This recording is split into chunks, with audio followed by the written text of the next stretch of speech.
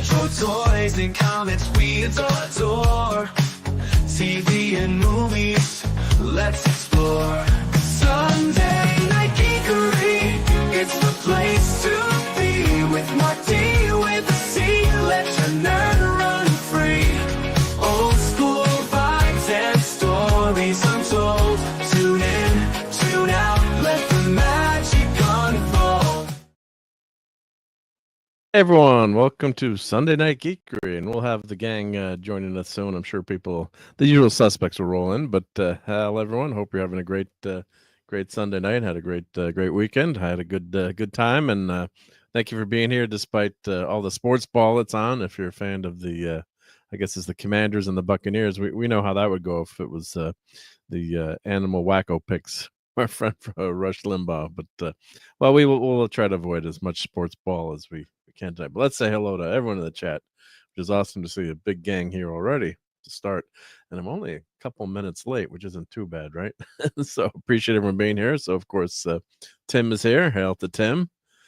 Dave C. Hey, Dave, and the great Philip Story with the Cloudburn Times. Yes, let's start off by we always remember our buddy Mike Alonzo, Cloudburn Time. Yeah, don't go long without thinking about him. But thank you for remembering Mike there. Let's see who else we got in the chat. We got Gap After Dark. Hail Gap. We got Claude Saline. Hail Claude. And let's see, everyone's saying hi to each other in the chat. Just trying to make sure I don't miss anything good. And Max Redstone is here saying yo yo yo yo yo yo yo yo yo yo yo. Well, I'm not going to do all the yos. I don't want to become a yo-yo, but hello to Max. Good to see you. And Daniel Berry Sports Highlight. Hey, Daniel. Thank you for being here all the time. Much appreciated. And check out Daniel's channel. And yeah, lots of cool sports highlights this weekend. Some good games and not too many big surprises there. And hey, Polly's Minion is here. And hopefully this will be a Truck Dog approved stream with Simi, the great truck dog. So check out her channel as well. All the links are down below. And let's where's my overlay here? Come on, Mark, find your overlay faster. There we go. See me. Yep. So let's get her. I'm gonna get her link in the chat there. Let's go. Let's see. Found that in my handy dandy link of great channels, which are also down below there. Let's see. And who else am I need to catch up with? Oh, Philip Story is here. Yep. Thank you for being here, Philip Story. It says, hail Naxium Redstone. Oh, the link says I sent the wrong link. Well, that's my typical boomer doing. So here, let me put the right link in because everyone's playing Fortnite. I got a boom or something. That's just me. Here we go. Let me write correct link.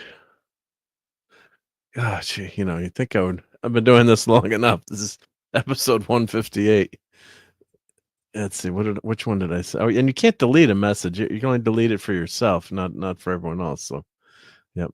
So if you want to go play Fortnite, Dave, let's go play Fortnite.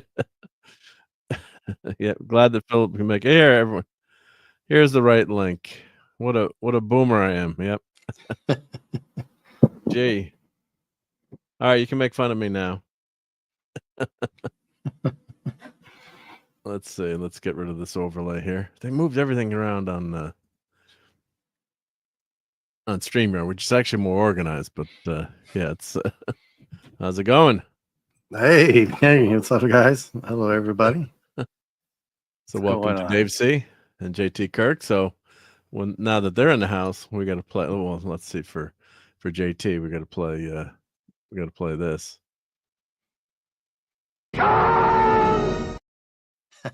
And I gotta get I'll do it twice. Bridge is smashed. The computer's inoperative.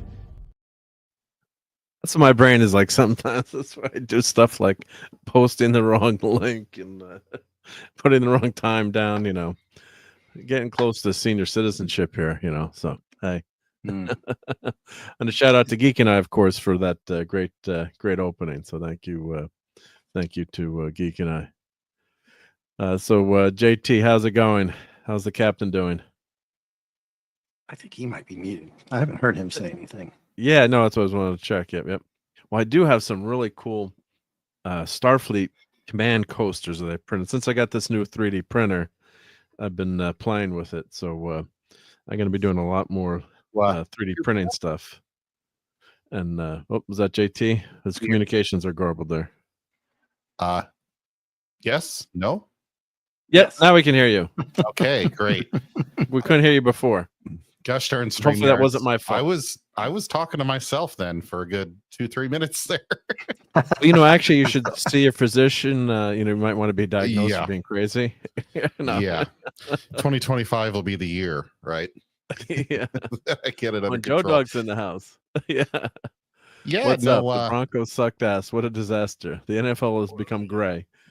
Yeah. Well, I kind of knew the Broncos probably weren't going to do too well against those Bills. But hey, sorry to hear that your team didn't quite do what you wanted it to there. But yep. That was Lions are not going to lose this week. So this is great news for me. How can you predict that? You can't predict the Lions aren't going to lose this week. Well, you sure? This is not I'm relatively certain. Well, I don't know. You never know with your team, right? Yeah. I know they got yeah. But not that anyone else cares, but if the Washington football team wins, then I'll have 100% playoff bracket going into week 2. So there you go. A little happy about that. Yeah.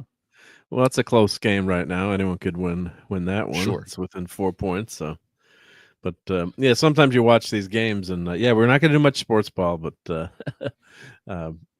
you just wonder, like, some of these calls seem so bad. And I know, sometimes it's tough to get, these bang bang calls, but it's like, right. Is the fix in for some of these teams? Like, they really want this team, the rumor, allegedly, Kansas City or, they're definitely a good team to begin with, but, they always want to see, I'm sure they want to see Kansas City in the Super Bowl. If you're an executive and not influence anything, I'm not saying they influence anything directly, but just sometimes you wonder, it's like, right, who's making these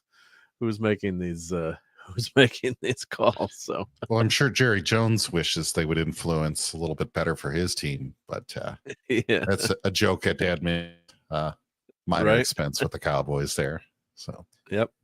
And hail to Dadman. He said he might be able to swing on by tonight. Cool. Well, yep. And Joe got Teen Titans number 45 from 1966. Let's check a look at that one. I'm gonna Google that cover. Let's see what's on there. Let's check that out. Let's see here. Teen Titans. Oh. Hey, Lisa. Who was it? Lisa. Hey, if you remember, you can put Lisa's avatar. I forget to do that. We can put Lisa's avatar in the chat. So let's check out Teen Titans number 45. Let's see. Since Joe Dog has got that. That's pretty old. That's 1966. That's ancient, man. So that must be falling apart, I think, from 1966. Senior Citizen Titans now, right? Yeah. Almost. Let's see if I get the cover bigger here. Yep. Robin, Wonder Girl, Kid Flash, Speedy, Aqualad, Mal. Hold it, Speedy. Win or lose, life or death. This is Mal's fight. So that definitely looks like what's it say? Vince Coletta and Kua, Chua. Yes. I'm not sure how you pronounce it. Yeah. Yes.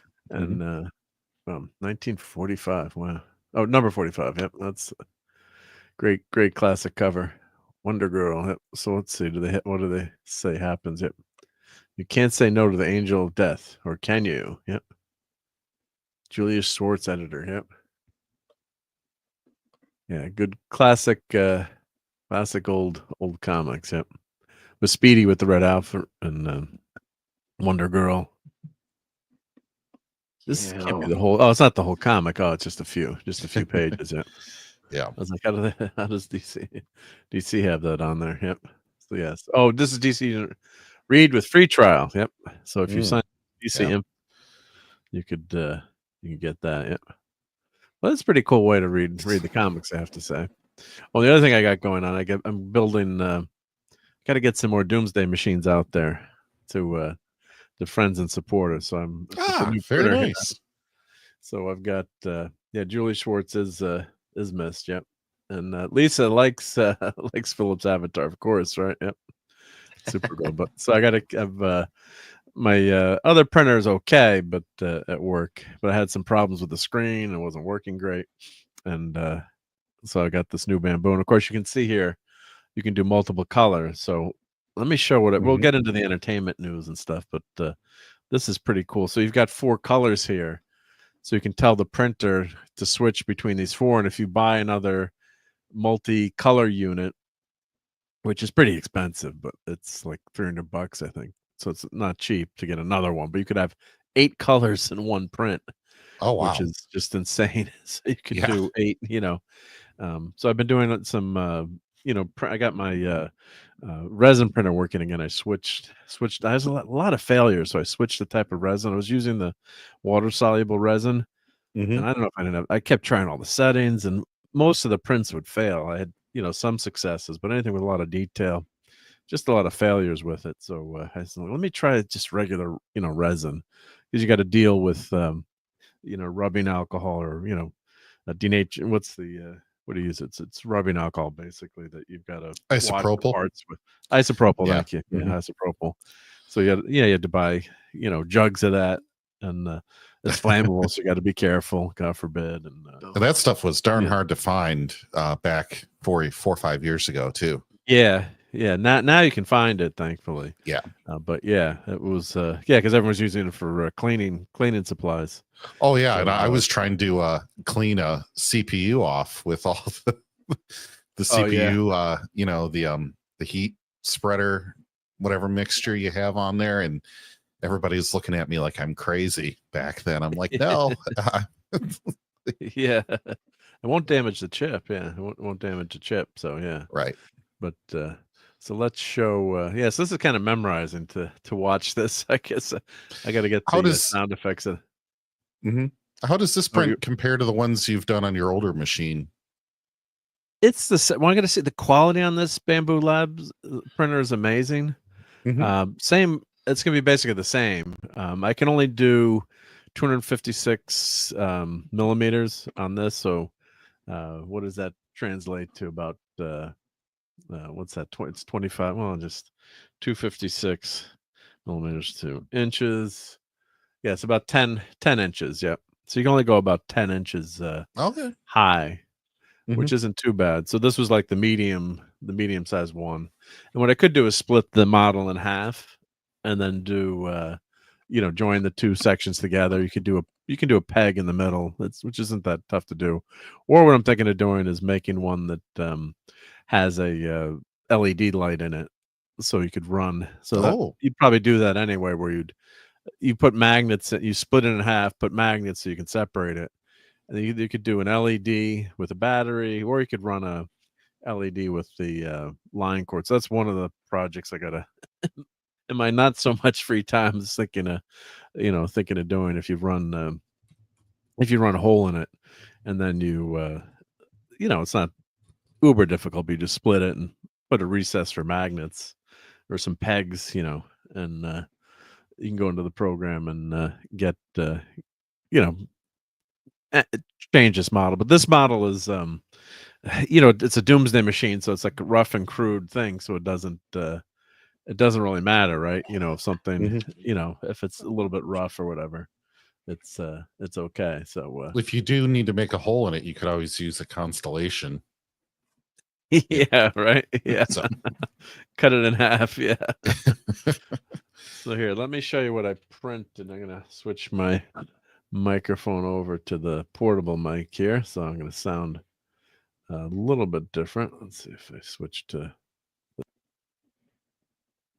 While he's doing that, everybody, make sure you hit like on this evening's stream, please. We'd really appreciate it. Yeah. So let's loud and clear, Mark. Oh, good. Okay, good. Yep. That's my superpower, not being able to hear audio. Yep. Oh, touch up my appearance. Oh, new in StreamYard. Yeah, I definitely need that. So so I printed. Then I got some other stuff to show, of course, though. But this wanted to show on this printer or this camera. But this was done as a 4-color. Well, actually 3 colors, obviously. But let's see if I can stop there. But see how cool that is? Yeah. I mean, look at the quality of the text. So that's all. So the designer, there's 6 coasters in here, and there's a whole, holder, for your desk or whatever, and you got got your coasters, and pretty, yeah. So you can see it's see through a little bit there, but it's pretty freaking amazing. I mean, just to be able to. This maybe took, I think, like 4 hours. It started it when I was going to bed. That's the thing too. It's like, oh, it takes so long. Just get something going before bed. It's not like you're doing production runs. But let me change the color tone there so it's more white. Yeah, that's how it looks like that. But now, is it a little bit pitted, or is that the color I'm seeing? Bend. That's the bed. So this side is the flat side. There's like couple little imperfections here and there. In 3D printer you can sand it, but it looks super cool in person. It's a PEI bed plate, so it actually looks like it's sparkly when you look at it in person. I don't know if so that's not the filament. That's actually the bed has like a pits to it. I don't know how to describe it, but it's but it's like got the sparkly quality, which is kind of perfect for this. It has a nice shimmer to it. Yeah, which is perfect for anything Starfleet Command. So I was impressed with it. And plus, in the old days last year, you would, if I wanted to do something like this, well, you'd have to, print it all. Well, first of all, it couldn't be printed flat. You'd have to print it so this had some, indentation so they could go back in and color it or paint. I mean, this is science fiction, actually, to be able to, have a device in your basement and print some Star Trek posters. I mean, it's just crazy. I guess. Oh, Brian Hepburn's here. Yeah, I'm away from the chat, everyone. So hail to Brian Hepburn. Hey, Brian. The multicolor is a beautiful touch in that. Yeah, like how, I mean, you couldn't really do this any other way. I mean, and the machine is automatic too. I mean, I know there's ways to print, and you can manually tell the printer, switch colors. There's ways to do that, but not easily. So yeah, this is quite cool. Like Lisa's avatar. I could take all our avatars and just turn them into coasters and print them for fun. So do like a Lisa. And I was thinking of doing that, like my avatar, or whatever, do coasters. So maybe I'll do some of these to give away too. But because I want to do something for all the channel members. I was going to try to do that for the end of the year. So I want to send out some gifts to people. So I thought this would make a pretty cool gift to send to people, because coasters, you always need coasters, right? So these are pretty damn. I'm still blown. My dad was here he was an engineer, and he always wanted to get a 3D printer, and when he died in 2016. So that's where it was starting to kind of take off just a little bit. But still very 10 years like the alpha phase for a lot of that. Oh yeah, but it was starting to you could get the MakerBot at home, but it was cost affordable. It wasn't very reliable. It was just as in infancy. But now to be able to do this kind of stuff, I mean, it's just crazy that you could do that. Yep. And Lisa says, "Put your mug on my face." Phantom Outsider was asking how long it takes to make a coaster like this. This, I think, was 4 hours, and it did 4 of them. So you could fit 4 on the plate. Yeah, I think it was 4 hours or 2. I'll check. I'll go back in and I'll check. Either 4 or 2. But something like this too, you could just you leave it overnight, so it's not. It wasn't an obnoxiously long print, but like you have functional. I know I'm maybe crowing about this a little bit too much, but it's just as a maker, just to have something that this is just a coaster, right? I mean, it's not functional. Now let me show you. Guagnar's not here right now, but I printed. I have plenty of creatures in the Black Lagoon. Oh. But I printed this in green, like shiny silk filament. Oh, nice, dude. Is that pretty Can cool? you or change the what? color Yeah. a little bit so we can see the details in the face? Or Yeah, let's see if I do turning it a that. little bit. There you go. Yeah, I'll turn it down a little bit. Yeah, but I'll come close here. Yeah. Oh, I like that, man. I've still this got is my a lot. Migo in the box. Now That's nothing a comes through. ton of detail. This is on the bamboo. This is the FDM. This is not resin, which is insane for the quality of this not being a resin print. I mean Mhm. the fins and the ridges. I mean, it's just wild. I mean, I could paint. Maybe I just paint the chest plate. A little bit different. It's kind of cool with this green. I picked it because it's like sometimes you don't want to paint things, or what you could do is just maybe just paint the eyes or something. Sure. But depending how lazy you are, that's the fun of doing it, and in a filament where it's you can get away with just printing that. So it has a base that you can print.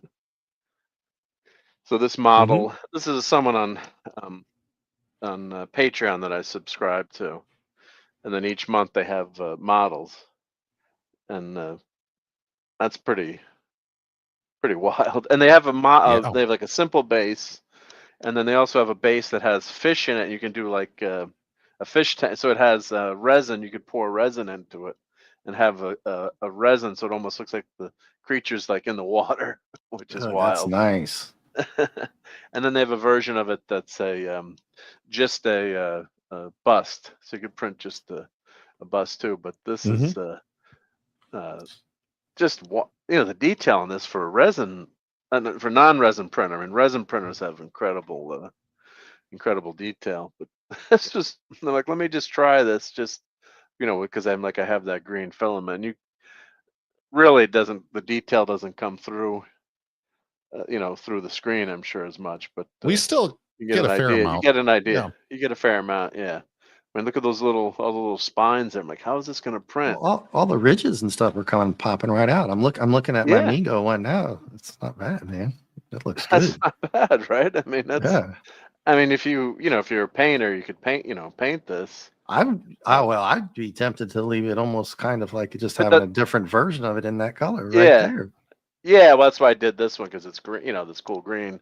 Or Yeah. maybe I'll just, like I said, you just paint the eyes, or you could paint the mouth or something, or hit the claws, or just minimal effort. You have something that's pretty damn Maximum. good.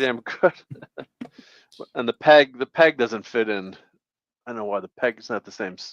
Should have been a little bit tighter. So he kind of flops Does the over. base go the other way, perhaps? No, I thought that, but it doesn't. Yeah, it doesn't. It's meant to go Okay. like this. Okay. But the Hmm. peg is the peg needs to be bigger, or just I could just glue it, I guess, too, once you paint it. But I mean, you don't even need to paint this, just as the base. You could just leave, but it depends on how much you want to get into it. But I couldn't believe that bamboo, the quality of that print, how detailed it was with the ridges. I was like, wow, that's pretty damn good. Let me put some more. My eyes have been wandering this whole time, Mark. You're teasing us with that Hallmark from the Oh, motion I haven't even picture. opened that. Yeah, I haven't opened the Enterprise. Yeah, I haven't. Yeah. I haven't opened that yet. Yeah, let me put some. We'll put some fun tech on this base here, so the creature doesn't flop over on me and break. I wanted to break. Yep. There we go. But yeah, might as well do the goodies. Let's start with the goodies portion. If I miss anyone in the chat, then let me know, or say Sure. you guys cover the chat. 'Cause No, it's I just across think the room. Philip wanted to give a shout out to J-Man. He wasn't doing well again. I mean, he's Ah, okay, correct. but just wanted to Just throw not that out feeling there. good. Phil, let us know. Yeah. Yeah, I got to reach out to him. Yep, that sucks. Yeah. Was he Don't want to back in kill the the stream, hospital, but or just wanted to let. or No, or whatever he just said mention. publicly? just some medication complications and stuff. Yeah, Hurt his back. So I just throw that out there for everybody. Geez. Yep. Don't want to be a killer before. I just want to let everybody know. No, He's yeah, okay. just, He's okay, according he's to okay. Philip. Yeah, So, yeah. that's what Philip said. Yeah, no, you always want to give shout outs to your friends. Yep, yep. Yeah. God, that sucks. Yeah. Comic book friends. For sure. Yep. So yeah, like here's Here's like this is a resin print. You guys have seen this before, so I was Yeah, I was Mhm. going to ask you if you're going to redo it now that you have this other printer. well, I guess I Right? could print this all. Uh, Yeah, I'd pull it like in Do it and that. all at print I it. love that once. little. I Go to, love yeah, that because little this thing, man. I printed this in 3 separate prints on the resin, and it came out good. I mean, it came out really good. The paint maybe would, paint always pops more. But yeah, I should try printing this with just the colors. Now, what happens too is I have to say, when you switch colors, there's a lot of waste, and it adds a lot of time to the print if it's something that's big. So sometimes it's actually faster. You just print. But what I could do is print this in white and then print this in red, and then you glue it. You glue it together. You glue the ghost in there, and then paint or like something like this. You could put the black in, and it doesn't take that much time because it's so small. But every time you switch filament, it's got to purge filament, so it wastes filament. But yeah, I definitely will try. I'll try one all in one to see. And then of course too, this is the red's all on one level, so it might print pretty quickly because it's just that section's red. But sometimes it's faster to do things separately. Um, like with this, the red and the white, it's switching, but it's not doing a lot of switching because it's just that flat. And then after that, it's all blue underneath. So yeah, it's pretty pretty amazing technology. All right, so here was a couple of things that I got. This I finally got, and this is my my bendy JT Kirk. Aha. Check that out. Flex it, pose it. Flesh I and got this buzzing from there. Atomic Empire. I guess he's got to Probably come more out of the flexible than me, even. Who knows? nose, right? Yeah, yeah. Very nice. And Lisa's saying might have difficulty getting the head in there. Not joking, or am I? I'm not sure if I'm reading that right. Yeah, you are. I'm not sure what that's a reference to, but yeah. So there's 3 different bendies here. You can get Captain Pike, the fake Captain Pike, the Captain No. Picard, and Captain Cisco. That's Captain Collect Pike. them Cool. all. Wow. Well, the one with the Come on. big hair, not the Jeffrey Hunter Pike. Yep. No Spock. Oh, these Right. bendies are always fun. Yep. Oh, I was on Stone Loki's show, so I was showing the. I'm like, Loki, I got you for Christmas, and you look really good. You look better than normal. Yeah. I've Love shown this one before. the other languages on there. Agent of Asgard, Agent Day Asgard, Agent Fawn Asgard. It's like all the same, basically. Right? Nice. Yeah. Yeah. And of course, this was, I think, did I show this on the Geekery? I'm probably shown this before, but at this point in the comics, when Loki looked like this was punishment from Odin. He was turned into, as a shapeshifter, he was forced to stay as a woman. So that was his punishment. So, of course, they're not going to say that today, right, in the comics. But Mhm. back then, that was his punishment, was to be a woman. So I apologize to all my female listeners out there. I didn't write that series. I'd backed this on Kickstarter a while ago, so I got to do a Nice. review of this. Oh, So of course, we all big Kolchak, the Night Stalker fans here. So this was, this is one you do these Kickstarters. Is like, I can't remember when it was. It's like, and then you finally get the book. You're like, wow, I finally got it. So you get this cool. you so forget I'm a that member. you even Forget you ordered part of it. Yeah.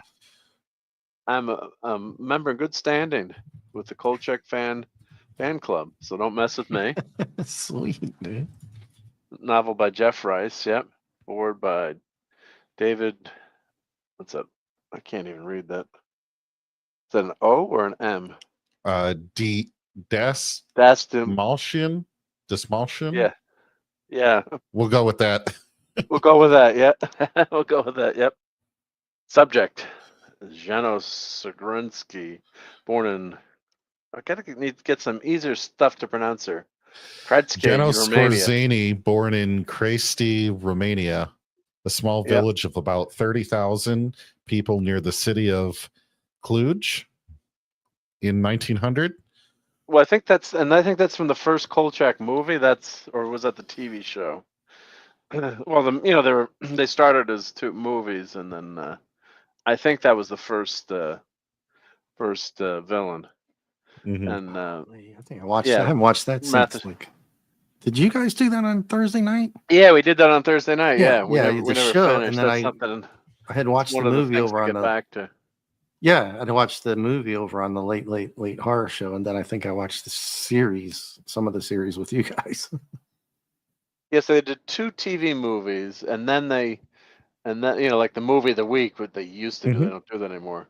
And then we got the one season. Of course, Chris Carter said that you know that was a big influence for the X-Files, obviously, for him on that show. Oh, Chris Carter. So this is the iconic novel by Jeff Rice on which the first film was based, and which inspired countless writers and artists. This special edition corrects typos and restores text in sections deleted in previous reprints. We made all attempts to make this edition resemble the original printing of the novel.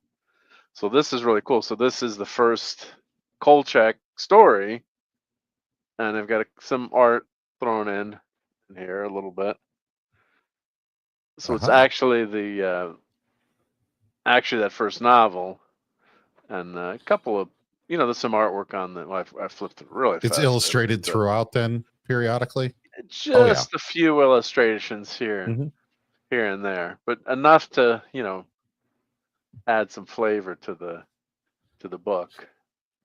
Real quick This is here, just wanted to say hey to Max Redstone, Brian Hepburn, Sentai Ranger Donnie, and Suzanne that have popped in the last couple of minutes. oh, Mark, for you there. thank you, everyone. Yeah. Yeah, thank you. Yeah, because when I do this, I have a desk on the other side of the room, and I can Right. squint and Right. kind of see the chat.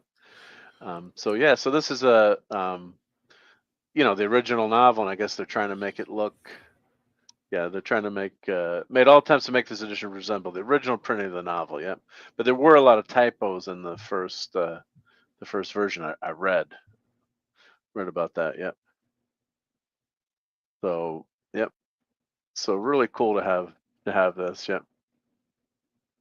Monstrous books. Yep. And then there's you just love this stuff where you get the forward here and. It's a fun like mixture of font and artwork and stuff like that too. Yeah, so I'm gonna have to read this. So enjoy that, and of course the book you can always just get so many more details in the book. But that's the style too. Like Kolchak at the typewriter, like Monday, April 27th, 1970. Yeah. So and that first movie was really great, and that series was fantastic too. I mean, it's just a great great TV series. So I'm glad to get this, and so if you can still get it. I don't know if you go to, was it Monstrous Books? If everyone Googles that, you can find that. Yeah. So, and Jeff Rice, passed in 2015, was born in Providence, Rhode Island. Okay. Is best known as the creator of Carl Kolchak. Yeah.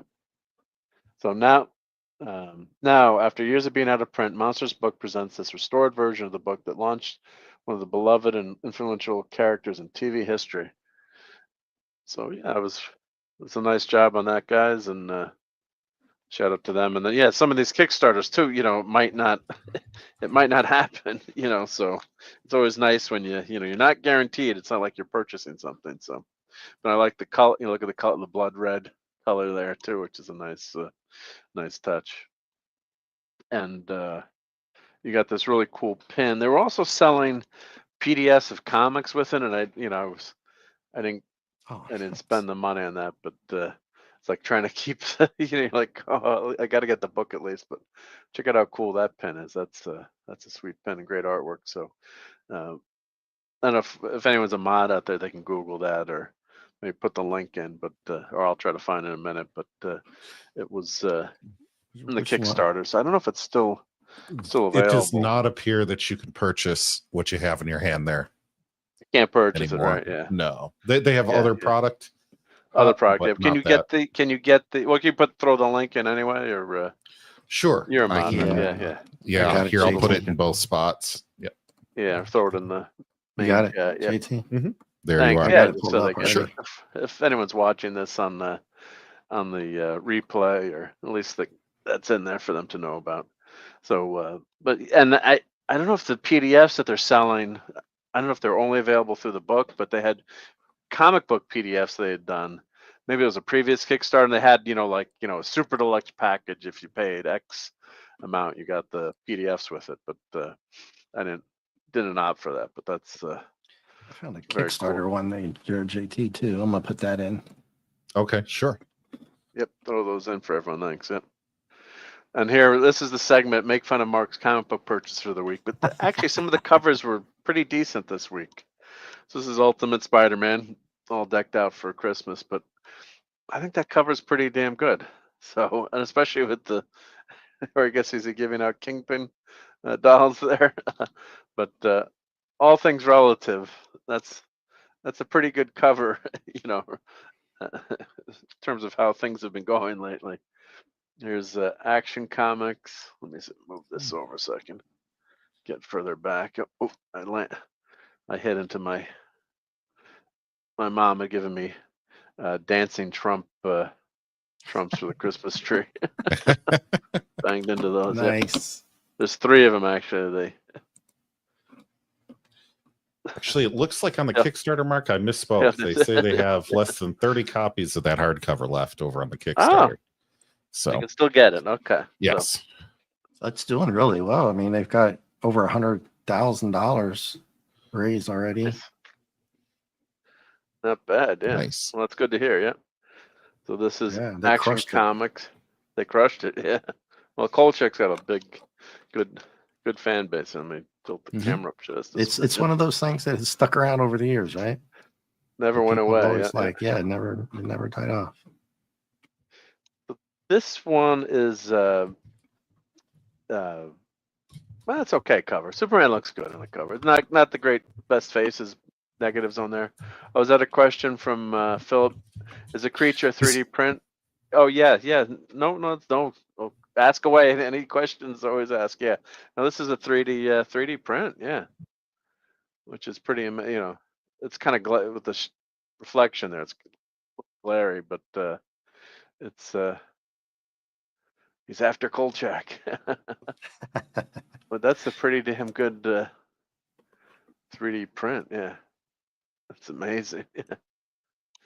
So that's the creature. Now this one, I'm a sucker for a cute redhead, so I'm gonna say Who that isn't? cover is a success too. Someone who doesn't like redheads, I don't know. Yeah. Any out there? So that's I love Mary the Jane for redheads. Ultimate Spider-Man variant edition. So why did I pick that one? I don't know. I guess sure why I picked that variant. Is that the same issue as number 12? Did I get 2 of them? Oh my God, I got 2. Probably. Oh no. I got 2 of them. I got this one. Like that's the regular edition. Oh geez. Okay. Well, keep so- the redhead one in the bag and then read the other one, because I think the other one might resell for quite a sum one day. Why? I don't know. Why did I need to get I both hope. of these? That's a waste of money. My God. I don't know, Mark. Come on. Why did I do that? Why did I get the Christmas gifts. what Christmas attracted me gifts. to that cover? Was it, did I hit the jackpot with this cover or what? I think you did. And Philip says Tiger. Yeah, awesome.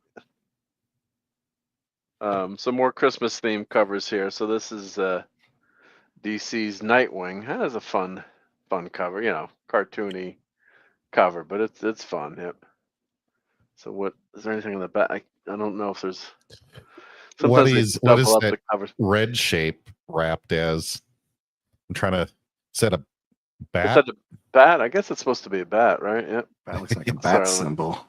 Yeah, bat symbol, I guess. Yeah, it's like the Reese's peanut butter cups that they do in the shapes, and like one person Oh, complained, yeah. they're like, it doesn't look like a Christmas tree. It's like, just eat the damn Right. peanut butter and don't chocolate and don't complain. Yeah. So this is, I mean, maybe it's not your favorite art style, but I thought that was fun. That's fine by me. So far we're doing pretty good. And of course, I think this is, I don't know if this is Alex Ross. That looks like Alex Ross to me. This is looks like Captain it, America sure number does. 16. So this is a pretty damn good cover too. I'm thinking that's Alex. Alex, what does it say in the It's similar. the If it's not TC him. on there? I don't know if someone Googles Captain America 16, but at volume 28 or whatever volume we're up to now. Yeah, I think that one's pretty good.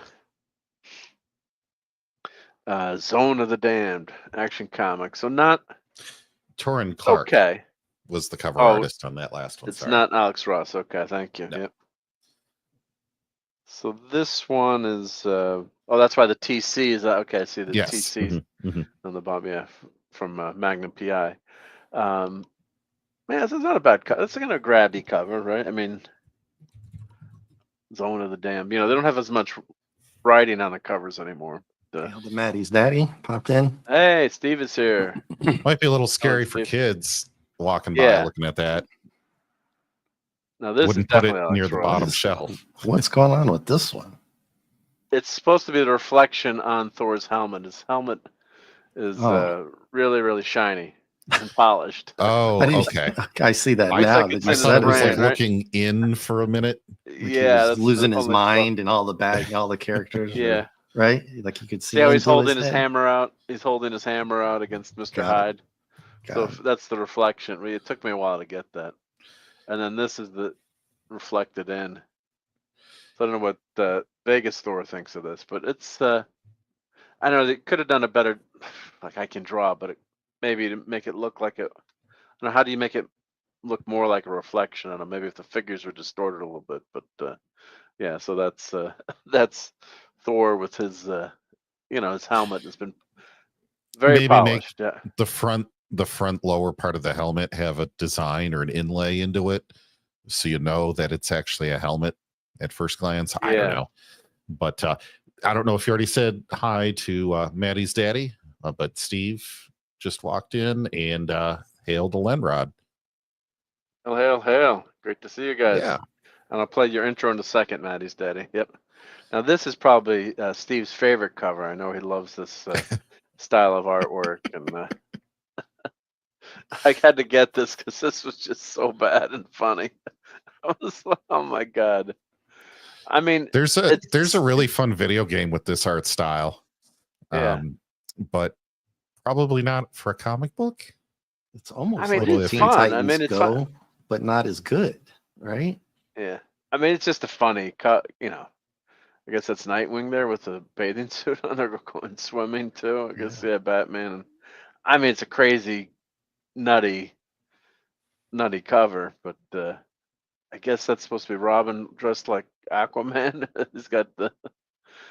I'm like, I can't believe how bad this is. I mean, but yeah, this could work for a cartoon Penguin. or just.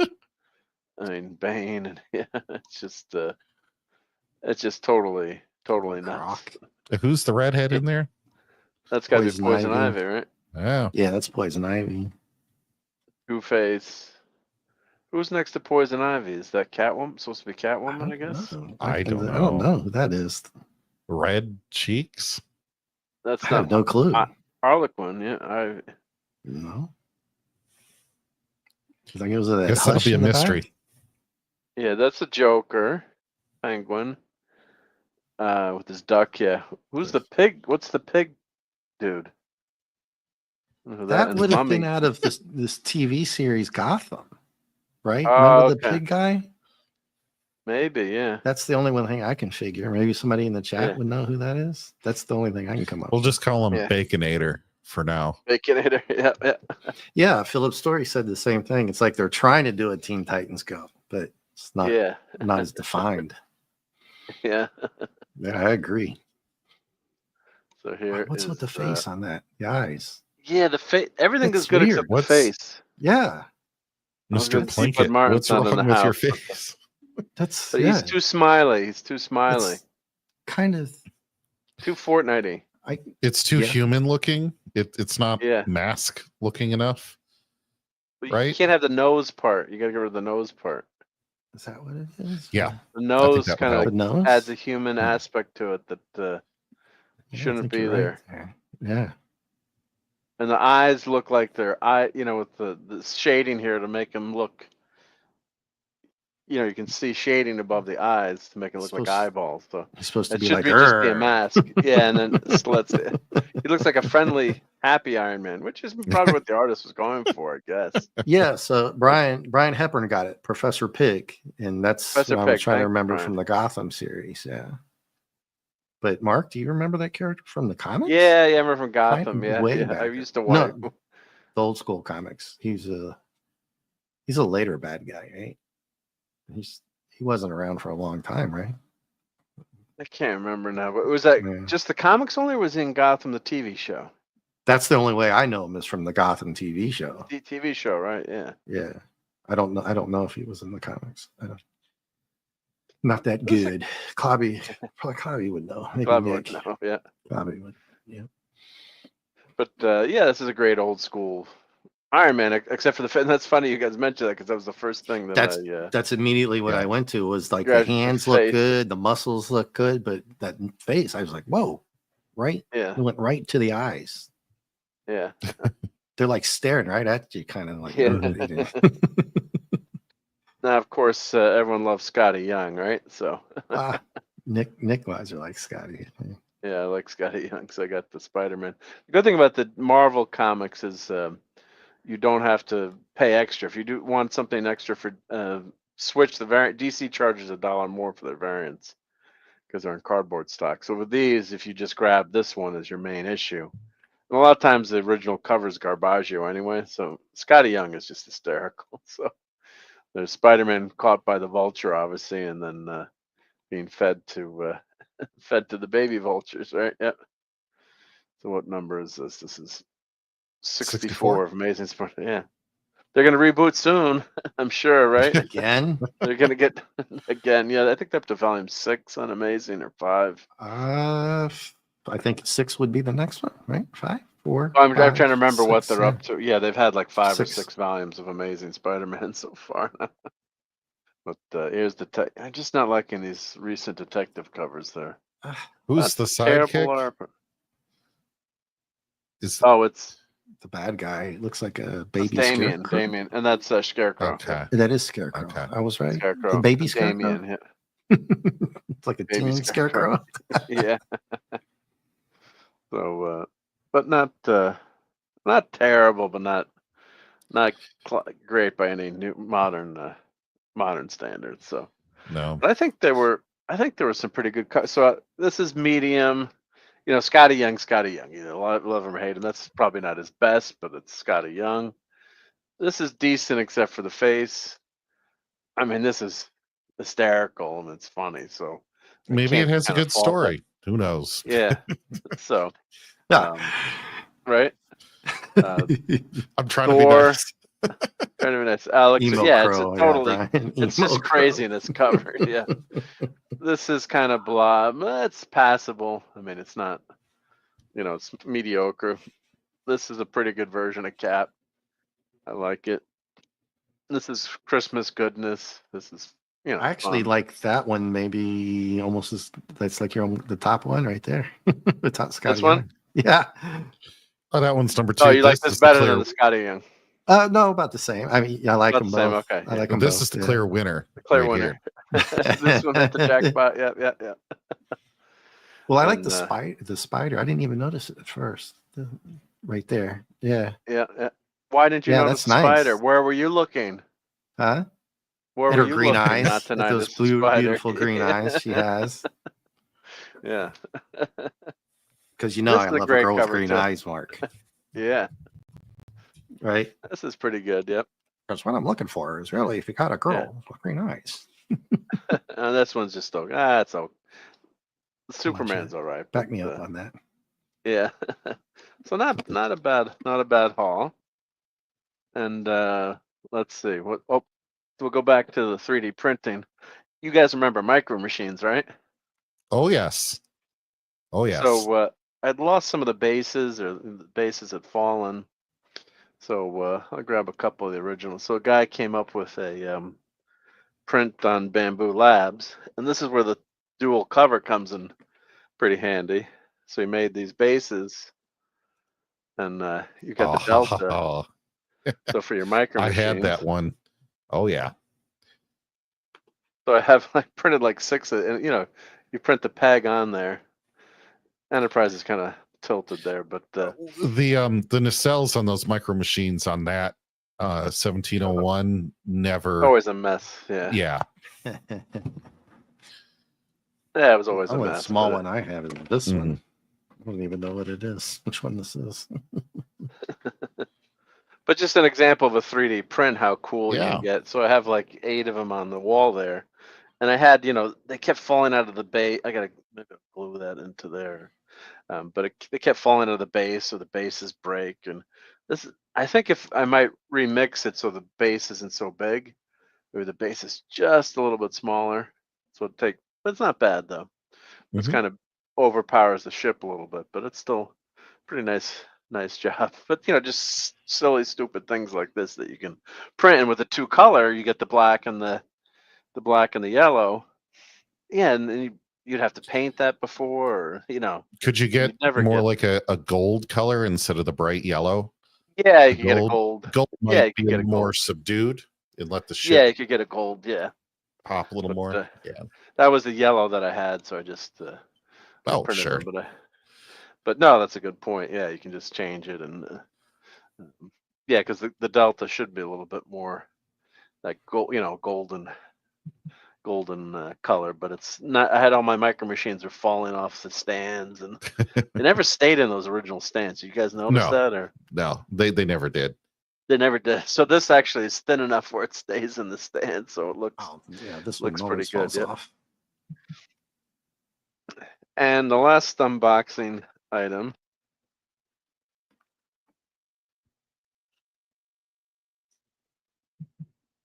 Got to get this on the tree before we take it down for the year. Yes. So I'm still missing the original Enterprise, but that was the one from '92. Or yeah, let's check this out. Oh, and they gave you a little foam. That's a new one. Foam in here. Protect it. Yeah, like these aren't perfect. Like you can see, there's a big gap there, but who cares, right? And then this Mhm. is gonna stay out all year, right? Because it's got the hanger here, right? So that's gonna go. And the paint. This is the TMP version. Let's see. Does it light up? What Yeah, do it I looks have? like you have like 3 LR44s in Wait, the that's Come with box. batteries? That's Yeah, specifically the the green. Oh, TMP. it's in the the box. back Oh, of they're the right there. Oh, Mhm. yep. They tell you it's the TMP, or you just which one is Yeah, it? no, it is 1701. the no, it is the motion picture. Yep. Oh wow, I So didn't no even bloody read that. A, B, C, or D. Yep. Nice. So this is really nice. Yeah. So I'm still missing the very first year. That's on one of my lists to get someday. And don't buy it during Christmas because it's No. yeah, that's like the most expensive time to buy it. But the prices come down a little bit lately. And I do have some other Enterprise. They came out in a bunch of different versions, but that original one, like the Galileo was the second year, so I have 2 of those. But the funny thing was, William Shatner had published. Someone said, um, was it the name of the ship was wrong. I can't remember what it was, but it wasn't Galileo or whatever. They were saying, weren't you in an ornament with? It's like, no, that's not the it's not the Galileo. I forget what mistake they made on it. But like, no, Right. that's not the ship. Yeah, he's like, don't you mean the Galileo?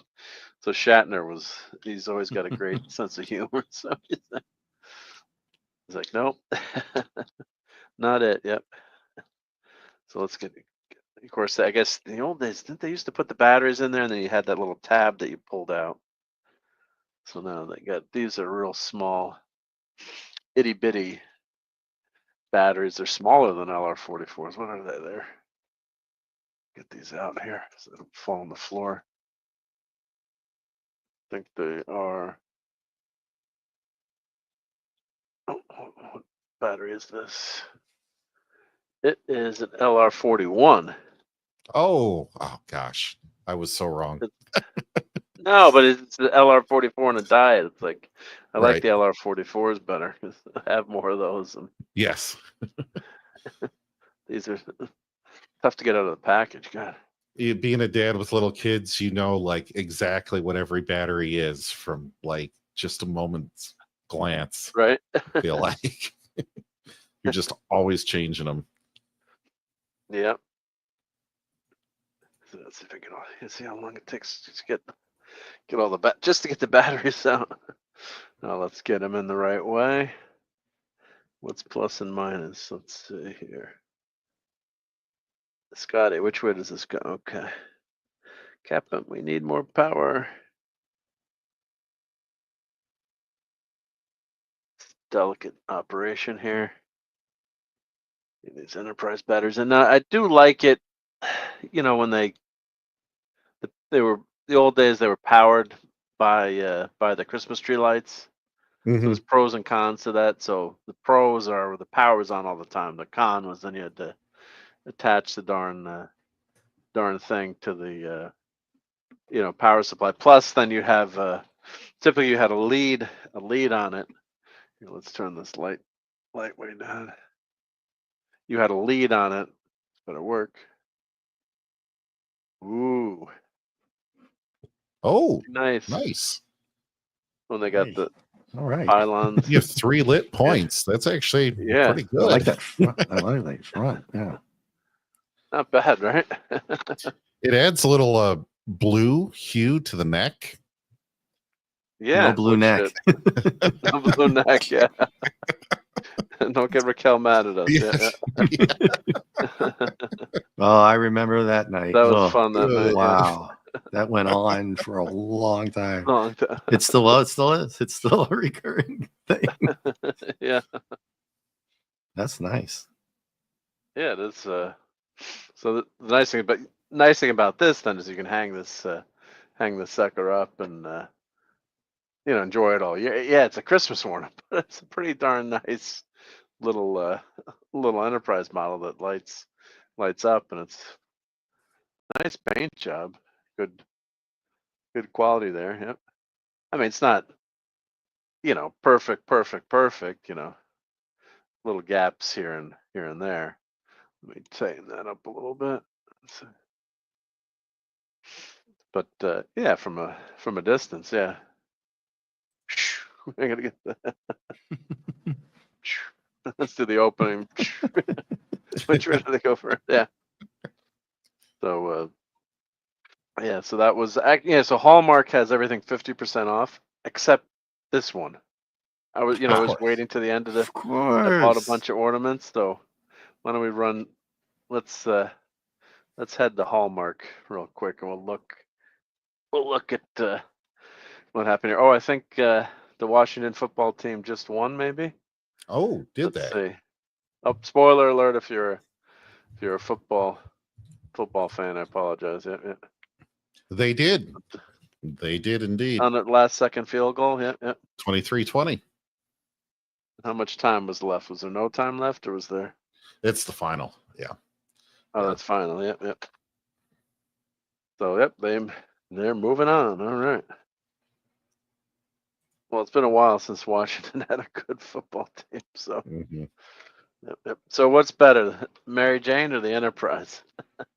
Oh, Who lights things up more? this is tough, Dave. I'll let you answer first. Who lights up your life more? And would you pick the Enterprise or Mary Jane? Which one's more maintenance? Well, the Enterprise comes with Scotty, so. I'm getting the Enterprise. Yeah, so there's less maintenance there. Right? Yeah. I'll take the Enterprise.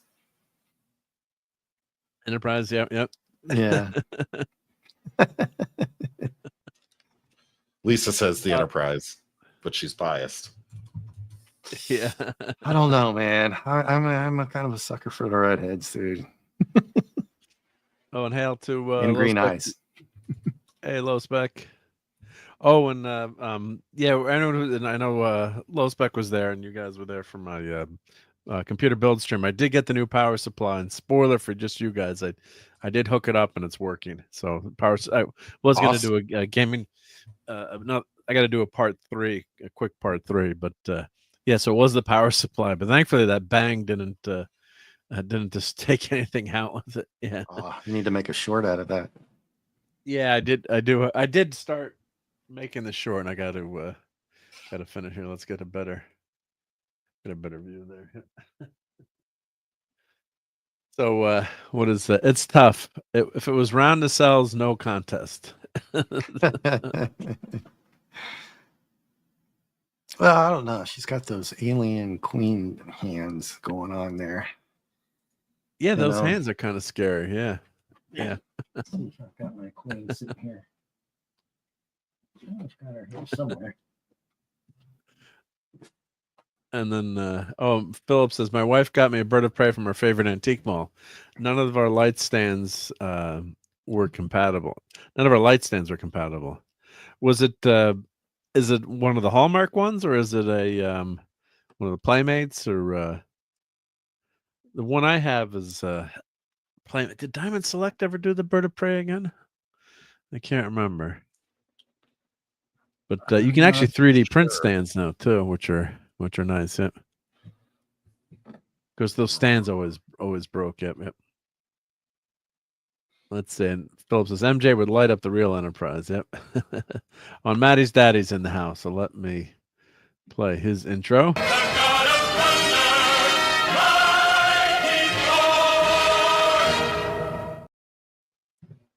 All right. Proper intro. Proper intro.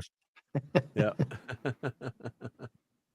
So let's see here. Let's make sure I'm not missing any comments from our great friends in the chat here. Yep. Oh, and Lenron says having a real life Enterprise would yield girls. Would yield a lot of girls. Yeah. How did that work out for Captain Kirk? Right. Yeah. All right. So here's the Doomsday Machine is almost done here, as we can see. So then with this version, what's nice about it, I use this kind of purple metallic filament, so I can go back and add some accent paints to it with white paint, do a dry brush technique on there, and then paint the front, the red and the fire and the flames. So you paint the red part, but and Lemon Pie is in the house. Hail to Lemon Pie. Hey, Lemon Pie. We could clip that Lemon Pie, the she's my lemon pie. Yeah. Like that'd be a great intro, yeah. Just those few seconds so you don't get into too much trouble with the YouTubes. Yep. And Philip's not sure, but it had Spock and Data at their stations. So that would have been Star Trek The Voyage, or Star Trek 3 or Star Trek 4. Oh no, Spock and Data at their stations. Oh, would that have been from Unification, maybe? Let's see what Phantom says here. Is Kolchak after him? Winner determined by who appears in whose show, book, movie. Yep. Let's see here. Oh, Mark, did you get the Enterprise B with Nexus damage? That was I did at Comic-Con. I did get that at Comic-Con. Like 3,500 of those things, unfortunately. I bought 2 of them. I told my better half it was an investment. Yeah. Oh yeah. Yeah. So, oh god, and just on my my Echo device, like it's like you wonder if it's listening. Like it shows old photos, so it showed the comic book store that I used to shop at was closing with the owner. Paul was there. It was me at the. It's weird. It's weird the way things pop up on that device sometimes. Like, is it listening? It doesn't know what I'm saying. Yeah. So, yeah. So that was pretty fun to show you guys all that stuff, and you didn't make too much fun of me because I think Mary Jane saved me on that comic there. So. And Lenron says, I still have to finish up my 3D printer. Someday I'll fiddle with it. Oh, yeah, if you got one, go have some fun and, yeah, go for it, right? Why not? I tried to go for something here. And check this out. When you were showing the Superman ones. Bad news there. Uh-oh, yep. Oh, shit. Yeah. Clobber's mom passed away. If anyone here prays, please play for their family. Clobbering times. Was that this weekend, Maddie's daddy, or Oh man, I didn't see that on Facebook, but yeah, shout out to the Alonso family, a great family, and that sucks. Yeah, yeah, not a good year for them. Yep. So, but she was super friendly, and she was very nice to meet, and very welcoming. Last week, yeah, I haven't been on Facebook in a bit. That sucks. Yep, very sad. Yep. Let's have a moment of silence then.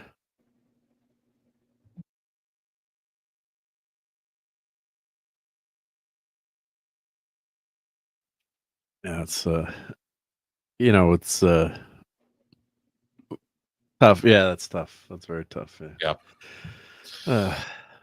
So pray for his Mike's dad, yep, and the rest of the family, because it's gonna be tough to deal with. And God, she was friendly. Yep, she was so nice. Yep.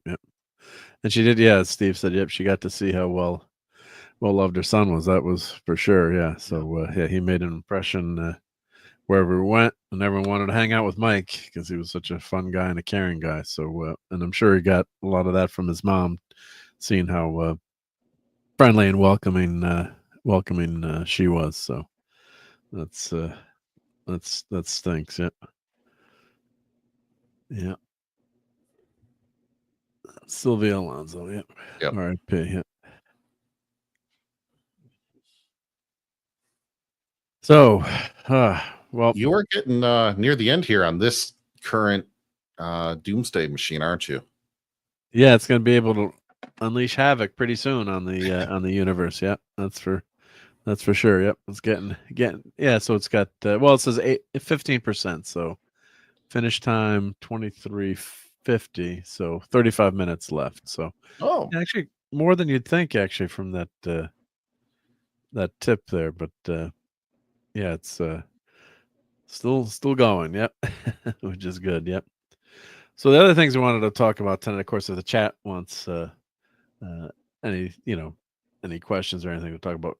I've been watching Skeleton Crew, so I don't know if you guys have been watching Skeleton Crew at all. No, not at all. Yeah. I saw the previews. We talked about it before. I think it's more for kids, right? I mean, yeah, it didn't look bad. No, it's pretty darn good. So it's like a kids kind of show, you know. Yeah, I mean it's pirates. So I'm a sucker for pirates, right? Yeah. And it's kind of hokey in terms of there's like, they're all talking like pirates, and but I'm thinking it's kind of Han Solo-esque in terms of what they're shooting for. Not directly, there's no direct references, but a smuggler, Han Solo. It kind of jibes in that part of the universe. Now, of course, always in the back of your brain is, the travesty that the sequels, have brought, unfortunately. So that's why I haven't watched, Mark, because I'm just so apathetic now to anything that they're putting out, that unless I hear it's phenomenal, I just am not going out of my way to watch anymore, which is probably the last thing Disney would like to hear, but it's just the truth. Yeah, right? if you're going to introduce your kids to Star Wars, then you show them the original Star Wars, right? Yeah, I would go with obviously the original trilogy. Yep. I don't know. I mean, that's where you would start, I would think. They're trying to get rid of that kind of thing. But yeah, what did you think, Mark? I mean, I'm enjoying it. So I mean, I'm not gonna, if you had erased, everything else from my mind on, Disney's, not knowing anything about Disney Star Wars, I got to just review. If I'm gonna be a fair reviewer, I'm just gonna review, this, without the vacuum of everything else that's going on, in a vacuum, not knowing anything else. Yes, it's geared towards kids, but the original Star Wars was geared towards kids in a lot of ways. Of course, adults can enjoy it, but it's not dumbed down so much that adults can enjoy it, or it's a fun series to watch with kids. So, this elephant character Neil I guess has become pretty popular because his voice is so funny and cute. And the good thing is, thankfully, the kids are all good actors. And some of these shows, you get kid actors. It's not easy to begin with, and you get clunkers of actors. because maybe the kids quote unquote look the part or have something the director sees, but then when it comes time to act in the series, it's not so, doesn't translate to the screen. So Oh, you mean like Gary Coleman, perhaps, in Buck Rogers? what you talking about, Willis? Ask Dadman how he likes Gary Coleman and Buck Rogers. Oh my God! Actually, that's the one disc that episode is messed up on my Buck Rogers. When I couldn't go back and watch it when we were doing the Buck Rogers thing, or you guys were doing Buck Rogers. Well, Dadman, I should say, was doing Buck Rogers. Yeah. So Philip says, I was a kid when the holiday special aired. I was thoroughly insulted. Yeah. So God, this is light years ahead of the holiday special. Other than the Boba Fett cartoon was okay in a couple moments, but these kids are all good actors. Of course, they always have the fun, the fun robot. He talks kind of like a pirate to the robot, which is hysterical. It's ridiculous, but they have like all the pirate slang, and there's a pirate theme song, which I like, and I like a good pirate's tale. So, not doing any big spoilers here, but the main theory of the show, what happens is these kids are, this kid is, I can't remember the kid's name on the show, but he's always dreaming of the stars. It's cliched, but it fits. So his character is always, he thinks there's a Jedi temple. He wants to be a Jedi Knight. So he thinks there's a Jedi temple on this planet, and he finds this hatch, and they go into the hatch, and it turns out the hatch leads to a ship, and then they hit a button, and the ship takes off and takes them out. So let's see. Oh, let's see what Donnie says here. So it takes them out of their galaxy or out of their planet, and it turns out their planet is shielded. So there's a big, MacGuffin about their planet, and all the pirates are after the treasure on their planet. I won't say what it is, but it's pretty well. It makes sense in the universe, and it's pretty well done. And then so Jude Law's character, is he Judd the pirate or Jed or Jude? Or I can't remember what the heck is the pirate's name is. I'm so bad with names, but he's fighting with this Brutus character, the Wolfman, that wolf type character, and they're competing, with each other. But it kind of makes sense in context of the show. But it's fun, lighthearted, and you do care about, like, right away. I did care about what happened to the kids in this show. Like you were invested in them, other than like the Star Wars, sequels where really could towards the end it really could have, if they'd all died, I wouldn't have cared. Right. Wouldn't have bothered me. So Jude Law is playing Jod. The main girl here is Fern. The girl with the cybernetic implants, that's KB, and then the elephant dude is Neil. Oh, Nick Frost. Is Nick Frost doing a voice? And then who's the kid? Who's playing the main kid? Let's see. Why are they not showing the main cast here? Let's see. Who's the kid here? Oh, that's Wim. Yeah. Wim is the name they came up with. Yeah. I know what Nick Frost is. He doing maybe he's doing the voice of the robot. I think Nick Frost. That could be it. But it's fun though. I mean, it's been fun, lighthearted. In the back of your mind, like it all goes to hell in terms of what's going to happen with Star Wars. But but Donnie's here saying, I'm in the minority of those enjoying Skeleton Crews. Likewise, my good friend Jason P. Hunt, a sci-fi for me TV. Yeah, I mean, what gets to be tough is how Disney has gone astray in so many of the properties and what's happened with the movies and TVs. And I mean, just look at how bad that Echo TV show was. I was thinking that the other day, or the Secret Wars. Like, if you told me as a kid in the 80s, or high school, or in the 80s, they're going to do a Secret Wars show someday that, on TV, they're going to have scrolls on TV, and it's going to suck. And it's going to have Nick Fury, and you're not going to care about it. And you're not going to finish watching it. And I'd be like, there's no way, dude. It's not possible. Inconceivable. I was just going to say, you might be the only one still thinking about that Echo show. It's not a time. They pumped out so many that I remember any of those, right? Ashoka. Echo, a couple others. And this one, Skeleton Crew, as far as I'm concerned, has probably been received as one of the better ones, right? Yeah, I think so, and it's not getting very good ratings. I think because, like Lisa said, she dumped her Disney minus like a bad habit. I won't carry Disney. I won't support them, but that's on Yeah, me. I but mean, if you, that's that's just my no, but that's choice. yeah. But you know what I mean? It's just, although if you want to watch some things, you get kind of like, oh, geez, you know.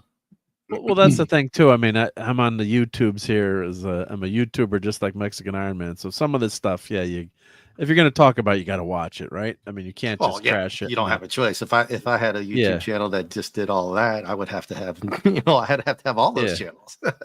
Yeah. Netflix, which I don't want to do, Amazon Prime, and whatever, because like with The Boys or something like that, right? Yeah. So it is, there are other ways that you can watch stuff, which I won't mention, Mhm. but I do watch it, and my son did like this series, and we're watching it together, and he's out of college now, he's working, but it's just a fun, lighthearted show, and there's a nice switch with Jod, his character. There's a character journey. That's the main thing I'd like to say about this show. The characters go on their little journeys, and I think, what are they up to, episode 7 right now? So I guess episode 8 is this week. So there are, there's a good character journey. They don't always get everything right. Things get screwed up, and then you admire them as kids too, being able to how they're working and surviving in this galaxy. So they're basically, it's lost in space, kind of, they're cast off their planet, and their planet is hidden because of the treasure on their planet. So no one can find their planet.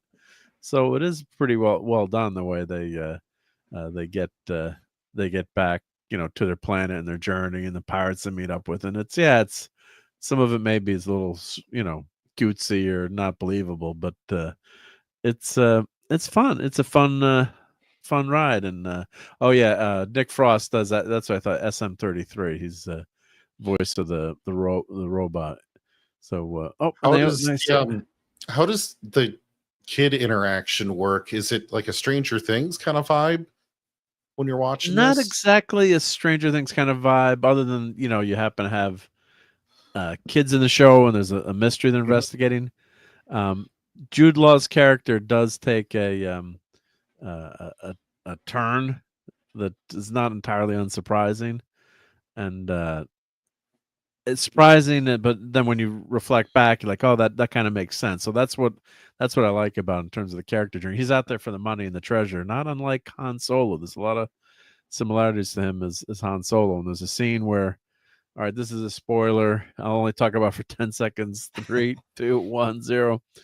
He takes out one of the bad guy pirates, and people were saying, well, why would he do that? I'm like, well, this other pirate was trying to airlock him every other second. So he does take him out when the guy can't defend himself, but it's I didn't think it didn't not fit his character. So I think it was fitting. But so Donnie said, let me catch up with the chat a little bit here. I said, I'm looking forward to this season 1's finale, so that'll be it. Yep. And Brian says, thought it seemed like Star Trek Prodigy. I like Prodigy way more compared to the other new Star Trek series. But I only watched that first Prodigy episode. I should probably go back to it. At Comic-Con, they premiered it. I thought it was a little bit too arcadey, or didn't seem like Star Trek, but maybe the later episodes were. And if you're giving it a thumbs up, then it's probably worth going to. Yep. And then let's see, I love, what's that, H&I, all 5 real treks back to back. Yep. Yes. Mm-hmm. Yeah, Yep, it's a great channel. I don't know if you have it, Mark, but in my area I can get it off the antenna, and they just play. Oh yeah, and they play a MacGyver. Nice. And they play Walker Texas Ranger, and then they go through and they'll play one episode from every series in the order that they aired. So you have TOS and a TNG, Deep Space Nine, Voyager, and then Enterprise episode. So it's like 5 hours of Trek. right in a row. Nice. That's pretty good. Yeah. This show, for as good as it might be, Mark, I don't know if it's going to survive.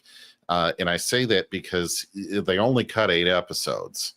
And Well, something like this, I don't think you need a sequel or a second season. Like sometimes it's, I mean, yeah, naturally they want to lock in actors and do another adventure, but sometimes, like back, remember when they used to have miniseries? Like you'd have a limited, limited minute. It was a one-off, and like Shogun was a one-off mini. I'm thinking because I was just started watching that again or trying to finish that. And they're coming back for a second season for Shogun, right? It has, but for Shogun, but for this Skeleton Crew, they have not greenlit anything. But back in the day, though, I mean, you had all the miniseries was the big deal on TV. In the 70s and 80s, you had these like the Winds of War, but it told a story and then it got out and didn't come. There's no Winds of War Part 8, it's because there was no story to tell, right? So if we didn't get a second season with this, would I be disappointed? Well, I would like to see their further adventures, or if they came back to it like 5 years later to see like if this kid became a Jedi. But of course, the whole Star Wars universe is garbage now, so that's the problem. Yeah. I just you make a 30-minute show. This is like a half-hour show, right? It's not a full hour. Yeah, or it varies. Yeah, it varies. Yeah. You spend all this money on all the sets and everything, and then you only make 8 30-minute episodes.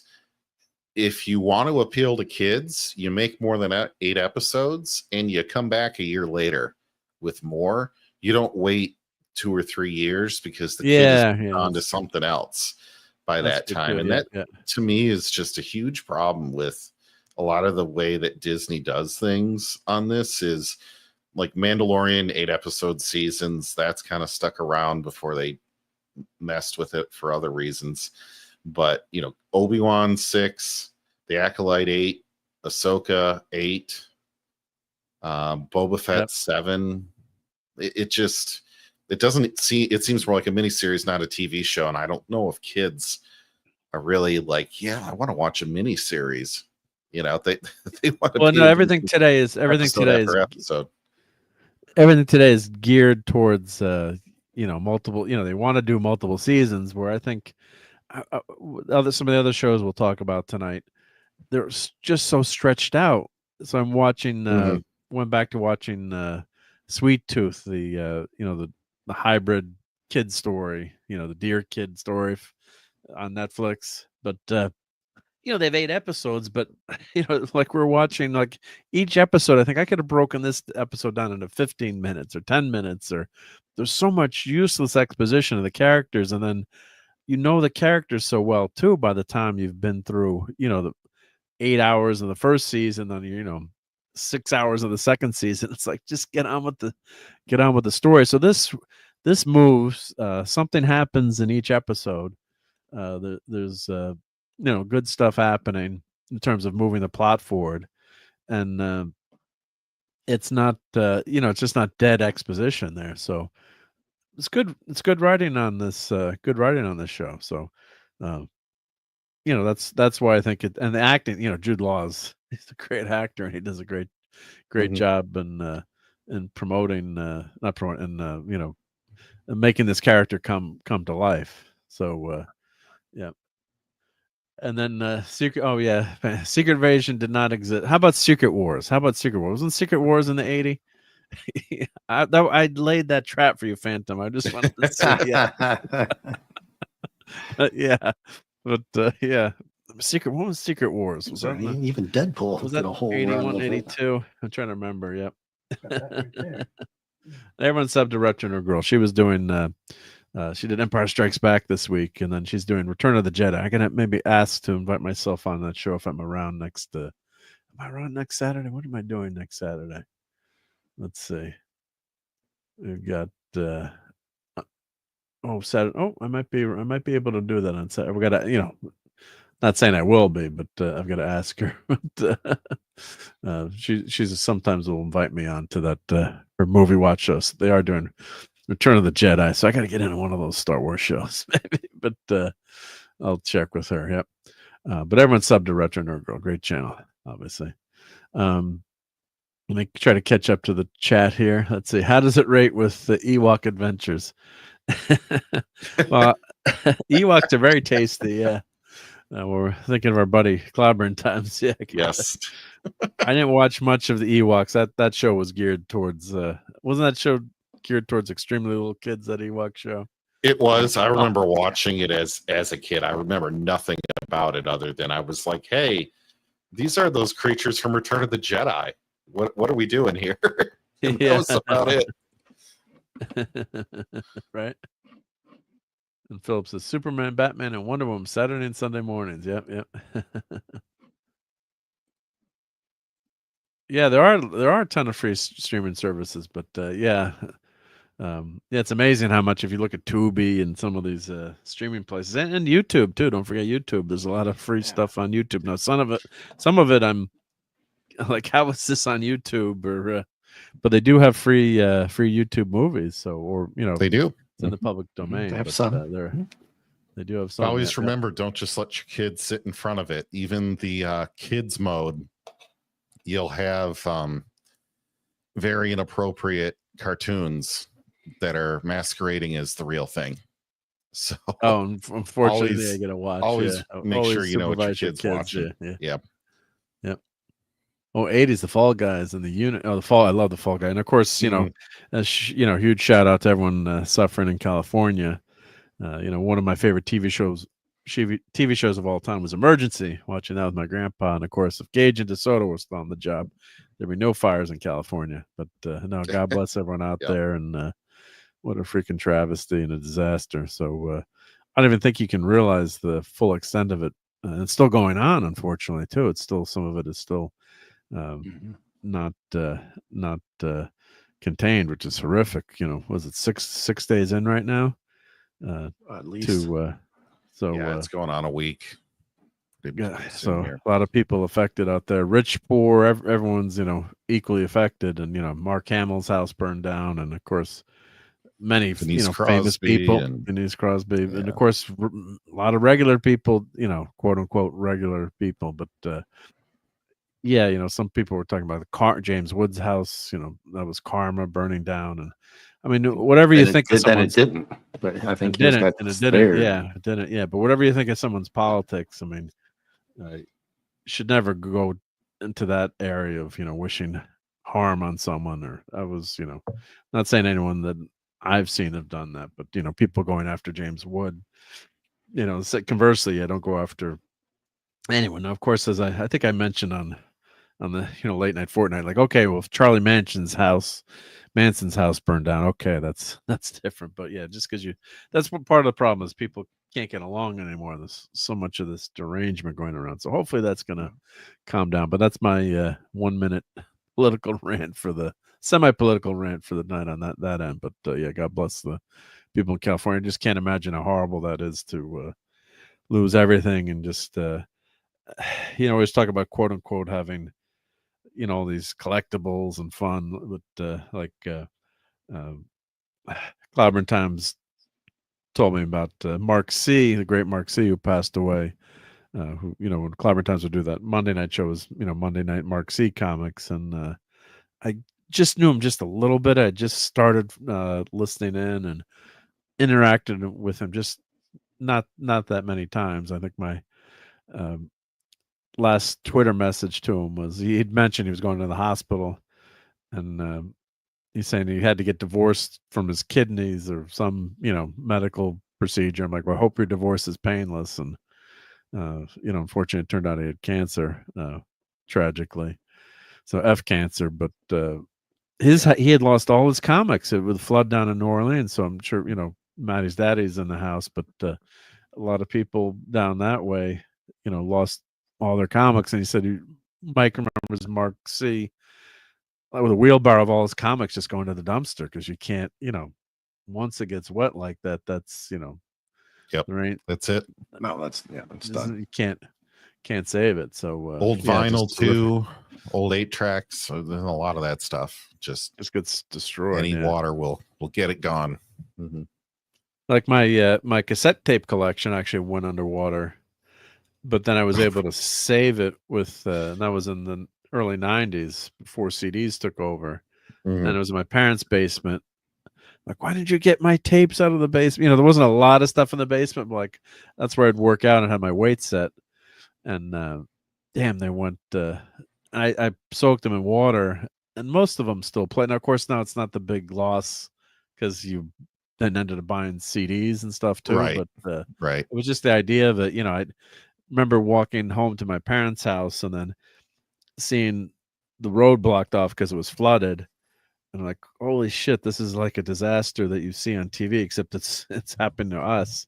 And thankfully, it turned out my parents' house was like just a couple of feet higher, so all the water that came in went into the basement, flooded ruined in the Northeast we have basements here, so ruined the furnace. And of course, my dad had bought a new generator, and the generator was floating.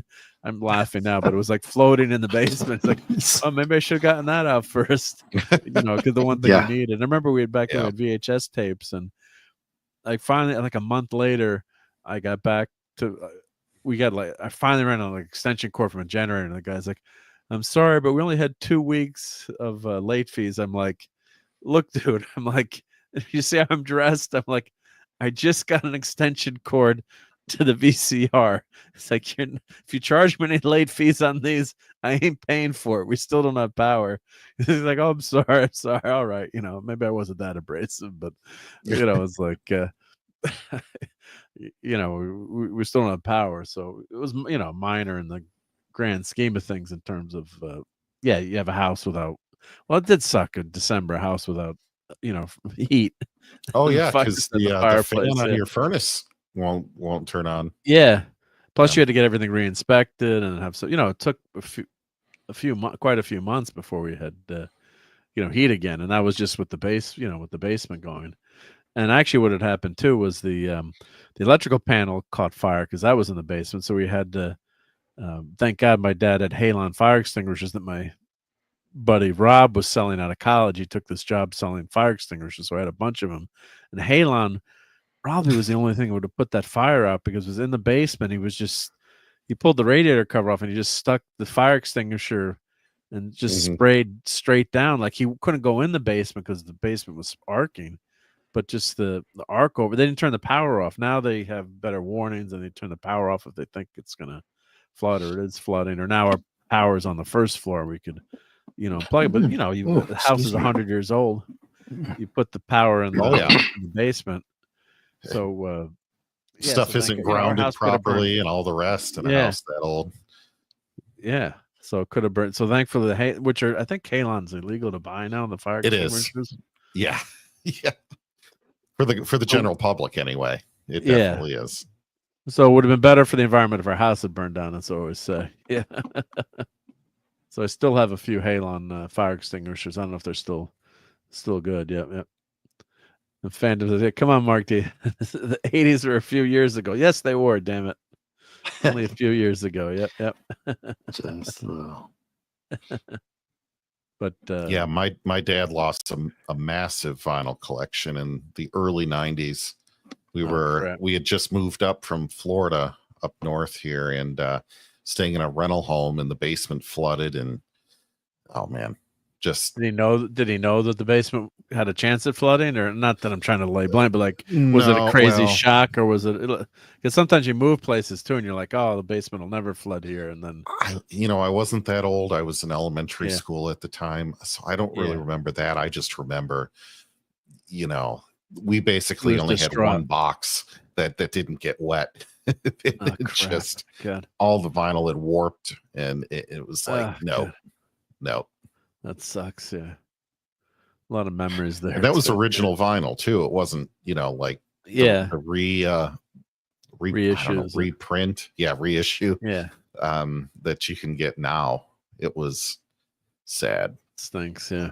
No, I can. That's what I can only imagine. But we had, we're near the ocean here, so you can get hurricane. Not very often, but that Superstorm Sandy in the 90s. So I moved all the comic books out of the basement and put them in the dining room, and I put a lot of them on the dining room table, and then I ended up snapping the dining room table. I've told that story before. Dude, that's what I would do.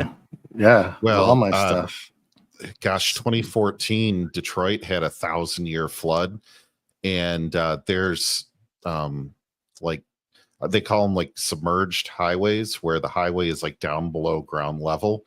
And Yep. there was so much rain in that 1,000-year flood that we had an 18-foot high corridor just completely filled with water, like it was Venice.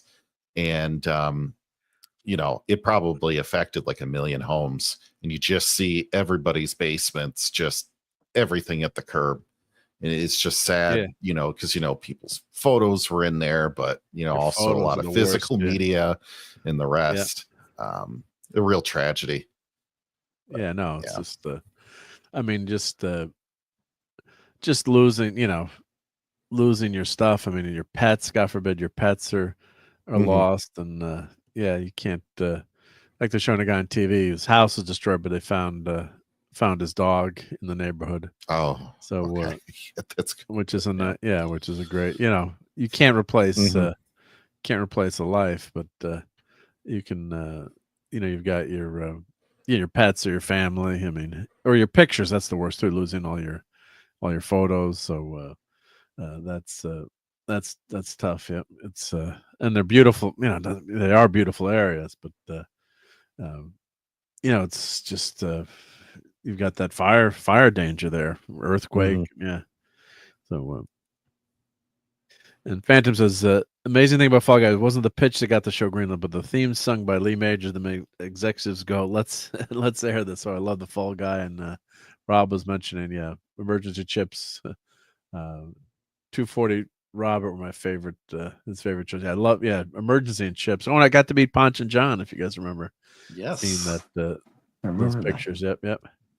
And Rob says, it's sad. I live near the fires, but I drive there from time to time. It's a beautiful area. I've been there twice to California. Mhm. Once on an anniversary trip and once with the kids. And I was looking at the map, like, Google pings, where you marked like, places we went to. And a lot of them were unfortunately near, in the fire area. Of course, you go it's the Getty Museum, which I believe is fireproof the way they've built it. So the Getty should be, and they've got vaults for all the art. But that whole area there, just a beautiful area. But God, that's sad. And the fire doesn't discriminate, right? It doesn't rich or poor. Yep, it's doesn't know who owns what house. Yeah, it's Right. just once that area starts to go. Yep. Let's see. Donnie says, Starflight, the plane that couldn't land, aka Starflight 1, introduced me to Lee Major. Now, why does that ring a bell? I don't remember that. Starflight. And there's a great Starflight was a fantastic video game. Let's see, Starflight TV show. Oh, this looks The plane that couldn't super land. familiar. Is that one of those disaster movie? Was that like a disaster movie, Donnie? I'm probably seeing this one. Was it like an airplane, version of airplane? Well, here's the That's what it looks synopsis. On the like. maiden flight, the first hypersonic commercial plane, which can make the flight from New York City to London in 4 hours. Raquel would love this. Horrible grammar. A minor disaster occurs, resulting in the plane actually leaving the Earth's atmosphere and orbiting around the globe. Lack of heat-resistant tiling prevents the plane from simply re-entering the atmosphere. Wow. Let's see. Oxygen starting to run out, so you got a ticking clock in there. They have to figure out a way to safely re-enter and land. Oh, I might have to check that out. Lee Majors. Of course, when he lands, when they land, of course, they rebuild him. But and look how big this plane is. Of course, wish I had that much space. Like that much space on the. Jeez. On I'll go back. I didn't. I mean, look how big that. I mean, of course, it's it's a movie, but yeah, that have must you ever be seen business the pictures? class. Have you ever seen the Concorde? The pictures in the Concorde, how how tight the Concorde was. Yeah. And then Lenrod says, I have an uncle who lives south of the mess. Fortunately, his areas remained untouched. Well, hope so. Yep. No one deserves that. Correct. Yeah. Just Yeah, that's why I didn't like to see people attacking other people over that. Yeah, just because you don't like someone. Yeah, and Marina Sirtis, put her counselor's foot in her mouth. The counselor never said anything like that. Where she basically said the people in Texas deserve what they got in that horrible storm. It was obnoxious. So Yeah, that was bad. I mean, it's hard to, it's sorry, I won't get into all. It's hard to go back and look at some of the things some people have said, though, right? But then you don't want to see what's happen, right? I mean, it's kind of like, geez, man, that's just horrible. I don't forget, and I haven't forgotten what's happened over in North Carolina either. So, yeah, that's true too. Yeah. Don't watch the preview of that movie on IMDb, Mark. There's spoilers. Spoilers, okay. Yeah. Oh yeah. I guess the vinyl, like my tapes, I got right to them. So I guess the vinyl, if you got to them right away and dried them out or put fans on them and kept them flat or wrapped them in towels. Yeah, but they would suck up the vinyl. But don't you have to water. take them out of the covers, because then when the they covers dry, are it'll stick trashed. to you have yeah, to the take covers them are out. trashed. Yeah, I mean, well, hey, I'm not a conservationist, but maybe there's a way you could, you see all the stuff that they restore, but probably impossible for a normal person to do. I mean, to save, but the vinyl, if you got to it right away. But massive flood about 7 years ago. Now I had power and gas shut down for about a month. Yeah, that's the worst. Yeah. Iron Man's movie is 17 years old. That's only a little while ago. Maybe an engineer better check his math. Yeah. Well, we're showing that I refuse to believe the 80s were 40 years ago. And it's and that meme, and then it was just to trick people, but it was well, that's a good segue into this. If you want to, you remember just coming off of Christmas, and you're talking about all the Rankin and Bass movies, right? Yeah. And so show this on my screen. I didn't know this, so I got Hulu for my Christmas gift, so I could watch Archer and a few other things. But I didn't know that. Where did it go? I forget. You have to do like 10 things here. Yeah. Can you see that? The ThunderCats. There you go. Yeah. Well, guess who produced it? Rankin and Bass. There you go. Yeah. I was like, whoa. Now that's really cool. Nice. Yeah. I had never known that. Right. And then I was like, oh, I definitely got to bring that up. ThunderCats ho. Yeah. Yeah, so I watched a few episodes. I probably watched most of them when I was a kid. Mid 80s, right there. So I thought, cool, oh wow, yeah. I had no idea that Rankin and Bass had done those kind of things. Yep, they did a lot of. They did live action movie too with what was it? The Deep was the name of the movie. Oh, they did Carl Weathers in it. The Deep, yep, with Carl Weathers and Connie Selica. Yep. Oh wow! Hail to the Geek and I.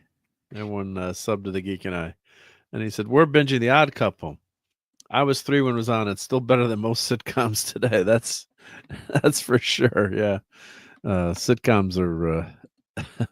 Oh God, today the sitcoms are pretty pitiful. There's not many sitcoms left either. But I remember the scene when they had Roy Clark on The Odd Couple. God, that was amazing when he was playing his banjo and guitar. You could see how amazing he was. Oh yeah, most people don't even know about him. He was excellent. He could play the guitar, man. Jeez. And an aside, one of my childhood friends, her dad is in the opening scene of The Odd Couple, or in the TV in the credits. And nice. He was actually a sports reporter too, just like wasn't Oscar was a sports reporter, right? And I think on the show, wasn't he? Or was it Felix? It was someone was a sports reporter, right? Wasn't it so Oscar? They did something like a newspaper or something, right? Yeah. But I think he was a reporter, wasn't? Can't remember. Oh, we got the chat out here, but I thought one of them was a sports reporter. And but anyway, so it was a Neil Simon Broadway play, and so Oscar Mayer. So he's my friend.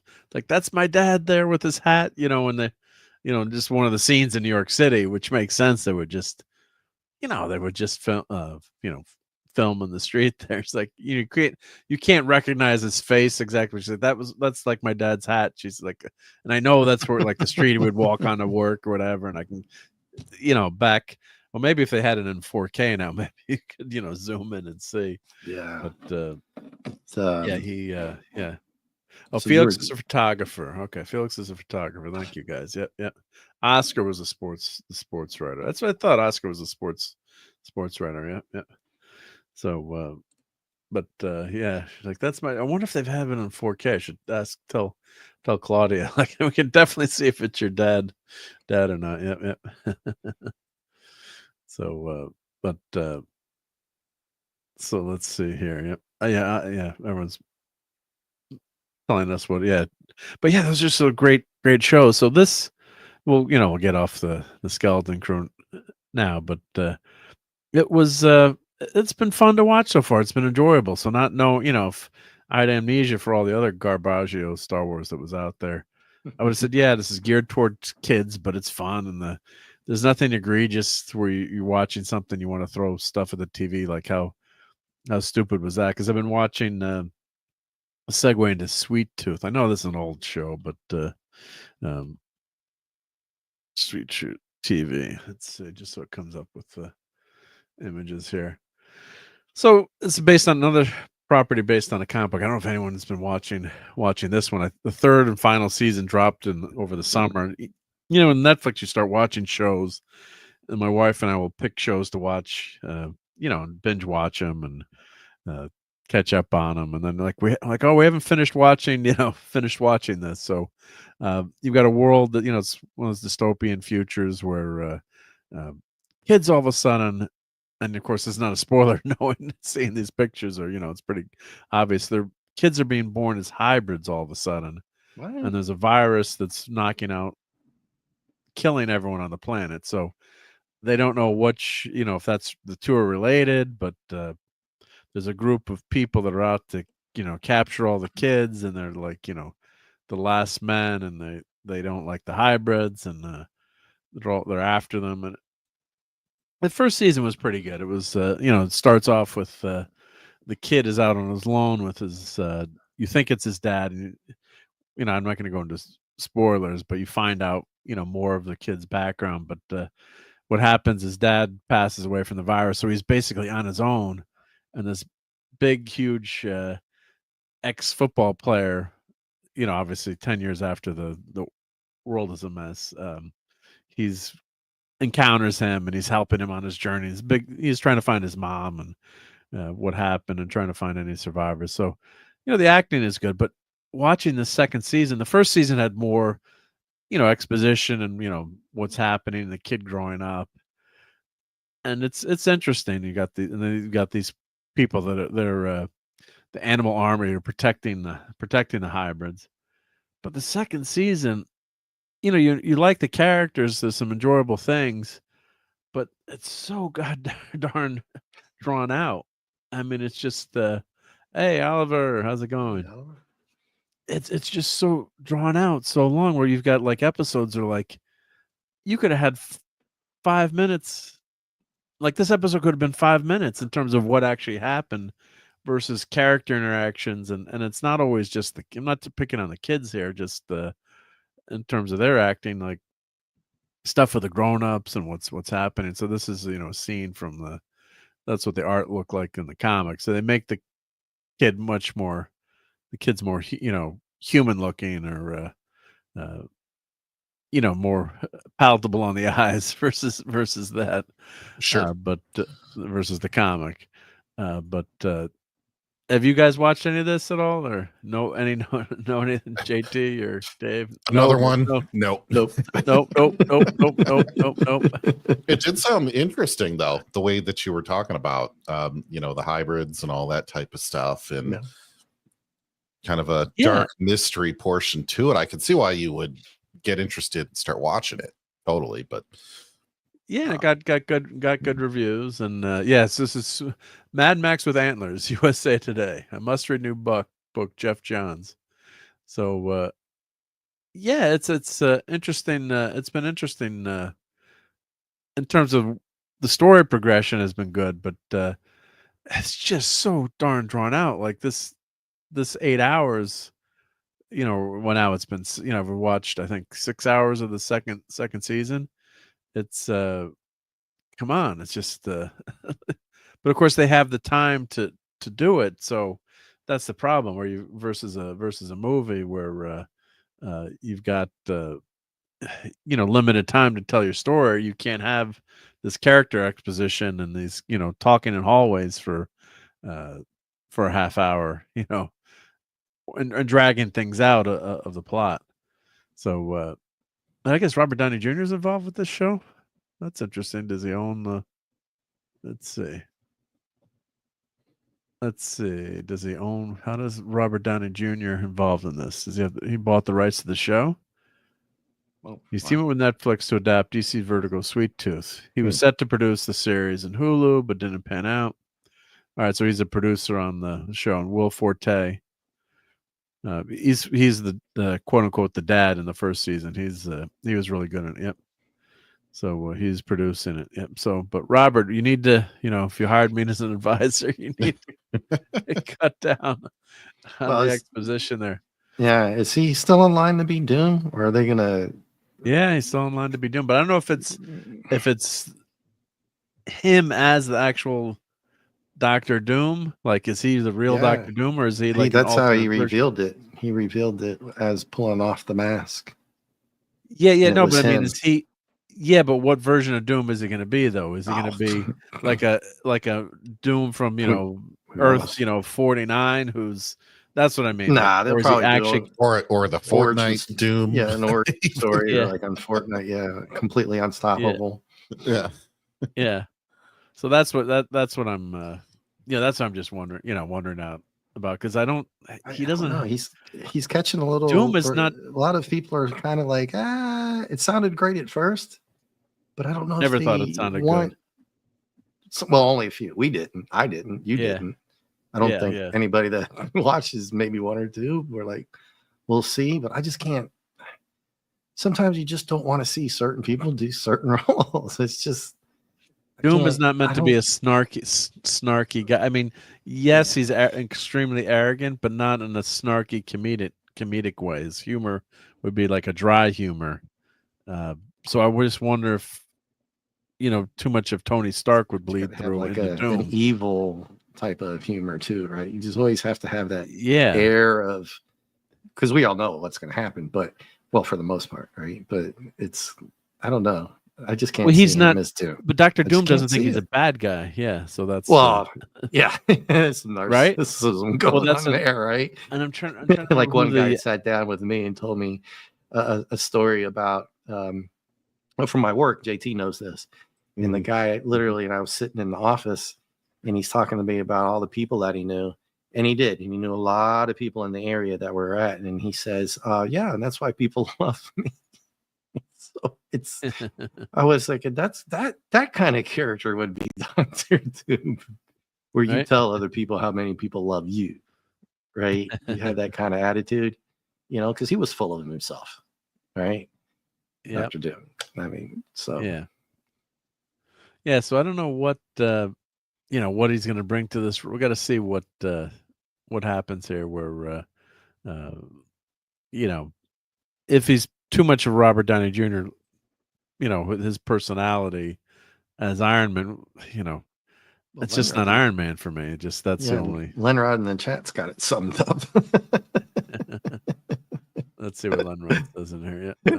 You want to read it? Yeah. Doctor was just. I'll flash that for 1 second. Yep.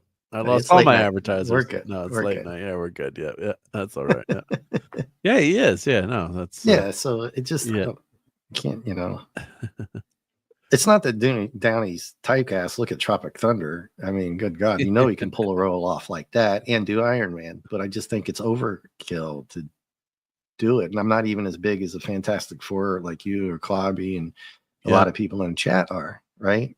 but I've been around. I know who Yeah. Dr. Doom is. I've seen the other movies. You know, he's very popular. He seems to be one of those kind of guys like Kolchak. It's just survived the test of time. To you say who's one of the biggest villains, and he always comes out as like some of the top ones, right? Right. Yep. Yeah, he's a fan favorite. Yeah, he's a great actor, but as Brian says, I think he'll play it the way it does Sherlock Holmes. Oh, the character, the yeah. character Dr. Doom happens to Yeah. be a fan favorite over the years. I didn't Oh God, realize yeah, yeah. I was like, wow, Dr. Doom really is like been hanging in there as some of the top, or sometimes people say the top guy. Yeah, I mean, look at Darth Vader. at Like that. people think Darth Vader is based a little bit on Dr. Doom. I mean, you know, there's a little bit of Dr. Doom in Vader, you know, and murderous intent. yeah. But that's the take over the universe. Yeah, sure. Yeah. So that's that personification. Yeah. But I mean, I'm not saying he doesn't have the acting chops. You know what I mean? Oh God, he does. He couldn't do the facial or the eyes or the expressions. I just don't want to see him do it. I guess. I don't know. Yeah. It's just me. No, I can see that. Yep. They measure the walking in Lord of the Rings trilogy, not extended. Frodo and Sam appear for 178 minutes and walk for 35 minutes, or 20% of their screen time. Wow. Someone had too much time on their hands. Yeah. Wow. And of course, JT is correcting me here. Yeah. Yes. Darth Vader is based on Overlord DVD. Of course, our friend Victor Von Doomcock. Yep. And Oliver says, have you seen the 2001 live Japanese dystopian film Battle Royale? The Hunger Games film somewhat copied this film. Yeah, I've seen those, and I would definitely agree with that. Yeah. I've seen Battle Royale and the two. So Oliver, I've seen Battle Royale. To me, it's almost a genre at this point, right? Yeah, it's brutal. It's brutal though. I mean, the concept of what happens in it, because I don't want to do it's. Well, we can say that their kids are taken away. Too, teenagers right? It's a Japanese film, and is it I believe it's subtitled, right? It's been a while since I saw it. I think you probably get both. It was probably dubbed, but I think it was. I think it's subtitled. I watched it subtitled. Yeah, but I mean, it never was done in quote unquote an American version. Nope. It was tough to get for a while, and it was very controversial. But it was basically kids. I can't remember what was the exact reason, but then kids were the kids had to fight each other and fight each other to death. They're forced to. But was it for entertainment, or what was the reason behind? I can't behind that. It's been so long since I watched it, but there was an overline, just pure entertainment. Just pure entertainment. Yeah. I think there was an underlying theme about the person who would have won, but I can't, to be honest with you, no spoiler alert, I can't quite remember if it was more than just entertainment. I think there was, but why they were making the kids fight. I think it was just pure entertainment, like for ratings or like a TV show, kind of like a TV show, Running Man, kind of like a Running Man. I think. So, but way more brutal than Running Man, even. Well. Oh yeah. Because of the kid being teenagers and stuff. I think it was banned in some countries too. Looking back, I wouldn't doubt it. Yep. But and quickly with Sweet Tooth again, we're talking about like crazy things that happen. Like there's a group of faction that has airplanes in the second season, and they're attacking one of the enemies, and of course they don't have bombs, so they're dropping things from a plane flying, like 400 feet going, 150 miles an hour. And they're like hitting everything. Like they're like, oh, they're going after the trucks, and they're dropping like refrigerators and things. It's like, how tough it would be to drop a refrigerator dead smack on a truck going 200 miles an hour, 400 feet or 500 feet in the air. My wife is like, just shut up. It's a TV show. I'm complaining as they're watching it. I'm like, they don't have a Norden bomb sight on this DC-3. It's like, it was GPS guided refrigeration, right? It was the fridge from Indiana Jones. Yeah. But, but I'm just like, how, it's not like, helicopter. Okay. I could buy it. Like, you're going slow or drop something from a helicopter, but like no freaking way you're going to hit anything with any kind of precision. I'm like, that's why they use cluster bombs, because they didn't know what the hell they were gonna, they were the Yep. general vicinity, the Norden bomb site, but it was it's just, my wife's like, just be quiet over there, shut up on the other side of the couch. So it's just those kind of things on a show. It's like, don't be that it made sense that the DC-3 was still flying, because that old plane, real reliable plane, and primitive technology, you can see that was something would be flying. But I'm like, as soon as a bombing platform with precision, no. All right, so we won't cover this movie too long, but I'm assuming none of you have seen this on the Hulus. A Real Pain. Let me share the screen again here. Oh, what is it? At this stage, there we go. I've not, but you've been busy watching stuff lately, haven't you? I've been watching stuff. Yeah. Well, I got to make sacrifices for Sunday Night Geekery. What made you want to watch this one? Well, we were trying to pick a movie for Friday night, and I was trying to pick some cooler movies. And this is like, honey, this one's made after you, A Real Pain, and you're like, oh, gee, thanks. Terminator Part 6 will be good, but of course, this won the Golden Globule for best picture, right? So no, best actor. You got best actor.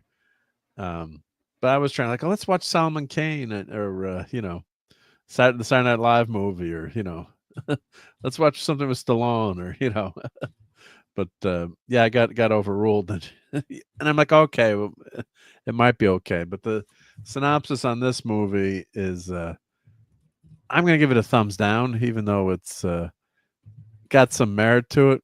But it's just, the guy is such a pain in this movie. So the setup is, it's a buddy comedy written by Jesse Eisenberg, better known as Lex Luthor. International co-production. It stars Eisenberg and Kieran Culkin, of course. Culkin from Home Alone. That's his brother. Just in case you want, I'm sure everyone knows that. So they've their grandmother's died, and they've going to Poland to take a picture where she lived, and they've got Will Sharp as the tour guide. He was pretty good. Jennifer Grey, who was something I mentioned. You cannot recognize Baby. And I was reading an article. She mentioned having once she had her nose job, she became invisible to Hollywood because she was just another pretty girl. Like, she was pretty. She was in Ferris. Really? Yeah, she was in Ferris. Yeah, she was the girlfriend. Okay. Police station. Oh, with, no, Charlie Sheen. With Charlie Sheen, yeah. Yeah. Okay. Small role as Ferris's brother, but sister. Excuse me. Well, these days you can be whatever you want. I said girlfriend. I said girlfriend. It's the sister. Yeah. Hey, Dadman is here. Dadman. Happy anniversary. Yep, that's awesome. Yep. Yeah, Have a happy anniversary. Yep. Say hi to Mrs. Yep. So, Dadman's in the house. So if Dadman's in the house, you know what that means. Nice. Ah! Never that way. God damn it, Mark. Jeez.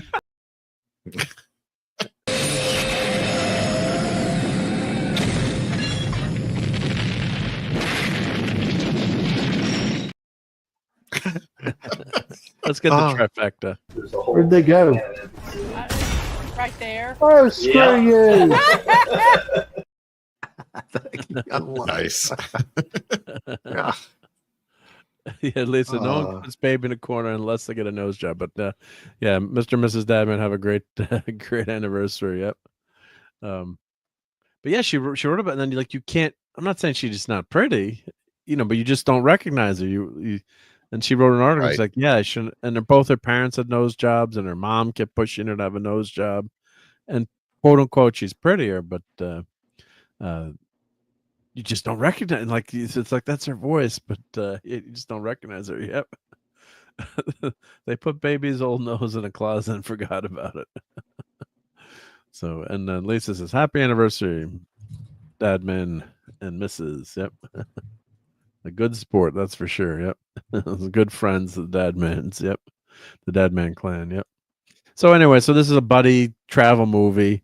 It's just, it should have been a made for TV movie. It's a passion project for Eisenberg. He wrote and directed this. There you go. There you yeah. And this is one of these things that gets an award. You know, it's like an award Oscar show. bait. Yeah, and yeah, he is great in it. Kieran Culkin is great as like this neurotic cousin who's kind of says all the things that you like maybe you're thinking, but you wouldn't say on this tour. So they go on this tour. It's a Nazi German Holocaust tour, and of course that just got Yeah, the Nazis. for putting all those words together, but discussing a film. So they say one other word with it, you're fine. From what I understand, there's something else you never say, right? Yeah, but so they're going this tour, which is a horrific tour, but that's where their family is from in Poland. I think today only has around 10,000 Jewish people left in Poland after World War II. So so he makes all these. You don't say the word in that paragraph. Yeah, inappropriate comments and.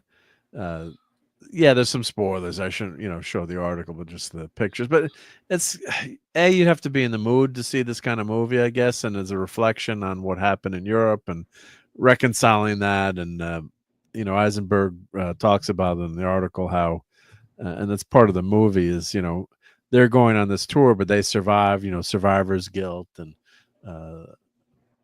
living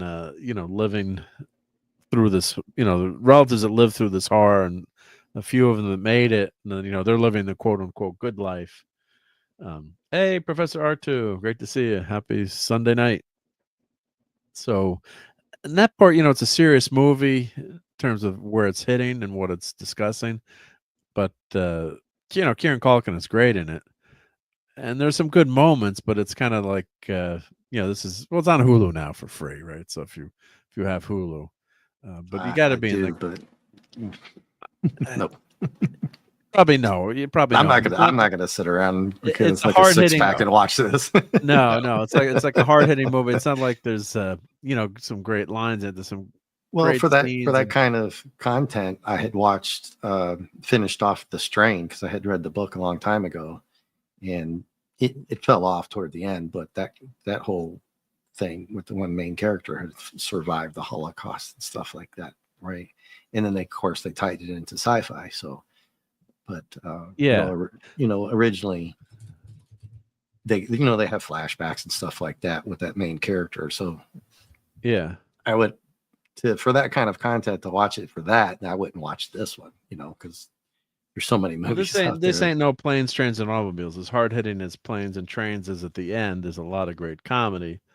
And I just got to give this a thumbs down, just in terms of it's just a character study, and it's the acting is good, but there's not enough interesting things that happen. It's the characters do have a journey, but it's one of those art films that you might love this kind of stuff, and it does have a few good scenes, but it's not at the end. It doesn't have the ending just doesn't hit me. Like, I guess it's a very open-ended ending, which maybe makes sense in the real world, but in a movie you'd like to see some more resolution there. Another thing I was reading about too was Kieran Culkin. He hates being away from his family, which is God bless him, but I don't know if he's watching right now, but he didn't want to be away from his family for 3 weeks, so he was going to quit the movie, and then Emma Stone's a producer and talked them off the ledge by using reverse psychology. Like, well, not that many people lose their jobs because you won't go to film this movie in Poland for 3 weeks. Jeez. Are you kidding me, man? Dig. Hey, Dig. Great Admiral, sir. Take it seriously. Something Star Trekky. Yeah, I mean, are you serious? He was going to drop them. Well, he was under contract, I would assume, right? Right. Yeah, he should have been. He was. Well, yeah. That's why they make him sign him, right, JT? So they don't. Yeah. Because he got homesick. We didn't want to leave his family for 3 weeks. I guess his wife. I don't know if he's got kids or. Yeah, I but mean, I get I'm it, thinking of like all the soldiers that are out, if serving overseas, or people in the Navy, or It's a business trip. I mean, it's a business trip. That's what you do. You're an actor. If you have to go to the film set, luckily he wasn't in Lord of the Rings where you had to film the whole 3-part series all the way in New Zealand, for God's sake. right? Yep. Well, here, let's play this for Teague. We got to play. No bloody A, B, C, or D. I protest. I am not a merry man. Merchandising, merchandising, where the real money from the movie is made. I know it's not Star Trek, but that's where they make their money anyway. Yeah. So, oh, Phantom's got a good Hilarious. quote, good line So there. funny. Good one, Phantom. Yep. Where is it? Are you saying he doesn't like being away from home? Being away from home alone, yeah, for sure, right? Yep. So he was being a real pain then, I guess. Yeah, he was being a real pain. Yeah, he was being a pain. So, I mean, there's good moments in it, but it's just overall, it just doesn't. Well, the historical context of the grandmother, I'm sure they touched on it once they got there, or did they just? Yeah, well, that it's more about the two brothers. I mean, the brothers. Well, yeah, they're reflecting and they're fine. They're going on the tour and they've got to leave the tour a day early to go see their grandmother's house. So yeah, so there's some interesting. There's interesting stuff that happens along the way. But in terms of comedic buddy comedy, he's just a real pain in the ass the whole movie. So and a couple of things were funny, but it's a real personal project, I guess I can see for Eisenberg, but it's if you like this kind of stuff, you might want to watch it, but it's not other than to say that his performance is really good. It's just it kind of drags and it's a depressing subject, so that's so that's well, if tastefully done or handled correctly, it can be almost a heartwarming thing if they do it the right way, but that's very, very difficult for that subject. Yeah. For that kind of subject matter. Yeah. It's just kind of like, oh, why did I watch this kind of, I'm not going into all the details, but yeah, it's like this is the most charming movie of 2025. This movie has like award show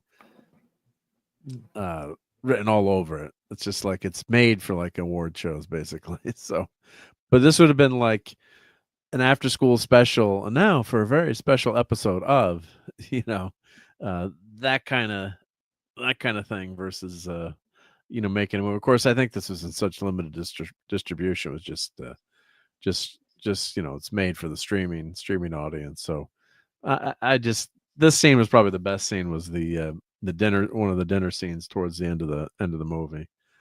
But it's just a miss, but not due to the actors. I think not enough is happening, and I still can't get over watching Jennifer Grey for that movie. And like, are you sure you're Jennifer Grey? Like, that sounds like Jennifer Grey. It's like, which is just crazy. It's like, without that, just, you can kind of see her there, kind of recognize her a little bit, but just amazing with just that change in her nose there. Then you don't recognize her. You just don't recognize her at all. So, so the last movie we had to discuss tonight was let's see, what was on my you had the Lord of the Rings War of the yeah. So let's talk about that. So this is Girl Boss written all over it in the wrong way. Mm-hmm. Yeah. Did you guys anyone watch? No. I made an active decision not to. And I did have interest in it, of course, right? I love Lord of the Rings. Huge, fan of it.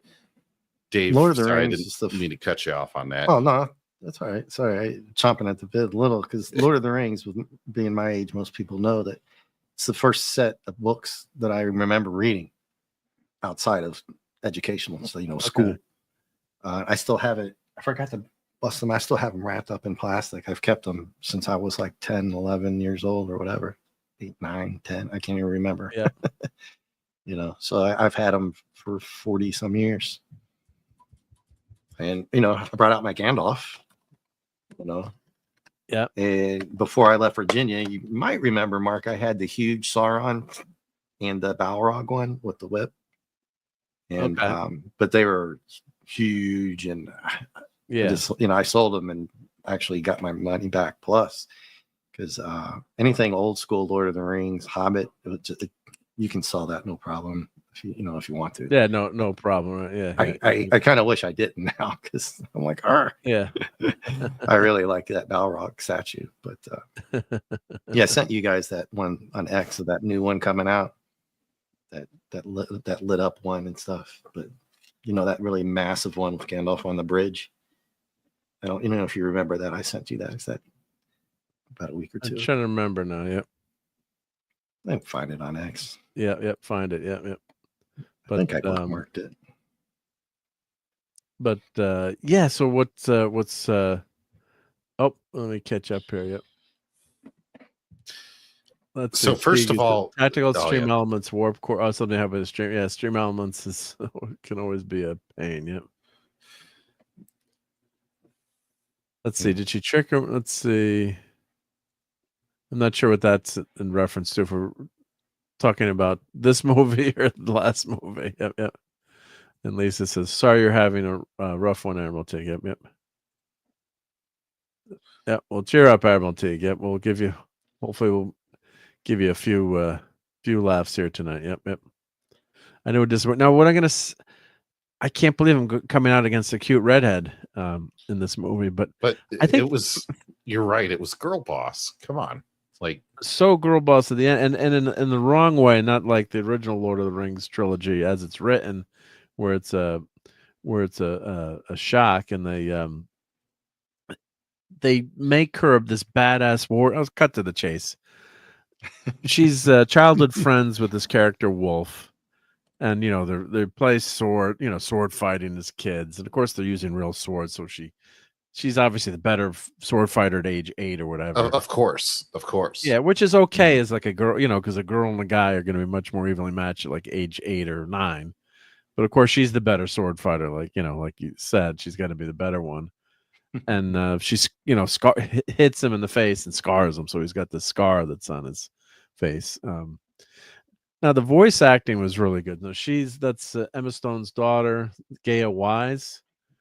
Brian Cox is fantastic as Helm Hammerhand.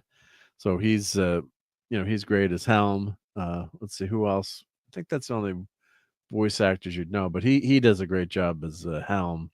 I don't think anyone else is recognizable. Oh, Miranda Otto comes back as Eowyn, of course. So they got her, and of course that's who this character is. But this character is not even named in the appendices, so I guess they're just grabbing all the any IP that they can. Yeah, it's so important that she doesn't have a name in the appendices. So I think isn't most of this made up stuff? That's I believe it was. What you just mentioned made me already quite skeptical when I heard this film was coming out, but then I saw the art style, and maybe some people like this art style. I just simply can't stand it. So I said, there's no way I'm going to the theater for this. Like I cannot sit and watch a whole movie in this art style.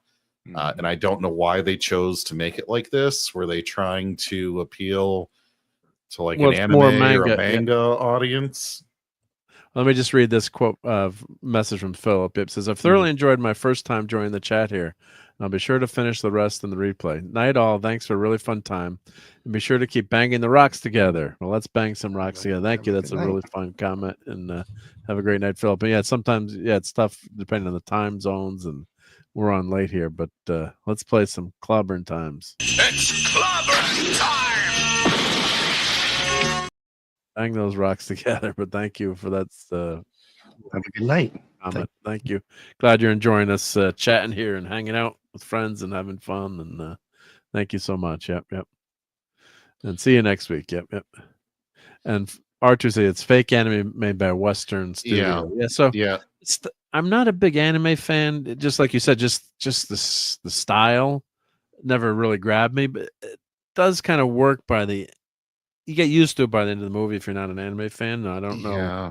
I haven't watched a lot of anime, and I don't think it does anything to help or tie itself to either Peter Jackson's live work or the original Lord of the Rings content.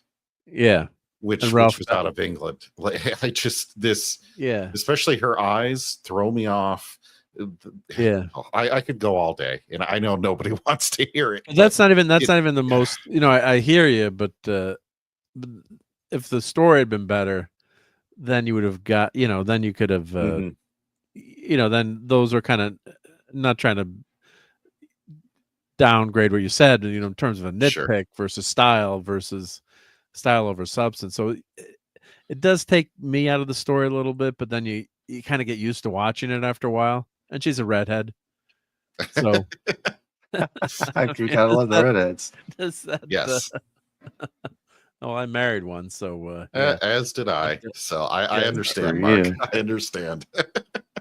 Yeah, so Teague says 1, she's named but never enters the narrative. 2, they harvested her. 3, both 1 and 2. Yep. So so Ralph Bashke, that great animation there, but this is not a bad in and of itself. It's not a bad story. It's trying to tell the story of Helm's Deep, how Helm's Deep got its name, but Helm's Deep is just such an amazing scene in Fellowship that like my buddy that we went to see all the movies there, like, I just can't believe how good that battle scene was. That's one of the greatest battle scenes in history and cinema. Just any movie genre. If you just watch that battle scene, was it like 30 minutes or 40 minutes of Helm's Deep? The extended versions, it's probably closer to 50 or something, right? 50, yeah. Which are, and we always watch the extended versions for the holidays. We didn't do it, damn it. But the kids they're going out with their girlfriends, and boy, what's this crap? They're supposed to stay home and watch Lord of the Rings extended edition with me. That was kind of our holiday thing, and it was easy to do that during COVID too. So. Yeah, and Teague says, it looked good here and there once in a while. Problem was everything else sucked. I think one of the Jackson's co-writers was a consultant. Don't know what he did. Yeah, it's a very boring story. It's very paint by numbers. And the biggest problem I have, I can't show a clip from when I could do the trailer, but she's 3/4 of this movie. She's really just, the princess here, son of Helm, who's really not supposed to fight. She's supposed to be married off, and that's what you did back then, right? Of course, hey, be thankful you're a princess, right? I mean, at least you get married, off, and you live in royalty, versus Now they did have Heffalump and Woozles. Yeah, I thought that was a Heffalump and Woozles, but no, that's my poo reference there. But I got you. You got me, yeah. Yeah. But yeah, Teague is pretty spot on there as per usual. But Mark, that just sounds boring. Having princess talk for like 2/3 of the movie. Well, there is some action, but the big most humongous problem is she's really not a good warrior for 3/4 of the movie. And other than beating the crap out of the kid as an 8-year-old. So what happens is I'll spoil this because I don't think anyone cares.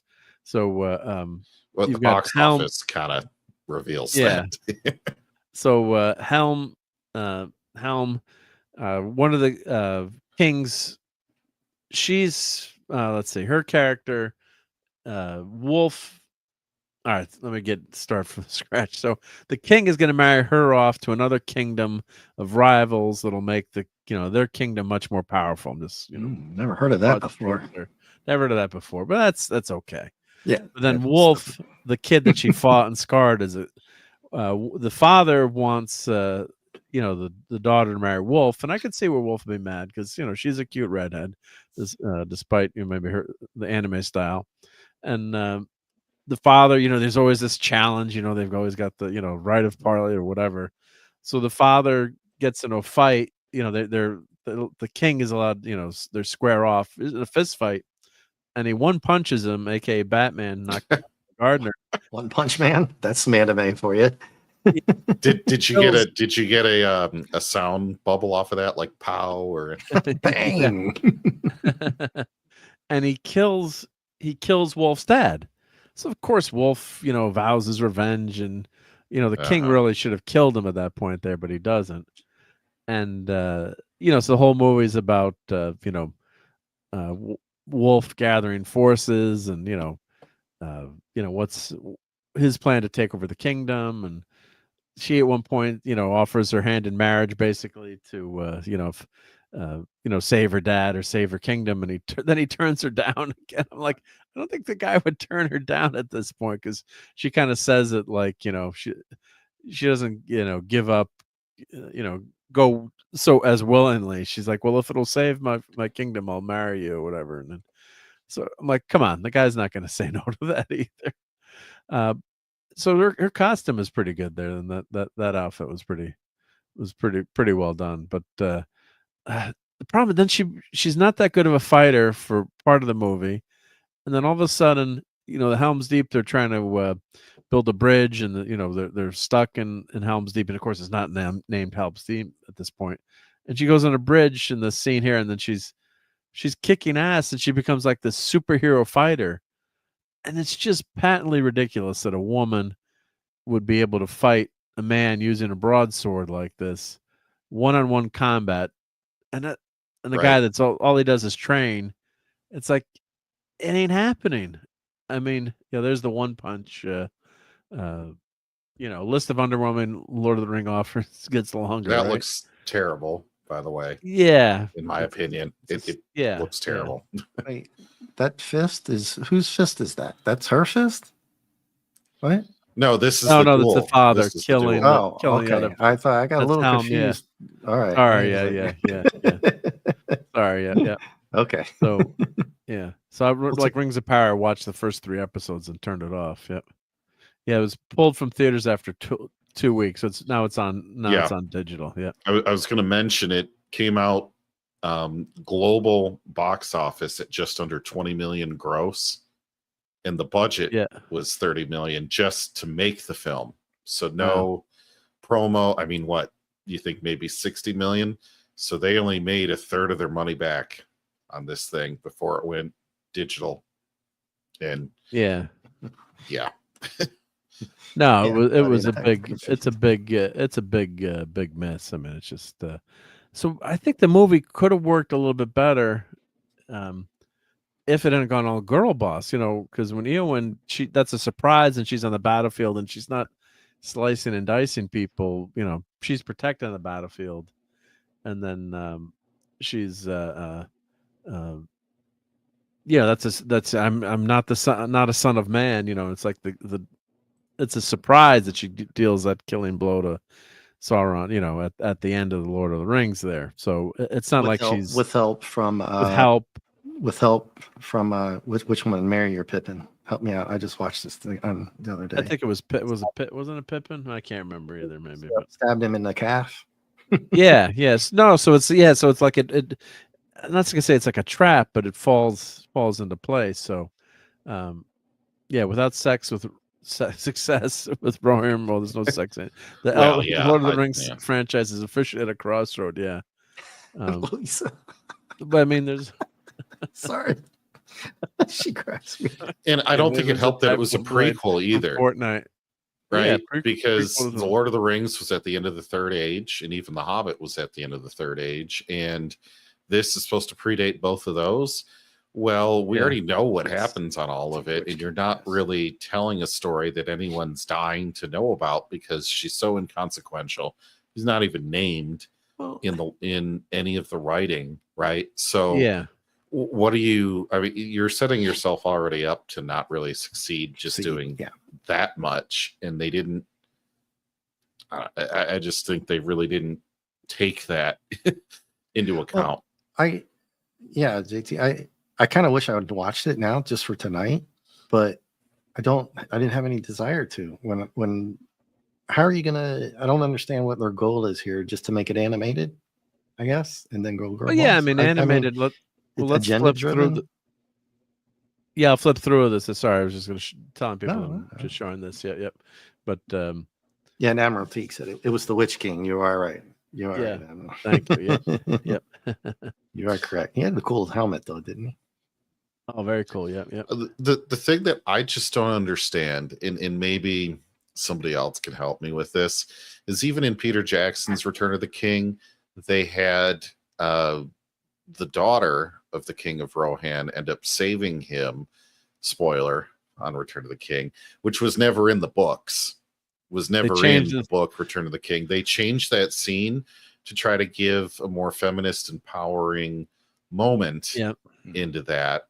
And then and I was okay with that change. I think most people are probably, they don't mind it. For whatever reason is Amazon is totally obsessed with doing this. And now Warner Brothers trying to very aggressively push a feminist agenda and a feminist message into this instead of just telling a great story. And maybe that story has a female protagonist in it along with other male protagonists, and it comes together, right? I don't understand the obsession with trying to girl boss the live action. But the original Lord of the Rings did it. The comics. They have her as the heroine there. You already had a female heroine, so now it's just trying to be animated, right? And then trying to one up it, Mark. I guess. Well, the thing I is, don't know. are there any more stories to tell in Lord of the Rings? I mean, The Hobbit was Silmarillion and all the other ones. But I mean, it's just the appendices. I was hoping they might do a couple of the other ones about the elves and stuff, but no. If you're going to do this, then you're only making it animated, but you're trying to. If Mark, you're saying they're trying to one up it on the heroine part, I'm with JT. Why? You don't have to. Yeah, because of the she was already because took out the Witch King. Yeah. Well, here let's flip through this trailer real quick. Well, I'll do the 5 seconds at a time. So they start with showing you the original. They try to lead you in to get you to member Barry. Yeah. Back to Middle Earth. Yeah, and it is a great setup, and then Helm's Deep there. Why it's Helm's Deep, but let's see what the Hornburg. Yeah. Wait, Hornburg. This is the Helm's Deep version or the. Well, this is the Hornburg. It's the same location, but it's not called Helm's Deep yet. Oh, okay. I want to get the main scene with the Witch King ruined with mixed up with Helm's Deep, right? Yeah. Sorry. Yeah, it's not about the money; it's about sending the message. Yeah, there you go. Yeah, and then Teague said there's extended, less edited notes available from Tolkien, as well as things like the same story but from a different character's point of view. Yeah, so I do have some friends who are amazing. Like, I don't know if they have a degree in the Lord of the Rings scholarship, but basically that. And like, I remember unfortunately, we were like a friend's parents' funeral, but it's a sad occasion. But like the parent had lived to like 95, so yes and no. Well, neither here nor there. But then we like, please don't mention Lord of the Rings, Return of the King to so and so, because he's going to give you a 3-hour, speech on why this dissertation on why this was such a screwed up movie, why was what was wrong with it. As a friend I hadn't seen in a few years, and he's like, well, I'll give you the 15-minute condensed version, because I think that's the movie they probably did change most of the stuff from the original books. And of course, like, we didn't get the hobbits going back to freeing the Shire, which maybe that could have been a movie on its own, but would you want to see that now? You might be able to make a story about Tom Bombadil, but that's going to be like the motion picture. Like, you could make a really long movie, and it probably isn't going to want to be seen in the theater, but it's going to be great afterwards, right? Right. I just There's an annual eating contest between the hobbits with 3 breakfasts versus Joey Chestnut. Yeah. Nice. So you got the Hornburg here, I guess, right? Yep. So this is before it's called Helm's Deep. So this is a story of why it's called Helm's Deep. So yeah, if you're just going to give me some combat, but it's just like been there, done that so well in the Lord of the Rings movies, that in live action too. Live action, that not saying that the animation is terrible, but it's just you're seeing this as a still, so it flows a little bit better, obviously, when it's in motion. Right. So it's not terrible, and you do like the character of Helm. You're like, oh, cool, and they've got the you know, their that's not their. Well, would you call it a palace, or that's not really their that's their homestead or castle? That's the main. That's the main Main- hall. That's the Main hall, great yeah. hall, great Yeah, hall. the Great That's Hall. the words I'm- Yeah, Viking. yeah, If you want to go Viking way, say yeah, it, yeah. So that's all, well and good. Now here's the guy, the other noble who gets one punch there, but he dies, right? He dies, so that sets everything in motion. Yeah. Well, Hornberg is pretty. I mean, he's a big dude in this. And of course, in one part of this, which was insane, he gets shot by like 20 arrows, and of course he survives. I'm spoiling this because you shouldn't watch this. And probably won't now. No. he is comes back, and he's like, he's going out behind. He finds a secret pass, through the Hornberg, and he goes out and he's killing, the soldiers one by one, like this force of nature. And it's like, would he really be able to do that? Like, he's almost, the supernatural killer. Yeah. So here's they're showing, I guess, just the setup with the dad. That's his dad getting killed. So he vows vengeance. But yeah, there's the Ollie Fun. We lost you, Mark. Mark, we lost your. I had to sneeze. Oh, okay. I just let it rip. I had to sneeze. That was Earlier, I hit the sneeze button. Yep, thank you. Yeah, so there's Phantom Outsider. So in this movie, arrows are as useless as lightsabers. yeah.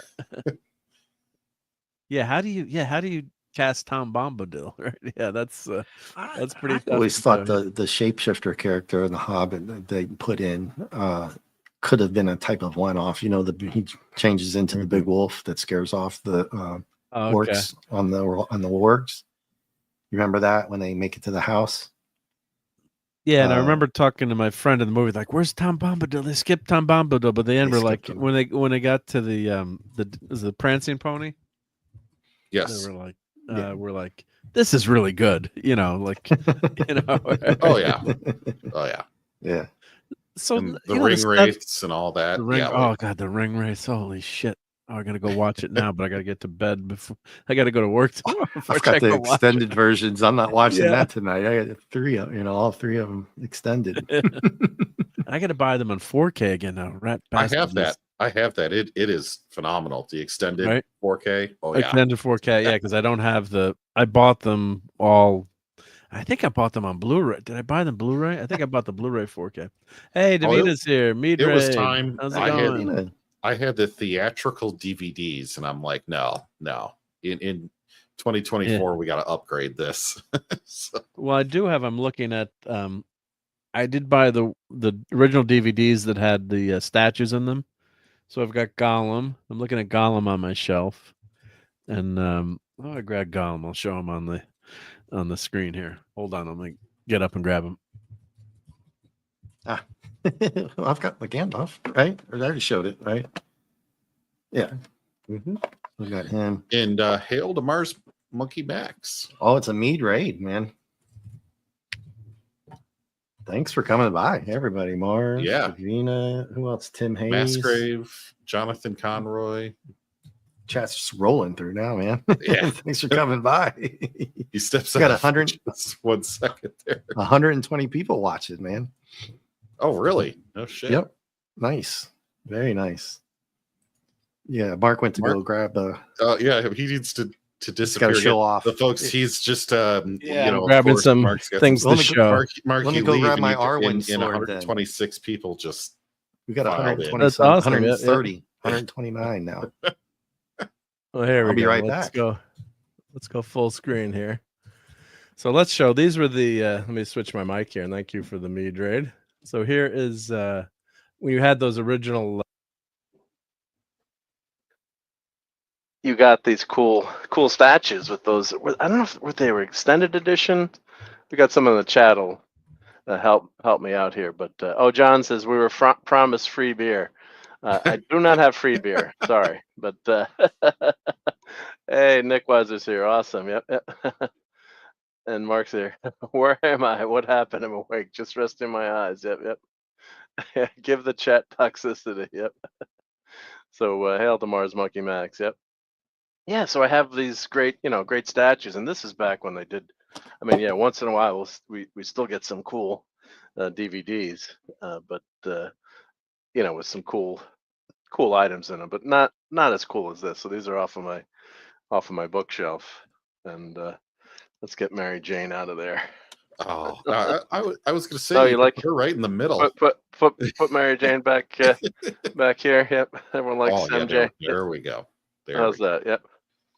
So here's the those classic statues um, that are, how tall are these in Lord of the Rings? Like 200 feet tall, or? But I need these. I mean, Yeah, I need tall those enough for the to books. be incredibly imposing. yeah, so that's something I could 3D print too. But I just love that, and of course this is another. This came with the Return of the King, so this was Fellowship, the Two Towers, and this was Return. Mm-hmm. You got to be careful of this. So you've got Minas Tirith. You got this cool little secret storage. I should put like some I like stash in that. there.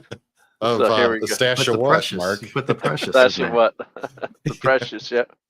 Oh yeah. So Return of the King, Minas Tirith, DVD collectible, and look, Peter Jackson signed it for me too.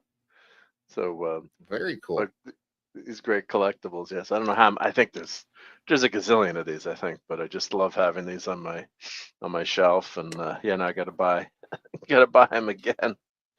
So let's see what's underneath. It was just such a cool purchase. The movies are incredible. There we go. Here's Nice. I need those for the books. Argonaut. This is great to have as a book, on your shelf in between your books. Yep. Argonaut. So yeah, and the movie too. This is just so wild yeah. to see that scene in the movie where they come up and they paddle up, and of course this is the scariest one. Gollum. I got Gollum on my shelf. So I did see some internet memes this is the Two Towers. Yep. Yeah, I did see an internet meme that if we make a deal for Panama, that we should build those at the entrance to the canal. Oh, at the entrance. Yeah, that makes sense. Yeah. That's just a really cool statue. I think this statue was on the Big Bang Theory. I think they always had this statue showing on the Big Bang Theory, like on one of the shelves there. But creepy, cool. But I mean, imagine buying a DVD set, and this was priced pretty well. And God, it was such a cool set to get. Today is few and far between. Get the sometimes you get a special edition with a couple of stickers in it or something. But yeah, this is just a great collection. Of course, Peter Jackson went all out with these, so got to buy these again. But oh yeah, since we have so many people that just joined us, this is Teague would like this. I'll show this real quick. But this is my new 3D printer. So check this out. This is a coaster set that I printed. Starfleet Command. So I was talking before, I'm gonna have to do all our avatars. Like I have to do like Midnight's Edge coasters, Nick Weiser coasters, my coasters. So as part of the program, I can turn the graphics into art. But this came out just so cool with the multicolor printer. So I was showing that earlier. Just because we got so many people here, might want to see some of the stuff. So here's playing around with the 3D printer. Got a new creature from the Black Lagoon because you can't have enough creatures, right? Right, exactly. Right? Spitting image of Gwagnar, if I do say so myself. There you go. Right. Yep. Check that out. And I just unboxed this Hallmark ornament. So Hallmark ornaments are on sale for 50% off right now. And I'm away from my desk right now, so I can't respond to the chat or see it directly. But of course, this was not 50% off. Go figure. I wait to sometimes the end of the season. But just a really great job by Hallmark on the Enterprise from the motion picture. No bloody A, B, C, or D. And this is the original. So if you got a Hallmark store near you, or you can buy it online. But they did a really nice job with this, and love the way that lights up. Really cool. A nice job by Hallmark. Oh, and here's another Hallmark that I got too. Was Wonder Woman. You need more Wonder Woman in your life too. Yep. So Oh yeah. that was cool. Yep. And yeah, and the other thing that I got to just show this again quickly because we got a lot of new people here in the chat. There's a Kolchak the Night Stalker book that was out on a Kickstarter, and it's a reproduction of the original book with some nice artwork in it. So you could find that. It's in the chat at one point where you can. I think there's you said there were still a few copies left. Less than 30 is what they were saying on the Kickstarter. Here, I'll drop the link back in the chat here. Drop the link again. Yeah. Yeah. This book. So nice. They did a nice job with this. But you could also get a digital EPUB as well if they do sell out. Oh, if they do sell out. Okay, that's good. Yeah, so good because I think that book is out of print. Yep. Yeah. So here's a few more. I love Hallmark ornaments. So maybe before I take my tree down, I'll do a. And these guys guard your tree. So there's a sensor here. You won't be able to hear it because I have the filter on. But if you walk near the tree, it says, "Who's trying to steal? You're unauthorized. Trying to steal." So that's Hallmark ornament. But some of these things, well, I won't leave that out because that's Christmas. But yeah, some fun stuff. And I think Tom also grabbed this Pac-Man from CVS. So when I saw it, I'm like, that's where Tom got it. So I grabbed this really cool Pac-Man. That is cool. How heavy is that? Can you actually? It's flat now. It doesn't play. Yeah, you can put it on the tray. Yeah, it's meant for the tray. Yep. Okay. It looks very weighty. Yeah, no, it's not too bad. Yep. Cool. It'll go good next to the dancing trumps that my mom got me.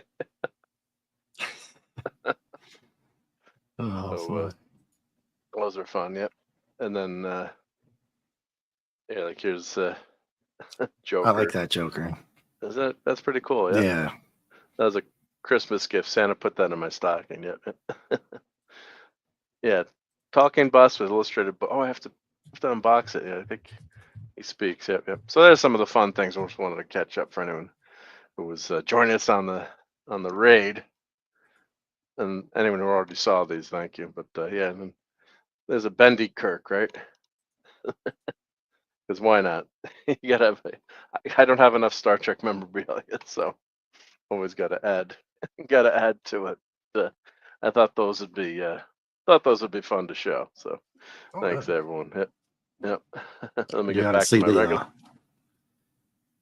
I've got that Balrog one video. Oh, you got some? Yeah, I had to make sure to turn the volume off on it real quick because I forgot that it sounded like something from the movie, so I turned that off. Let's see. There should be this one, Mark. Let's see. So this is what is this? This is Lord of the Rings statue. Okay. Watch. Why didn't you see this? Okay. Thing? Yep. Oh wow, that looks amazing. Yeah. Is it playing? Okay. Is it playing? Thou shalt not. Yeah, it's playing. Yeah, it's good. Yeah, I can't play the music because you might get hit don't on play that. the music. Yeah. That's pretty wild. Yep. This one has the sword, but it also, if you get the exclusive, it comes Gandalf with the whip. Is Gandalf in this or yeah. Oh yeah. Yeah, this is very cool. Yep, I can only imagine how much that costs. But don't forget it on eBay. I think they had it about 1,800, the exclusive version, which comes with the whip and the sword. Yep. But wait till he lights it up. Oh, that's pretty cool. Yeah, there's little Gandalf there. Yep. Yeah, scale to Thou scale, shalt though, not right? pass. Yeah. Well, yeah. No, that's very cool. Yep. Jeez, yeah. Oh, Donnie's headed out to go watch the Power Rangers. Nope, he's actually headed to bed. Yep. Thank you all. Have a great week and enjoy the national championship. Go Irish. Go football. Yep. Got my Arwen sword, which I actually have to be careful of that I don't chop something with it. Yeah, it could hurt someone. Yeah, it really could. It's got all the writing and stuff on it. Nice. Yeah. Cool. Yeah, I do have to be careful. It's not sharp, but it's heavy enough that if you dropped it on your finger, it's hospital time. Well, I sliced my finger with the food processor I was doing something yesterday, and I just was changing the blade or whatever, and it's a blade I usually, like just it's like wow, this is sharp. It's like nope, it wasn't that deep, but it was just one of those where you zapped yourself. I was like, oh, that was stupid of me to do. Yep. Well, let's finish going through this. Max this Redstone's trailer. heading out too. Oh, good night, Mac. Max, have a great week. Yep. So let's just finish the trailer here. So, anyways, yeah. So they're gonna attack the Hornburg here when they've got this, the tower set up, and of course our heroine, who's really not that great of a fighter, all of a sudden turns into like a super duper massive, superhero, and it's just, there's ways to do it where you could write the character where she's not physically overpowering people, but it's just so overdone, and it's a shift in her character too, because she wants to go fight and help, which is okay, and the father's like, no, your place is not there, and let's see, but then she becomes ridiculously overpowered in the end, which really is a glaring error. Instead of writing something that intelligently made sense for her to save her save her family, save everyone. So cool. Mara says here, one of the coolest sketches I saw was when Chris Coronel went to DisneyCon. There was a life-size Gambit throwing cards with a clear glow between the hand and the card. So that sounds awesome. Yep. Let's see. You don't have to keep showing that ornament. You can just invite me on the stream. Right? Boop, beep, boop. Yeah. We'd have to translate though. Yep. Yeah. So of course then she's fighting like this, and of course she's she was quote unquote supposed to marry, get married off, and then in Hornburg she finds this wedding outfit of someone who was doomed or didn't get married, so she goes out to meet him like, you wanted a bride, and then she goes out on a bridge and she's fighting this guy Wolf, who outweighs her by like 200 pounds, head to head, and she's able to take him out obviously and defeat him, which is just ridiculous. I mean, just killed the movie. And so parts of it are mildly interesting, but just the way they made her such a girl boss, it was just ridiculous. Did you say it was on who's streaming that war? Is that Max or I'm HBO not Max? Where is it? Is it HBO right It's now? not Hulu. That movie you did was on Hulu. Yeah, the movie The Real Pain is on Hulu. I don't think this one's on Hulu. Maybe because they've got pulled to digital now. Let's see, where is it? It's already been. It's on YouTube for $20. Let's see, Fandango, Amazon. I guess it's still you got to pay to rent it, I guess. Yeah, so you've got to looks like it's rentable. Yeah, so it's got 3.5 and out of 5 ratings, but a lot of 1-star reviews on this movie. Oh, but Rotten Tomatoes 94%, Mark. By the critics, yeah. Well, let's go check out. I thought that's what it said on the sidebar there earlier when you first pulled it up. It's really strange because or was that the critic movie? Is far lower than the actual I guess average Joe person. But then if you go over to Metacritic, it's 54 critic, 53 viewer. Oh yeah, which seems much more in line with the box office total. I think it might have been the other movie you were talking about, 94%. But now I'm that curious. probably yeah. Let's see, what are they have the ratings? Oh, I think you clicked on the teaser instead of the actual movie. Here we go. Yeah. So popcorn meter, wow, 82%. Right. I'm calling possible shenanigans on that. Yeah, especially when the critics are that low too. Yeah. Yeah, and Phantom says tomorrow in Variety headline, Marc D with the C says new Middle Earth animated parts mildly interesting. Review of the year. He gave it a 4+. LOL. Well, it was more interesting to watch that pain in the ass movie, I'd have to say. But Yeah, that's the one yeah, they say was 94. I'm like, come yeah, on. a real pain. Yeah, but when you're like, this is, in terms of, if I had to pick between watching the two, what would be, more enjoyable. Um, Well, I certainly don't this go is to just Rotten so. Tomatoes to find Yeah, out I what mean, I would movies I'm watch going to this watch movie because versus they the say real. so. Yeah, the real pain movie. But yeah, I don't like Rotten Tomatoes too, because it's just the critics are all arrogated, plopped together. Like, I'd rather follow, like, what does a Chris Well, Gore say? What is, back I'll in the just day. I'll just Well, say this because I don't want to get my facts wrong on your channel, especially. Allegedly, they were shenanigans, right, JT? Shenanigans yeah, type stuff. Shenanigans. Yeah. And it was proven on other people's yeah, stuff here, and they showed it. They had the receipts. They weren't just BSing. They showed yeah, where they had been doing some things allegedly, right? I'll just say that because it's on yeah. your Well, channel. stuff had happened, or they turned off. A lot of times they'll turn off the voting, or Or they they, said the people were hate voting or down voting. But yeah, if I had to pick between the real pain and this, I would watch this. But I would watch this. it's just this is just it's just such a flat. It's a flat movie in the way that it Mhm. ends, and it's really just been there, done that. And I'm just go watch Fellowship of the Ring. Then Yes. why Or am I just bothered go watching this? Yeah, actually sit down and reread the book.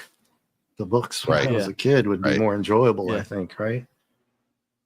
Yeah, and I knew the whole over when I walked past in my Cineplex and heard her King Father, leader of the people, under attack, say, "These people, the people don't need me; they need you." Yeah, that was ridiculous. Yeah, no, I mean, it's one thing to like save. She goes and rescues her dad. He's been shot up with arrows, and uh, pulls him back into the Hornburg, which that's fine, right? But the dad wouldn't say they don't need me; they need you. He's like he's the great king. Yeah.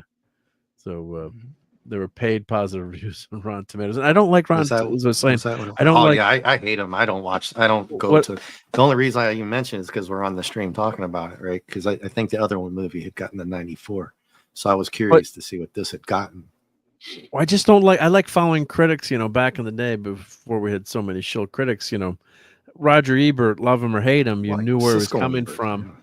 And yeah, Siskel and Ebert, but Roger Ebert specifically, I like Ebert. I kind of had my taste in movies, and somewhat, not always, but and he sometimes liked the genre stuff, not always, but I kind of, if you got to know those guys so well, Siskel and Ebert, like you could look through the review and say, oh, maybe this is a little, not that they were bullshitting, but like I don't agree with them, but they were they were far from paid shills.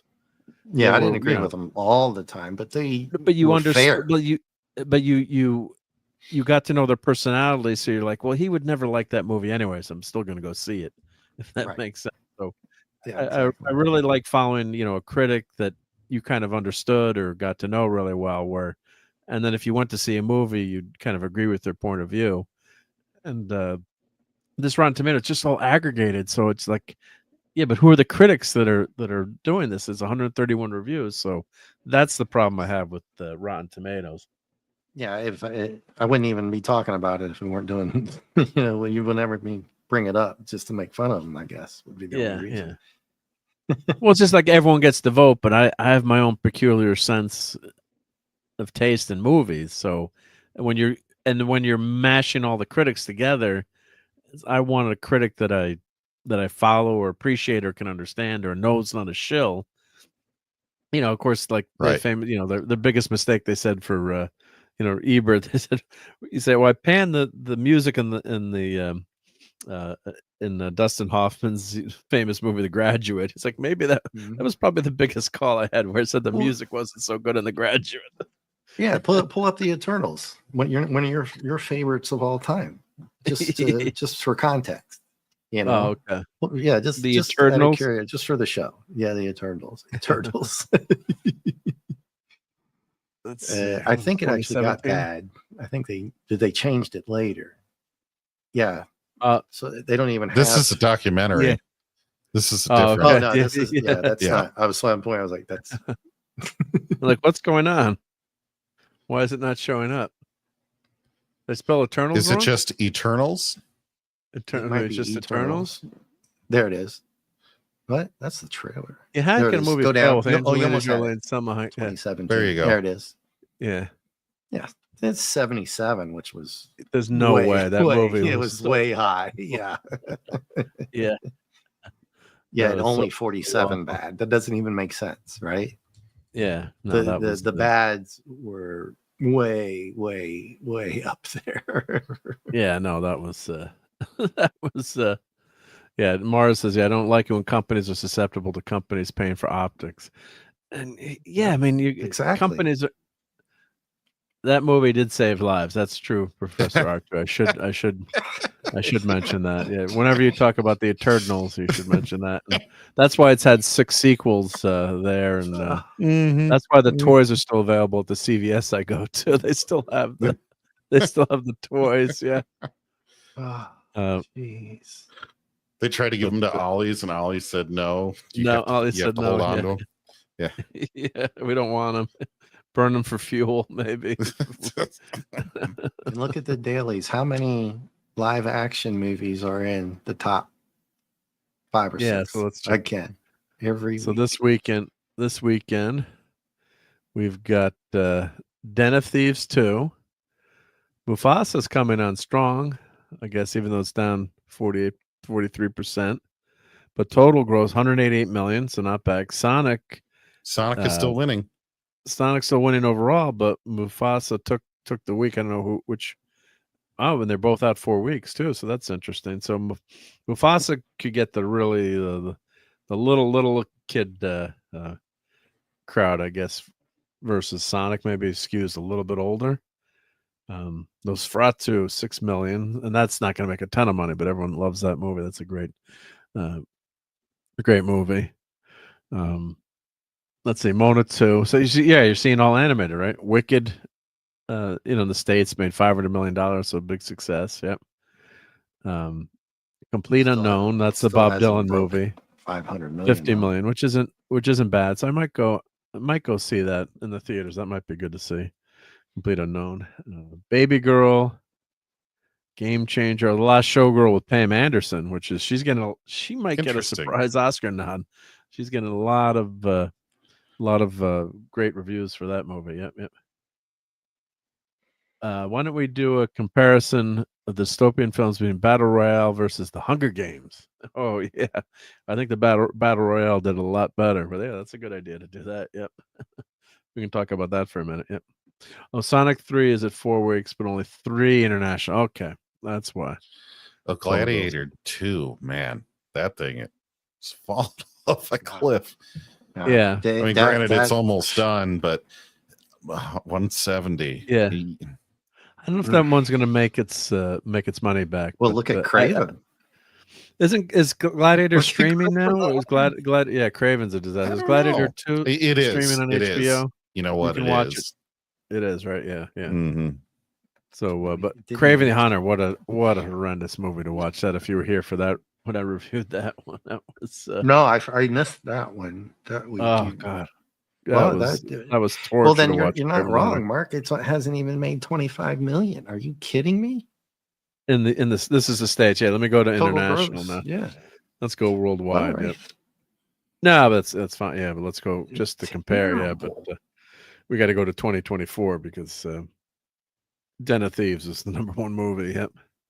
So Inside Out 2, Deadpool and Wolverine. Let's see where. So Gladiator 2's number 11 movie of the year. Not bad. 450 million. I don't know what the budget was on that. It's probably ended up being a money loser. It was a loser. It was a loser because then they spent a ton of money on that one. Yep. So Mufasa's number 8. So let's Beetlejuice. Let's see, where's Twisters?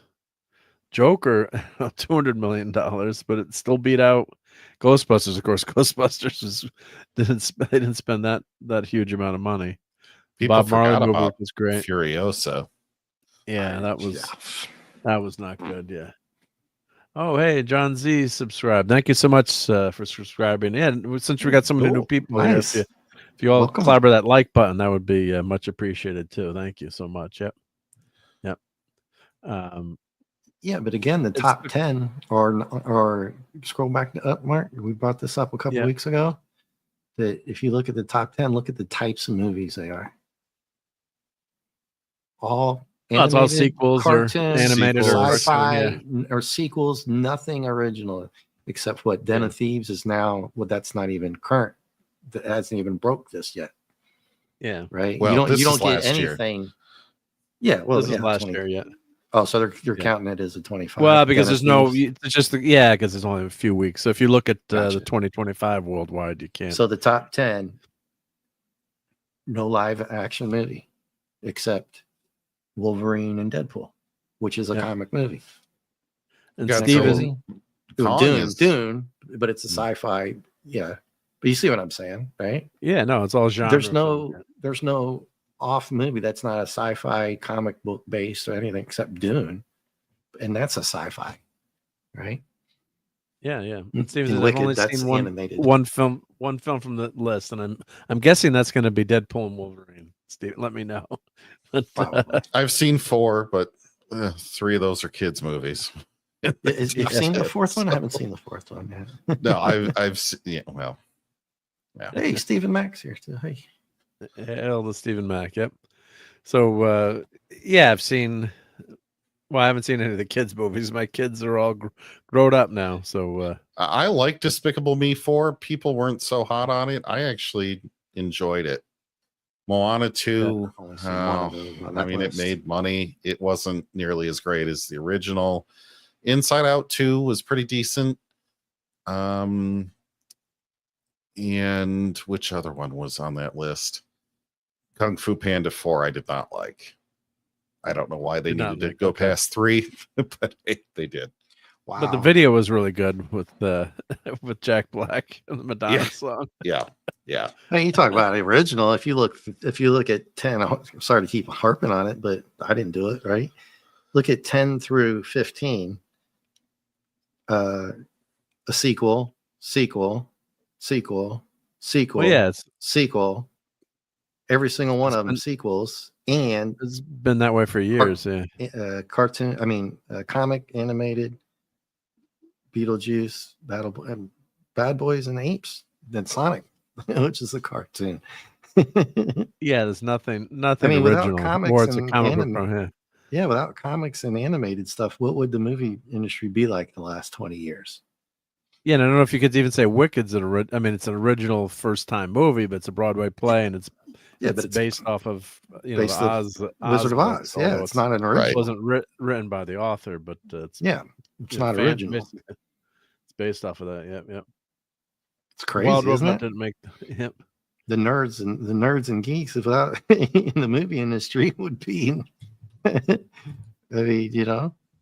Look if they never. It's been that way for years. Yeah, if you look at like the movie, I think 1982 is considered the best year for movies, and there was a documentary on that, and just amazing how much. If you took Iron Man and all the Avengers movies out, what would it be like?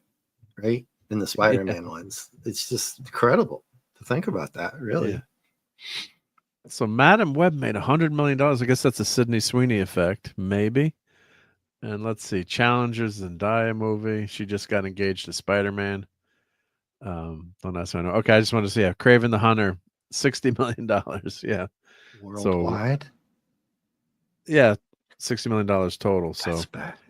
It's just a real disaster. And the actor Aaron Taylor Johnson, he's a good actor, but just he's given Garbaggio to work with. There's just nothing good in that movie. So it's. Maybe if I'd say that if you had to watch part of it, watch the opening scene. Maybe the prison break is mildly exciting. That's semi interesting, and then you could maybe skip the end to make fun of the Rhino to see how bad the Rhino is in this movie because it's just such a disaster. They had the guy, instead of having the Rhino suit, he's taking this drug that turns him into half rhino, half human. It's just what, like he swells up like Bane or something? He just gets like real the Hulk. big. He's like the Hulk. Christ. Yeah. Just ridiculous. It's Redonkulous. It's horrendous. Yeah, redonkulous. Yeah. So Yeah, Sonic is getting a lot of return viewers. Yeah, I can see, Oh, yeah. especially the kids stuff. I can see where that's so popular too. You know, when I had my kids were little, yeah, you just look for something fun to take them, and yeah, the Disney movies back then, yeah, they were a lot of fun to take the kids to, or The Incredibles. And of course, then I got to enjoy The Incredibles too, right? So which was fun. Oh, But, yeah, those are good. Well, look yeah. at that. There's an anime, the Demon Slayer one, but that's way down on the list. Way down, yeah, but still $44 million. Yeah. Yeah. But yeah, probably, in terms of like the Terrifier 3, how much did that movie cost to make? Not much. So yeah, so it made $88 million. So it made I think that was the biggest return of investment with that movie with the Now, Terrifier. Madam Web must have been a loss, right, guys? I mean, I don't know what the A big Tom, one. when Tom was here, he would know. He knows all of these, but He does. he knows. Yeah, you name it. He goes, "Oh, it made this one, the budget." Anyway, that had to have been.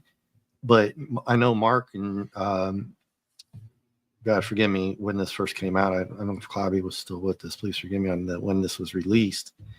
But the character Madam Web. Oh, he was with us when Madam Web was. I didn't want to f that. I didn't want to f that up. Yeah, with my bad memory. because I remember talking to him about it. Yeah. Yeah, I thought that's what. Okay, so yeah, I wanted to ask you first before I said it, but I mean, make sure. But yeah, it doesn't make sense why they do some of these movies and stuff, because even for me, I know that Madam Web was an older lady, right? Yeah, much that's how it was the comics, introduced. In fact, it's one of their higher end comics in that 100 to 200, or is it? Or help me out, Mark. Is it 200 to 300? I think it's 200. Oh, Madam Web. She's an it's- older. We got Phantom in the house, but I think she was in the 70s. Yeah, I'm trying to remember the number. comics. 190 something. I can't remember the 194, number, yeah. 198. But she was an old lady when you got introduced. Am I wrong about No, that? no, yeah, it's Madam. She's an old blind old lady in the comics. So Yeah. well, So the biggest faux pas is you've got Sydney Sweeney in the movie. Let's put her in the costume for most of the movie and let her swing around. Let her show her, Gazungas, and yeah. But it doesn't work. It doesn't work for a lot of people because it doesn't even match the comic book. And you guys know I'm not. That's I'm Madam Web. I'm a low level comic guy, and it pissed me off. You know what I mean? I don't know if that's her first appearance there, but that's how she looked in the comics, and she was. In the stories, in the cartoons, that's where I think she got her, got more. Obviously, you're watching the cartoons more well known. 214, I guess. Okay. Yeah, I knew it was somewhere around there. Yeah, I think I actually have that one. Yeah, there it is. Yeah. So, that. Why would I want to go see that updated version when it's put out like that? Why would that interest me? I guess. Well, that's okay to see to see the origin if you're going to show the origin. And, yes. And you've got Sydney Sweeney swinging around as Julia Carpenter in the costume. I believe me, I get it. I grew up on Aaron Gray, right? I mean, and Princess Aura and Princess Aura and Jane Seymour, and Raquel Welch. I love the ladies in their tight suits, but as far as the comics are concerned, how did you like the movie? You saw it, right? I didn't finish watching. No, I didn't. I couldn't finish watching. I skimmed through it, and I was just looking for. And someone said, Sydney Sweeney they're gonna be in the costumes at the end. I'm like, no, it can't be. And I skimmed through it. I'm like, yes, they're only in their costumes in the afterthought, after credits, basically. And Phantom, you were off by 4 issues. Oh, Phantom! I don't know if I can allow you to be in the chat anymore. Yeah, so I was closer than Phantom. No way. Come on, Phantom. There's no way I beat you in guessing. No, I think I had looked at it. This was, you look at the cast. All the first top 4 they put in there. For 20 somethings, right? So it makes sense. Yeah. But was it an actual origin story, or do you remember? Or I went through it on fast forward, so it wasn't an origin story and she literally I can watch a movie if I can put it on fast forward and I just skim through it as a digital file. Well, I got a 2.5. And she's a EMT in the movie. It's just a horrible story. And I know how bad it was because my better half, she was watched it somehow. It came up on Netflix in her queue, and I don't know what spawned her to watch it, but she must have been really desperate to find something to watch, or maybe it came up. She didn't know. She probably had no idea what it was. Like no idea it was a comic book movie.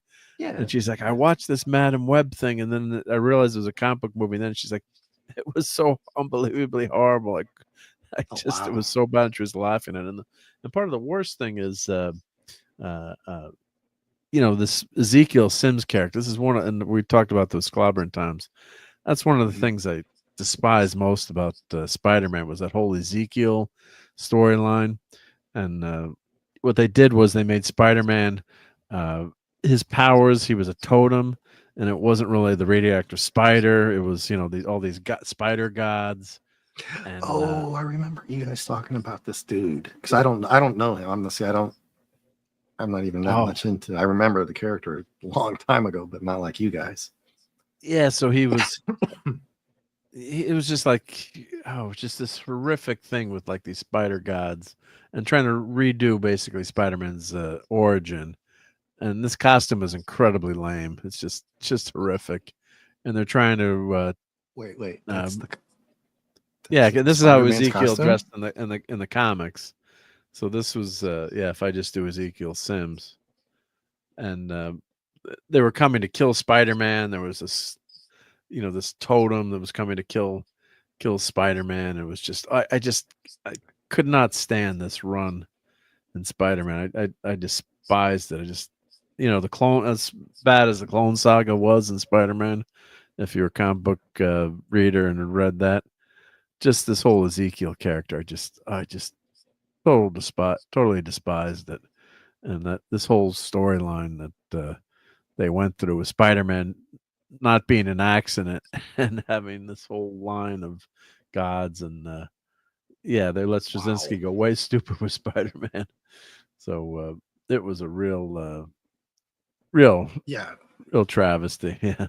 So first of all, they're picking up a bad, first of all, they're picking up a bad storyline to begin with. There's Kane Parker, another clone from the Jackal. But let's see if they have just a quick bio of Ezekiel. Yes, formidable hand-to-hand combatant. Let's see. What issues did this appear in? Oh, volume 2, number 30. Okay, so 2001. J. Scott Campbell and Pete Townsend. Let's see. Yeah, Straczynski was just, and as much as we love Straczynski for Babylon 5, just some of it. So, am I correct in saying that this is a little bit off in the weeds for Spider-Man? Wait. Oh yeah. Yeah. So why are we making a movie about this? Because it was agenda driven for the young ladies. Mm-hmm. Okay. Well, and they keep trying to have Spider-Man without Spider-Man, and it's just not going to work. Mm-hmm. Yeah. Nature of the animal totems. People who gain supernatural abilities from a mystic link to certain animals. He suggested the spider that bit Parker was not mutated by radiation, but was actually trying to give Peter its powers before the radiation killed it. This meant that Spider-Man was now part of the supernatural food chain, making him a target for other totems and beings who fed on totems. That's why foes are based on animals on some level. They sense Peter to be a true totem. The vulture with nothing to do with the vulture of his wings, right? Yeah. Spider-Man was fighting a being known as Morlun. Oh God, I hated that Morlun character. A vampire-like entity fed on totems, apparently at the cost of his life. Yep. So I just because Morbius wasn't enough, right? They had to come with some lame half-ass vampire dude. Yeah, so that's the they tried to cram it, like they tried to cram Venom into that movie. So it was really bad, really bad. Yeah. Makes you shake your head, right, JT? Sometimes. Yeah. Right. I can feel it in your voice when you were asking Mark that question about. Yeah. And I'm not even up to speed with a lot of people in the chat. Know way more about comics than I'll ever. But even though I know this kind of stuff, it's crap. I mean, hopefully we'll get a Pace Pot Pete movie next. In the Fantastic Four. Hopefully we'll have Pace Pot Pete. Well, aren't you waiting? I mean. Have you heard much about that, Mark, coming up for the 4? There's not a lot of news on the FF movie. It's kind of dropped off, didn't it? Yeah, Anybody in the chat maybe know what's going on with that one? Let's see what the latest is. Let me check on the. Haven't looked it up. You talking about the Captain America movie? No, the new Fantastic Four supposed to come out. Yeah, I don't think there's been maybe 26. Probably been much news yet. Yep. If they don't scrap it, I guess the trailers. Let's see. Watch the theatrical trailer screen. Well, this is a screen concept. Yeah, it's a fake. This is a fake trailer that I think that someone did that I'm looking at. But yeah, we're still waiting for the real trailer to show up. Yeah, someone did actually. This is actually kind of cool. Yeah, Check. Professor Archie says it's still due this summer, but you have to wonder if you haven't heard much on it yet. They're getting too much flack already. Yeah, what's going on? Oh, Mark, you really think? Yeah, I think that. Let me just put this in the chat here. If anyone wants to check, this is someone did a lot. I just skimmed through this really quick, but I thought it was like, oh, the trailer's out. Not the trailer, but check this out. Someone did a pretty good job with it.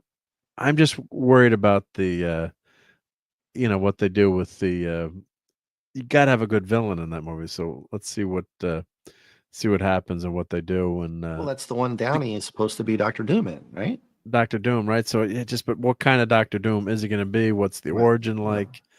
I mean, that's the same movie we're talking about, though. Right? Yeah, but it's not. Okay. It's not out of the world. We've got private companies making rocket ships now, right? So it's not doing a better job than this. Doing better.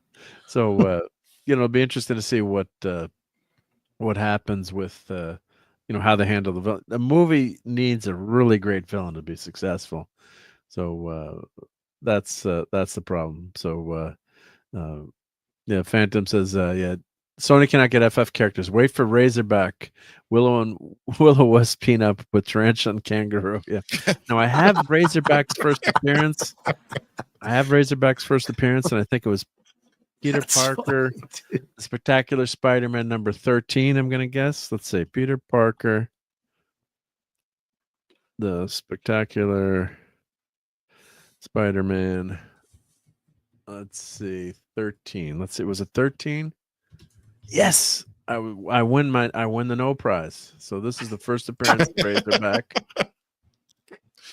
Yep. See, Phantom, you were 4 issues off, but I got the issue right. So so that's I still got it wrong. I look back. I still got it wrong. So my grandfather brought me back this comic book. He worked as a taxi cab dispatcher on the weekends at his brother's place. And yep, so that's the first appearance of Razorback. So I'm hoping they make a Razorback movie. And oh wow, $30. It's worth $30. Good pick, Grandpa. But I'm hoping that that takes off. So yeah, that was a fun. Oh, did I show? Oh, I didn't show it on the screen. Did I show it on the screen? Of course, I didn't show it on the screen. It hasn't popped up. I boomered it. Yep. Razorback first appearance. There we go. Images. Yep. Let me share my screen here. We'll have 2 more likes. There to we 50. go. So see, I was right. Number 13. See, I know my comics once in a while. Wow. I couldn't remember, people's names or, what was the combination? Well, I would have to admit to you guys at Phantom, I like Tarantula. Right. If you're talking about Spider-Man Tarantula, I thought he was cool when I was a kid. And Sob Story, I actually had that one. Not the Spectacular, the Amazing Spider-Man one of Tarantula. Yep. Well, the Thunderbolts is going to be another disaster too, because I love the original Thunderbolts in the comics. That was a fantastic premise and great series, and you're just not gonna. It's just not gonna try. I mean, normies don't know who the Thunderbolts are, and are there enough fans of the Thunderbolts to draw, enough for them to even make their money back. Yeah. On this thing. Unless it comes out as one of the best ones, and everybody like here is saying go see it, then no. Well, It's not maybe gonna it do comes well. out on a week where there's no competition. Might be their best bet. Well, it's gonna make some money. I don't think it's be Eternals of it bad, but yeah. we're gonna have to see what Captain America does, the not Captain America movie. And just how stupid was Marvel? They did exactly what they did in their comics when they had all these great characters in the movies, and then kid went to the comic book store to buy it, and guess what? Iron Man wasn't Iron Man. You had Riri Williams. Captain America was Sam Wilson. Let's see who else was. All the characters were. Thor had been replaced, although he was technically was in his own issue, but they had Jane, what's her name, take over as Thor. Although I did like the Jason Aaron storyline, the God Killer storyline was fantastic. So they totally screwed that up and I actually would almost like have a little interest in seeing the Thunderbolts, but it's going to be like a matinee or something. I'm not paying full price to go see it, right? Yeah. Mm-hmm. One of those. I'm going to grab some popcorn, a Coke, and some Twizzlers or whatever, Raisinets, and because out there it's going to be about $30, and go see Thunderbolts. And then I'm like, ooh, I don't know, man. But Mark, I mean, are you going to go see it? I mean, you're going to go see it because I have a buddy that we all go see all the Marvel movies together. Yeah. We missed a few of them, like Wakanda. I didn't go see, and then I started watching that at home on streaming, and I turned it off because, as you can see, Namor is a really fun character. What they did to that is just not insufferable. Namor. You remembered. How could I forget? Oh, God, as soon as I saw that, I said, "No fucking way." Excuse my language. I always loved trolling. No I always loved trolling me. Clobby in the chat, just putting a million R's after. No. Yeah, so he's always on my background. Yeah, Namor, great character. The original great, the real name, quote unquote, villain. But and that nobility that his character has. And when I saw what they did to him, and I think part of it was because the Universal sells the rights to Namor, and just like the Hulk, Namor and the Hulk, they have rights that they can't be on a solo movie, or if they do, Universal gets most of the money. There's some crazy rights issues there. So in the Thunderbolts, we're going to have Bucky Barnes. Of course, for a while, Hawkeye led the Thunderbolts, which was kick-ass. You got an LMD of Larga de Fontaine. Sharon Carter is the Destroyer. Well, that's not the Destroyer from Asgard. Red Guardian. I love Red Guardian. Was hysterical in the Black Widow movie. I know that was not a great movie, but some of those scenes were just hysterical. That dinner scene. You've got Black Widow in it. Somehow it's got to be a flashback, right? And White Widow, or is this is this the MCU, or is this how could you have Black Widow in it unless it's a flashback, right? And Harrison Ford's in this movie? Yep, he's the Red Hulk in this movie. Yep. Oh. But you had Screaming Mimi, Mach 1. So these are the original characters. So Citizen V was Helmet, Baron Zemo, Atlas, Goliath was in this. Moonstone. Ooh, talk about a smoking character. Yeah, Carla Soffin, great character. You've talked about this before. Screaming Mimi was another great character that was in the original Thunderbolts. The Fixer, Jolt, and then Hawkeye. Yep. So great character. And of course, the whole premise was they were villains, and then it was a grand scheme behind the Thunderbolts. And they actually ended up liking. They liked it when they were here, like they liked the accolades they got as heroes. So it was a great read, especially those first issues. I think they appeared first in was it in the FF that they first appeared, or was it in the Hulk? I think it was in the Hulk. Was it in the Hulk series? Let's see, Thunderbolts. That was beyond me. I remember them on a crossover with Deadpool. If I got that right. I thought it was. It was the Hulk 449. Okay, yeah. Oh no, 1962. No, it's not 1962. What are they talking about? 1997. 1997. There we go. Yeah, 449. Okay. So there's the first appearance of the Thunderbolts. Yep. That was a kick-ass. Those first few issues of the Thunderbolts were kick-ass, and I think there's next appearance was in the Fantastic Four. Yep. So, we're way off Phantom. So 440, but of course that's volume 2. So maybe legacy numbering that could be right. You know, and legacy, you're probably right. Yep. If it's, they pronounce the name more if they sort of say it, and then someone put their head underwater. They forgot to keep them underwater.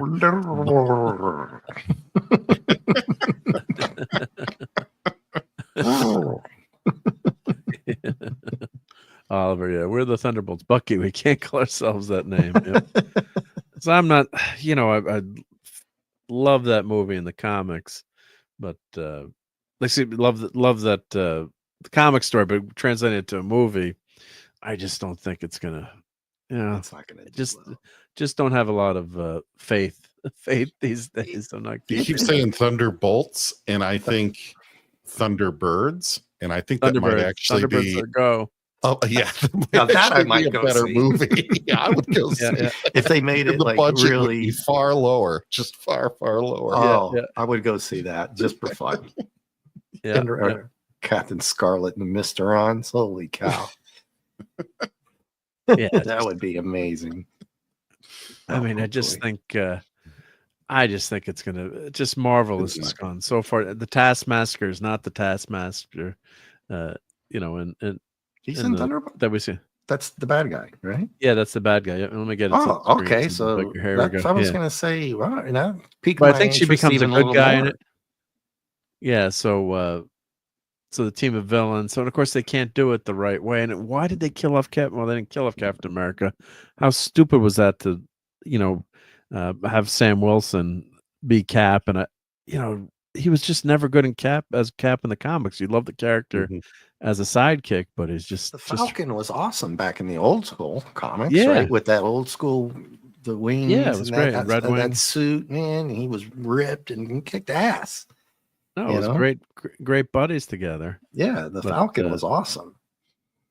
But really, you don't get you just don't get that same effect. He's not Captain America, and it was. Unless they did, a movie where Steve Rogers comes back like halfway through the movie and regains the mantle, but it's just ridiculous. Yeah. Yeah, and you liked a lot. I didn't see all of it. The most I had watched Black Widow was from the 4-hour video Mahler did on it. Yeah, he did a 4-hour video on that. On the tour movie. Yeah, his videos were amazing. Yeah. And because there's so much going on. He showed some of the funny parts and stuff, but I think when people get upset, and JT and I talk about this on not plugging my channel, but even the comics that we review, when it gets insulting to people, it's so bad. Like she falls, Mark, from a building, right, on the outside of the building, like in New York City, a bunch of buildings there, a little alleyway, right? Yeah. And JT, no shit, she falls from like 5 or 6 stories up at least, maybe higher. Wonderful. And she just hits like a pipe, and then she's like, "Oh, crank!" And I crack my head, crack, and then she gets all the way down and snaps the back of her neck on a dumpster, the metal dumpster. Yeah. Mm-hmm. And then she pops up, and all she's doing is like, "Oh, I'm just gonna walk it off." That's like an instant deletion from that height. Yeah. When I saw that, I was like, my God, what is Mark and all these other people thinking about this movie? And you had said, you had trashed that and said it had funny moments, but I would see that and I was like, she doesn't have any superpowers, right, Mark? No, she wasn't injected like Captain America. She doesn't have healing powers like Wolverine or Deadpool. Like, what the hell is going on? It must be part Wile E. Coyote or something. JT, I'm not kidding. Ask Mark. That's what the scene was like, right? Oh, it was bad. Geez. Yeah, it was almost as bad as Hawkeye getting stuck in the New York City Christmas tree at Rockefeller Center. In the Hawkeye and I'm like, show, I'm like, no way. I mean, come on, it can't be that bad. And people were like, yeah, it's in there. And then I saw it for myself, and I was like, holy crap. Oh, Yeah, well. so Phantom here, yeah, Thunderbolts was a very cool concept. It was amazing. At the end of the issue one, they showed the readers who the new heroes were. Remember, they showed up in the aftermath of Onslaught, yeah, when all the heroes were gone. So, yeah, that was yeah, they could have used Captain Returned the Stones to introduce new Avengers and X-Men. Yeah, it's just such a big miss by writing off Captain America, and you can't, that character is a timeless character, so you can't have as much as you love these actors. Someday you've got to replace them. You've got to have a new actor like James Bond. You got to have a new actor playing Cap. I mean, if you're going to keep doing these stories. So yeah, so here's the new Ant-Man and Wasp. You've got Ghost, Ant-Man and Wasp. Then you've got Bucky, who is a very good character. Who else is, and of course, I guess somehow they're going to have Black Widow in this, or they're going to have. I thought they said Black Widow and White Widow. Well, yeah, also Phantom says that they took the Infinity Serum, but I'm looking at timelines. Is that the timeline of when that Black Widow movie came out for her? Because she was already dead on the Avengers timeline. When it came out. Yeah, it was a flashback. Yeah, it was a flashback. So and you guys know way better than I do. That's the kind of stuff I can't know. I don't know about, like, at the timeline of her being able to. I'm assuming that's the excuse would have been she had the Infinity Serum, but nobody knew, I guess. I don't know. This is one right here where they told the senator to do better, right? Yeah, that infamous line. Yeah. So one rumor I've heard is maybe Captain America, Steve Rogers will come back as Nomad, which happened in the comics. He gave up the mantle of Captain America, but. So yeah, U.S. agent, just Falcon and Winter Soldier show was just horrible. So bad. Wakanda Forever. I've never finished Wakanda watching. Forever.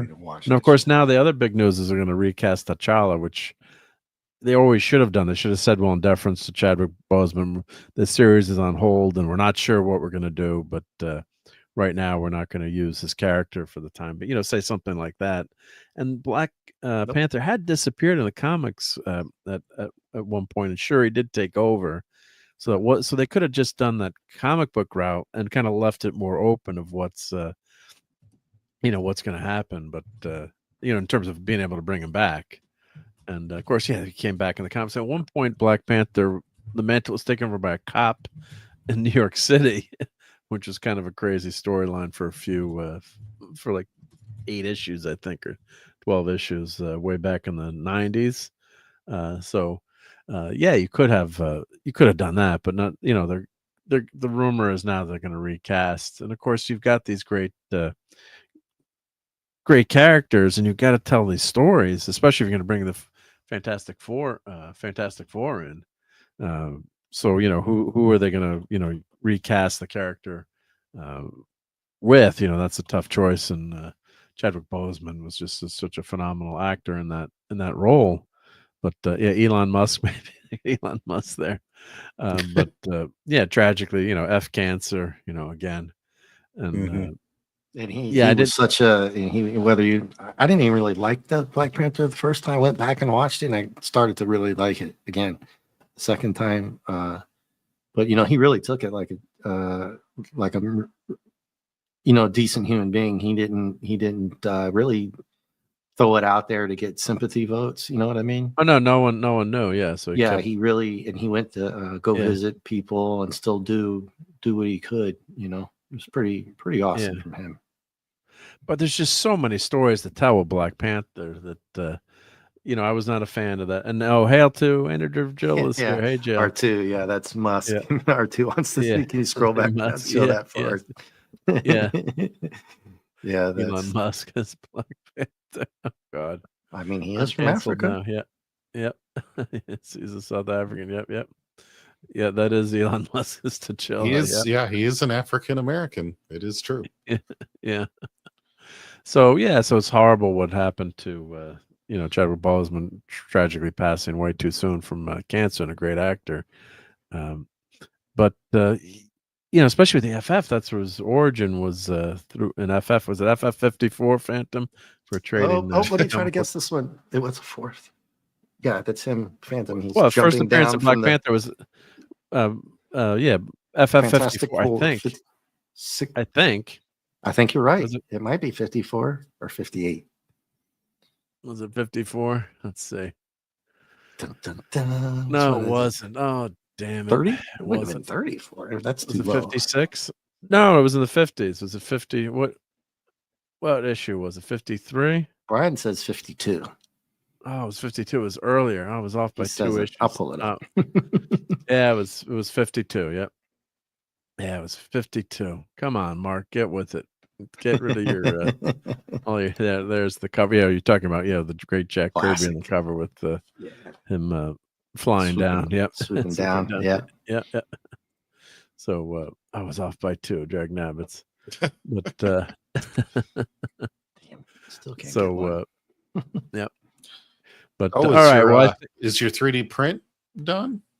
let's see if it finished. It did finish. Yep. So here we go. So, yep, that it did finish. Yep. Let's go up a little bit so we can. Let's go up just a little bit. Keeps asking me to home. Doing a home the device, but yeah. So actually, it's a good part to mention. So I did this 3D print. Let me. If you do want a Doomsday Machine, let me show you guys where you can buy one. And we got a lot of people in the house tonight, which is good. So, shameless plug. But if you do want to buy a Doomsday Machine, here's the link to my coffee, and then also I have them on eBay as well. I think I just have the Christmas ornament one on eBay. Let me show you guys what it looks like on coffee, so you can see that here. Let's see if I can show the shameless plug segment of the show. Why not? Yeah. I've got one up on the shelf right now. As a matter of fact. Yeah. I've got. Where's mine? Yeah. Here, I'll show one. No, that's okay. That's a little one. Yep. I think that's the ornament. The Dad Man That's clan gave me this. That's the ornament.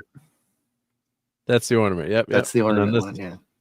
So this is the big one. Yeah. So I have 2 different sizes on sale. So the really big one that'll really got to watch out for your house, and and a smaller version. But yeah, there's it being printed on the printer there. So yeah, it's a lot of fun doing this stuff. So if you're interested, Anti-derivative Jill. Did you guys say hi to Aunt Jill?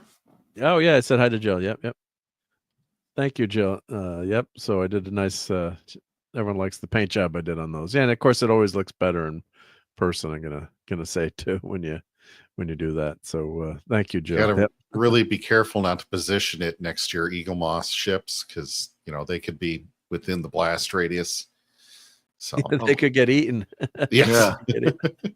Speaking of which, I found that thing for you, JT, about the Eagle. Remember we were talking about late night Fortnite that Master Replicas had taken over Eagle Moss. Yeah. Mm-hmm. I pulled that up for you guys. I forgot all about it. That I even had it. I almost forgot about it because we were winning so much on Friday. That was it's quite the night. We were definitely kicking some tail there. I don't know if you want to share that real quick, Mark. Hope I didn't cut you off. For your Battlestar people out there. Oh, they're back. Yep. Yeah. Master Replicas has taken over the Eagle Moss rights. Didn't even know this, and they're selling you can do Star Trek here, Doctor Who. They have a whole Doctor Who collection, a lot of sci-fi stuff, even Stargate and stuff like that. But you can get there's the original one there, JT, £50. So the prices, you'll have it get it shipped, but the price. If I could really lose good. 50 pounds and gain a Viper, that would be awesome. I imagine that's pounds, right? That's not quid. Quid's too small. Yeah. Yeah, it's got to be pounds, at least 50 yeah. pounds. But That's look at pounds, the prices, and they've even, this is kind of you can get it on eBay, the original Galactica one, right? But these are the original Eagle Moss designs, and you can pick them up now for not bad. I might get the 2 or 3 of them because they're so cheap. To be honest with Well, you. you got to. The excuse is you got to get a few together when you're shipping. So for the shipping, right? It Yeah, just saves money to buy more. Pays for exactly. itself to buy more. Yep, yep. Yeah, well, Oh, they're about a foot long, probably plus in the box. So I don't know if I would have them shipped all together, right? I don't, I have to look into Well, it. typically Add 'em to the they give you a deal on the shipping the more you order. Yeah. Yep, yep. They'll just use a bigger box. That's all. Yeah. Yep. Thought you might. We For need a anybody bigger out box. there who's interested. Thank you for And- that. Oh, why don't you throw that link in the chat for everyone? Yep, yep. Yeah, I'm copying it now. They Yeah, even have copy that. Orville on there, Daleks, Picard teacup set just for you, Mark, and a bunch of the other ships too. So Nice, yeah. And I did do. I did a nice 3D print of the Orville. I haven't painted it yet, but I did one out of silver. And of course, I did finally also change my stream element spot. So I changed some of the channels. So I put, remember Cardinal Sin. So there's Cardi's, God bless Cardi. So there's his channel. So I finally updated some of that stuff. And here's the Master Replicas item. Now, this next enabling we're going to talk about item, we if you're new here, we do something called enabling where we try to get you to buy stuff. So thank you to Brian Hepburn for showing this, sending me a link to this. So they're coming back with the Micronauts now. I'm a massive Micronauts fan, and if you look around my room, I got a lot of Micronauts and that Astro Station. Here, I'll show the background again. If you look in the top right corner, that's actually my Astro Station that I photographed and put on the background there. So one of the toys I had is in the 70s. Now, the only bad thing about this, I shouldn't say bad, but it's 3.75 scale. So Biotron, when you had, and I never got Biotron. I have Microtron, the original Microtron, but Biotron was about 18 inches tall. I'm going to say he was a huge robot, or foot tall. So it's gonna, of course, I'm buying these, and it's gonna be great to have them as as figures. So Baron Karza was a little bit bigger. He had joints that you could take apart, and you could turn him into a centaur. So you had the horse you could buy, and then Baron Karza, and then these ball magnetically put together with ball bearings, basically, and so you could turn him into a centaur. So it was just really amazing. So I'm sure this figure is not going to do that, but it does look pretty good. It does look pretty good. Yeah. The artwork's I'm great, buy this. right? Yeah, artwork's great. Yeah, so I might have to buy 2 of each, I guess. That's kind of like me. I don't want to take it out of the package, but I do. Yep. Like I still have my creature in. I don't want to take it out because I only have one. My Migo. Yeah, Arcturus is Rand's personal assistant. So did he have that name as a Micronaut? I think that was only in the Marvel series. So I don't know what's let's see if I can get out of this. Let me exit out. Yeah. So, and I think they also had, I think there were 3 characters that were I thought they had 3 characters in this line. I guess just these two are for sale first. Let's see. Who else was coming soon? Let's see if I read. Let's go back. I think there's an article on these. But let me put that link in. Let me grab that link. Let's see right here. Is Super put 7 an English company, or is that American? I see that in American dollars. I think they're an American company. Let's see. Yeah, so Biotron rearranged into, he did Tetrarch. Yeah, so you could take his tank treads out and you could turn them into a vehicle. So if you went, stop asking me about all these pop-ups. God. So Biotron here, you could turn into a vehicle. You could change his legs and pop things off, and the pack on his back had tank treads. There we go. They're the tank treads. Yeah, so you could turn into a vehicle. Yeah. These are Hasbro's license, so they're probably based on the Marvel one. Cool. So I hope we get Bug. Well, Bug is owned by Marvel actually, but let's see if we can go. Let's see Micronauts figures.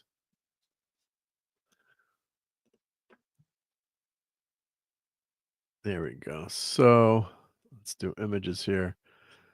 So Palisades did some Micronauts. They did a repro line of the Micronauts years ago, probably in the 90s or 2000s. But unfortunately, they used the plastic that was used by the manufacturer in China was subpar plastic, and the figures all fell apart. So that was that's a it was shame. It was a disaster. Yeah. Yeah. Oh, the Hydra Hydra. This is a great toy. I have this one. This is a really fast vehicle. The Hydra. I guess they just called it Hydra. But here's the Steed for Baron. So interchangeable. So there's the Steed. Ooh, And nice. so you could change. So I don't have any. I always wish I had Force Commander and Baron cars and these guys. I never did get them. It's on my bucket list to get. Yeah, they're not cheap. So yeah, so Force Commanders.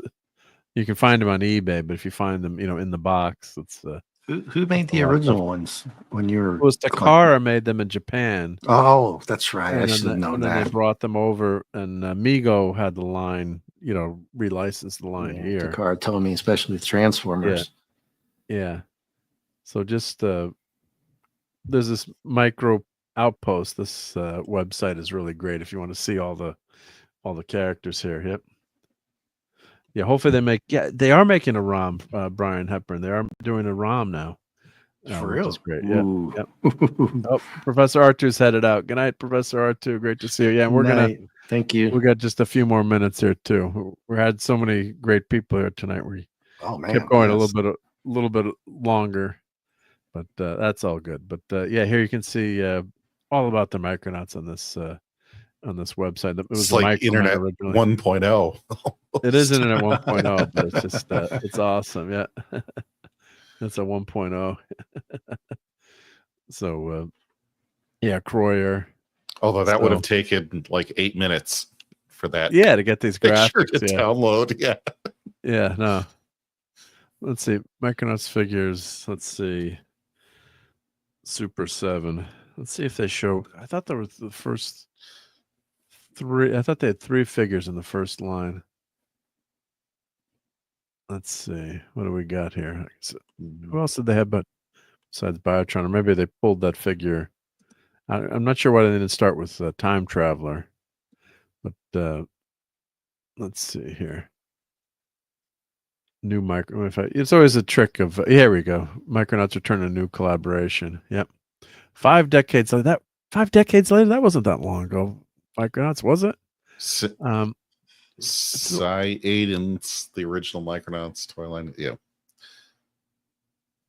So let's see. The franchise has been dormant for quite some time, but that's about to change as Hasbro and Super 7 joined forces for a new series of Micronauts action figures just for Marc D. So I'm like the only Micronauts fan out there. Probably. Well, show that Steed. You said they're releasing the Steed, or is that your? No, I don't think so. No, they're probably not. Yeah. Well, it's just first wave, so first wave. Right. Yeah, but I thought after 50 years, they're going to. So, did they make anything more recent than that? Then they had. Well, there was, like I said, a Palisades did a Micronauts line. Was it Palisades? Well, Palisades is a nuclear power plant too. So every time you keep saying Palisades, yeah. But it was so it was Palisades Micronauts. Go. So these Micronauts. So I bought some of these, and the funny thing was I was looking through some of my bins of and I found some of them. I'm like, oh, I forgot that I bought these, because I have so many action figures. So unfortunately, like I said, it was farmed out under Palisades' nose to an inferior factory that they didn't know about. Production errors were rampant, which hurt future retailing.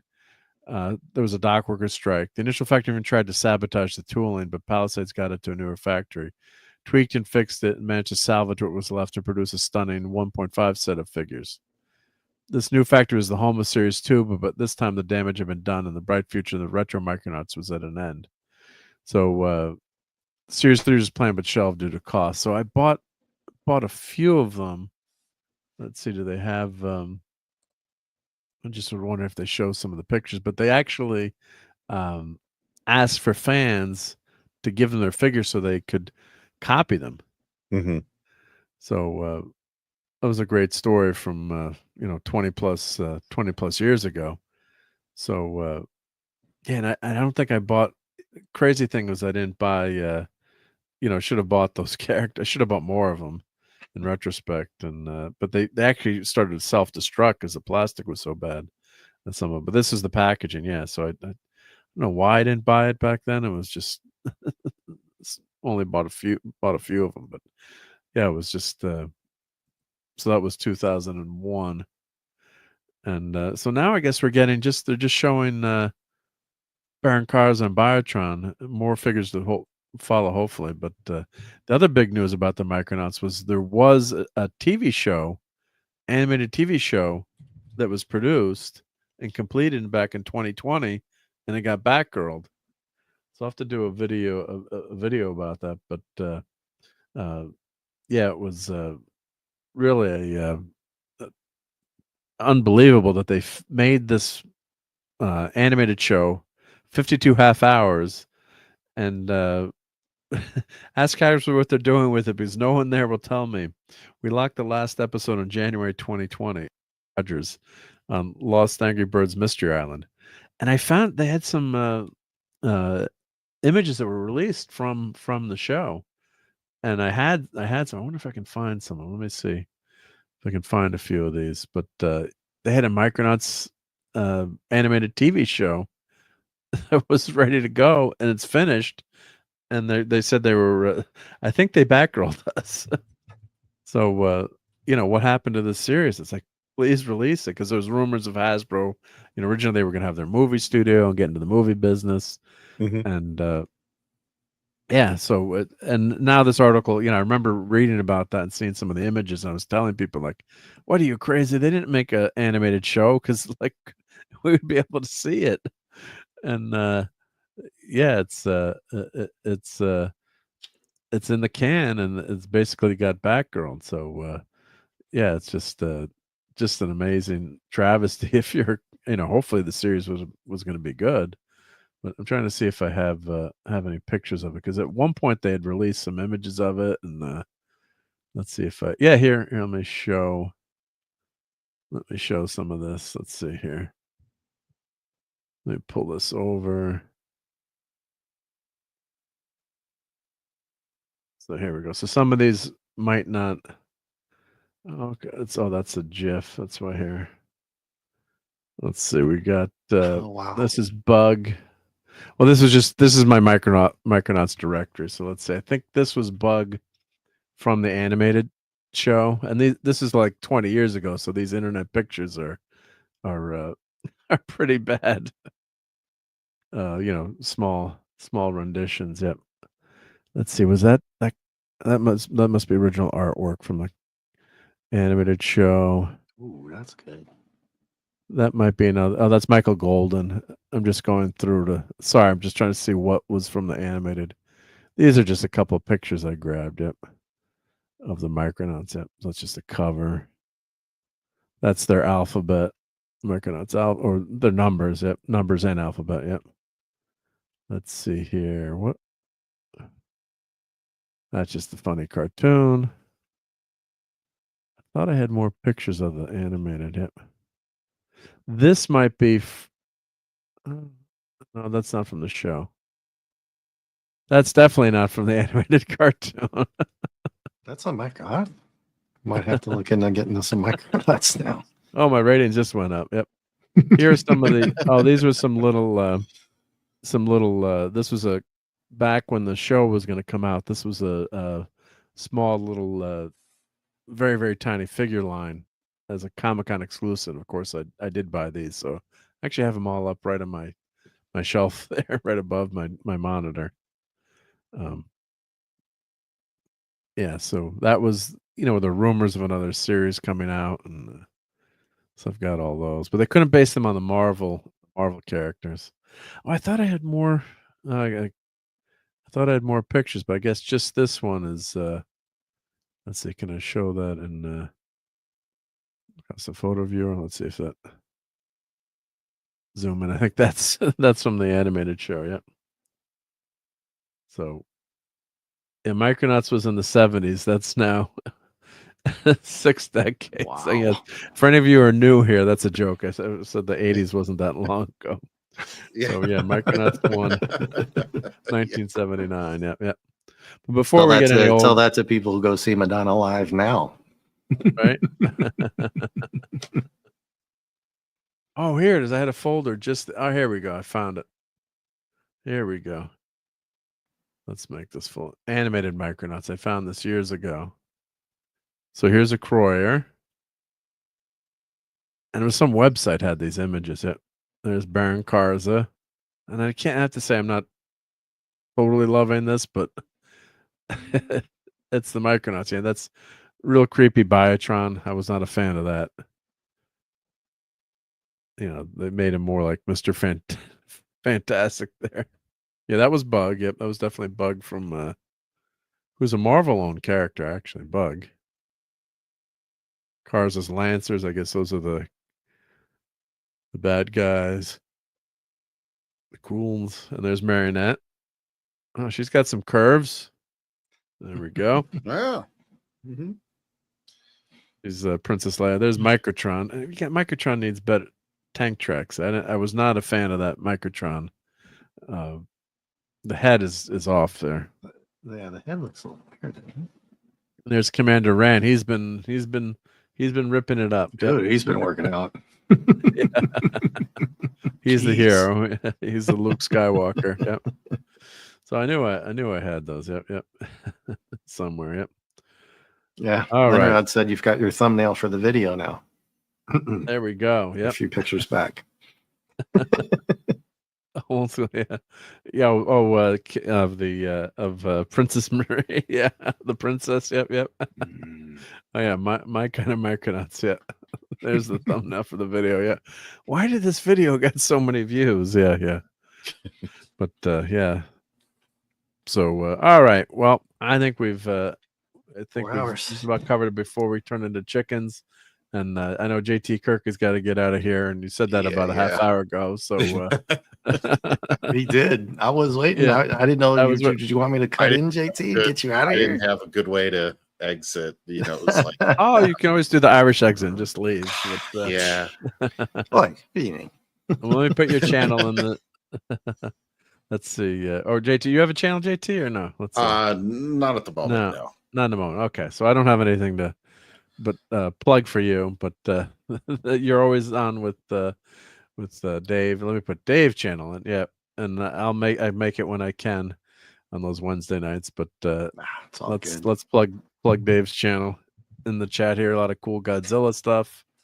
Let's we're doing Battlestar Galactica comic the 1980 Wednesday at 9 Eastern. Hopefully issues number 2 and 3. We only got through issue number 1 last week.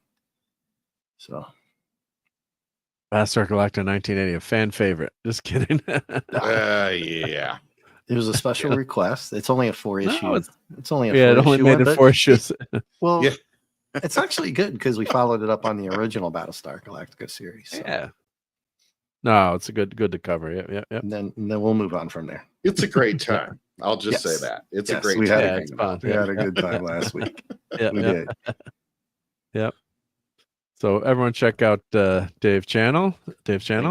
I'll be back. I think everyone, if you're not subbed to the channel, I always got to do the plug. Clobber that like button, hit that sub button. Thank you.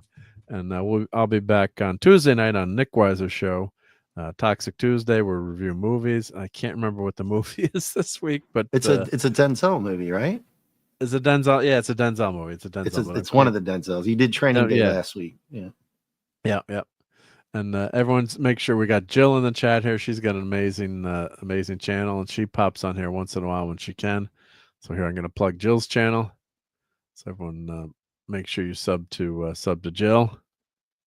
There we go. Good night to Lenrod. Good night to Tetrarch of Apathy.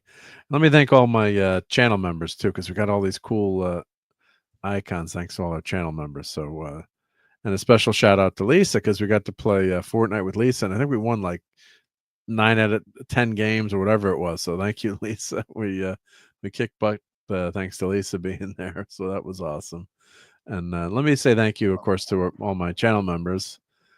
So the great Eric K, Andrew of Jill, JT Kirk, thank you, JT. Brian Hepburn, Dave C, thank you, Dave. Yep. Christian Jalorm, Max Redstone was here earlier.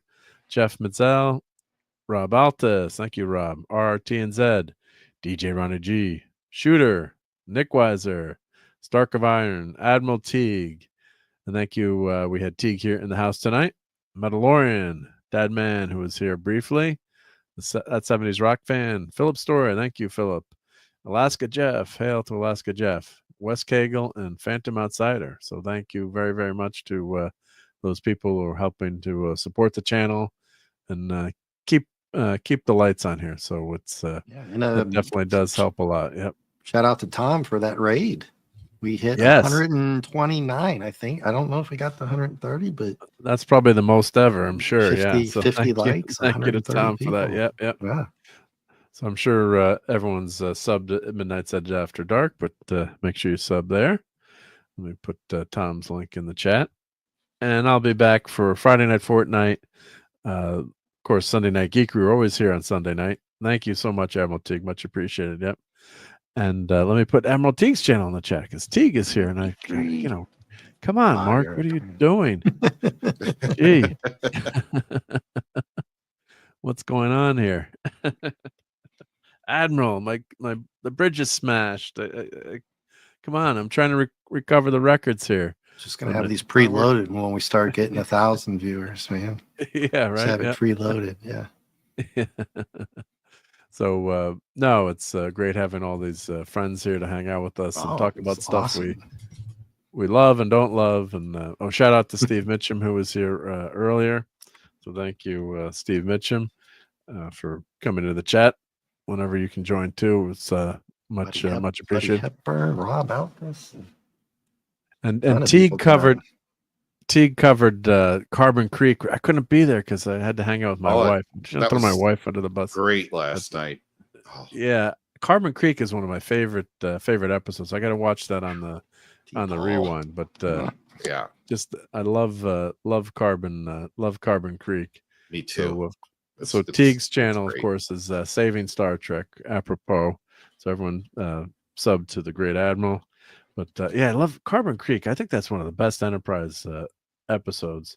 And I remember reading a review of it at the time, and people were trashing it. I'm like, this is a phenomenal episode. And, oh yeah.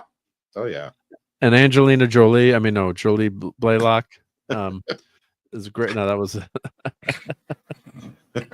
Freudian slip there. Yeah. Whoa. It's one of my top 5 favorites of Enterprise, easily. Yep. Davina Duckworth. That's who came. Davina was singing here. Yep. Yeah, that's a great episode. And it shows some Enterprise love here. Jonathan Conroy, good stream, guys. Brought some good memories. Oh, thank you so much. That's what we aim to do here. And we've got a request for get those nerds. Now cover your ears because this clip is this extra loud clip. This clip is extra loud. Get those nerds! Nerds! What? And then in response to that, everything that guy just says is bullshit. Thank you. He's polite at least. Who am I? Groovy. There's only one thing I want to say to you, Commodore. You're a dumbass. You're a dumbass. Well, double dumbass on you! Superman! Would you like some toast? Mm-mm. Some nice hot crisp brown buttered toast. Get to the chopper! Relax. All right? My old man is a television repairman. Got this ultimate set of tools. I can fix it. Merchandising, where the real money from the movie is made. It's because a droid don't pull people's arms out of their sockets when they lose.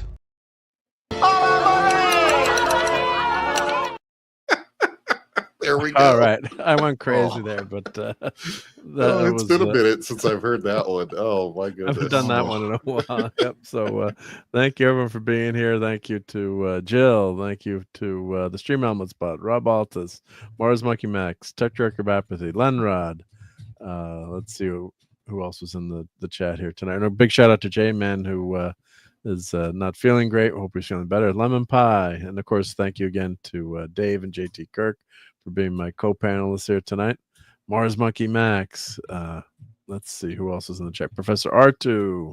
Piku. Hey, Piku. Let's see. Who else am I scrolling through here? Lemon Pie, Lenrod, I think I said. Let's see. We did get the stream elements, but Phantom Outsider. Thank you, Phantom. I think I got everyone who's still here, but we had so many people in prayers the chat for tonight. J-Man. Tetra J-Man, Apathy's just dropping that in again. Thank you. Thank you. Yep. Because J-Man's been going through some stuff now, unfortunately. Yep. Oh, and Tim Hayes is here. Oh, Tom was actually popped in the chat probably when I was away from the showing. Oh, geez, I didn't even see him pop. Yeah, I just either. Well, we got crushed. I mean, we got crushed by like how many people? Easy just Burton, popped in? Phantom, Lenrod. Let's see. But if I miss it, Philip Story was here. Thank you, Philip, for being here. Much appreciated. Lisa, of course. Thank you to Lisa for being here. Lisa. And it was great to have her back on Fortnite. But yeah, with and Tim was here. Tim is always first. Yep. So and that Amanda, oh my God, she was such a good player. Amanda's fun. Yeah. So I think I got everyone who's active in the chat. I hate to miss anyone, and Clobber times I would always play that game, like who are you missing? But if I am missing anyone, it's just because I'm an idiot, and I apologize. But yeah, I think we've got a request for Alan Moraine again. So I can't resist that.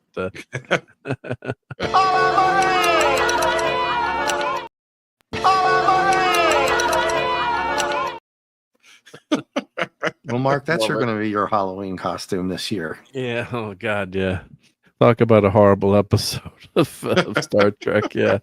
The poor actors on that one. Right. No budget. Yep.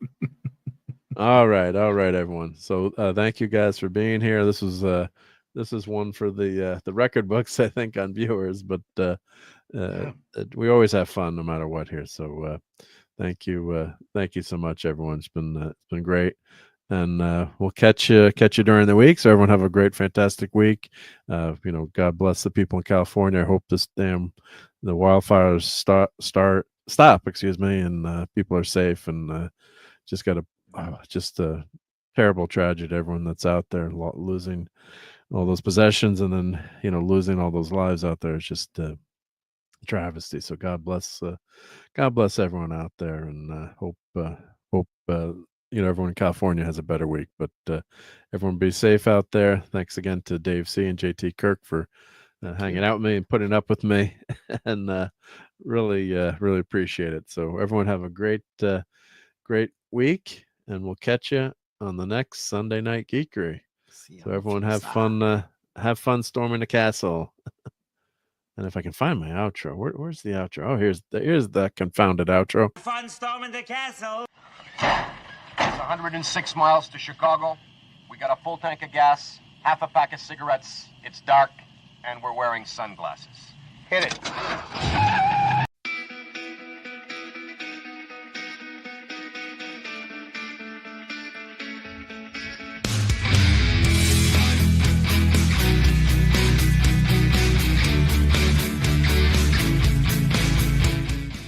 Still here? It's over. Go home.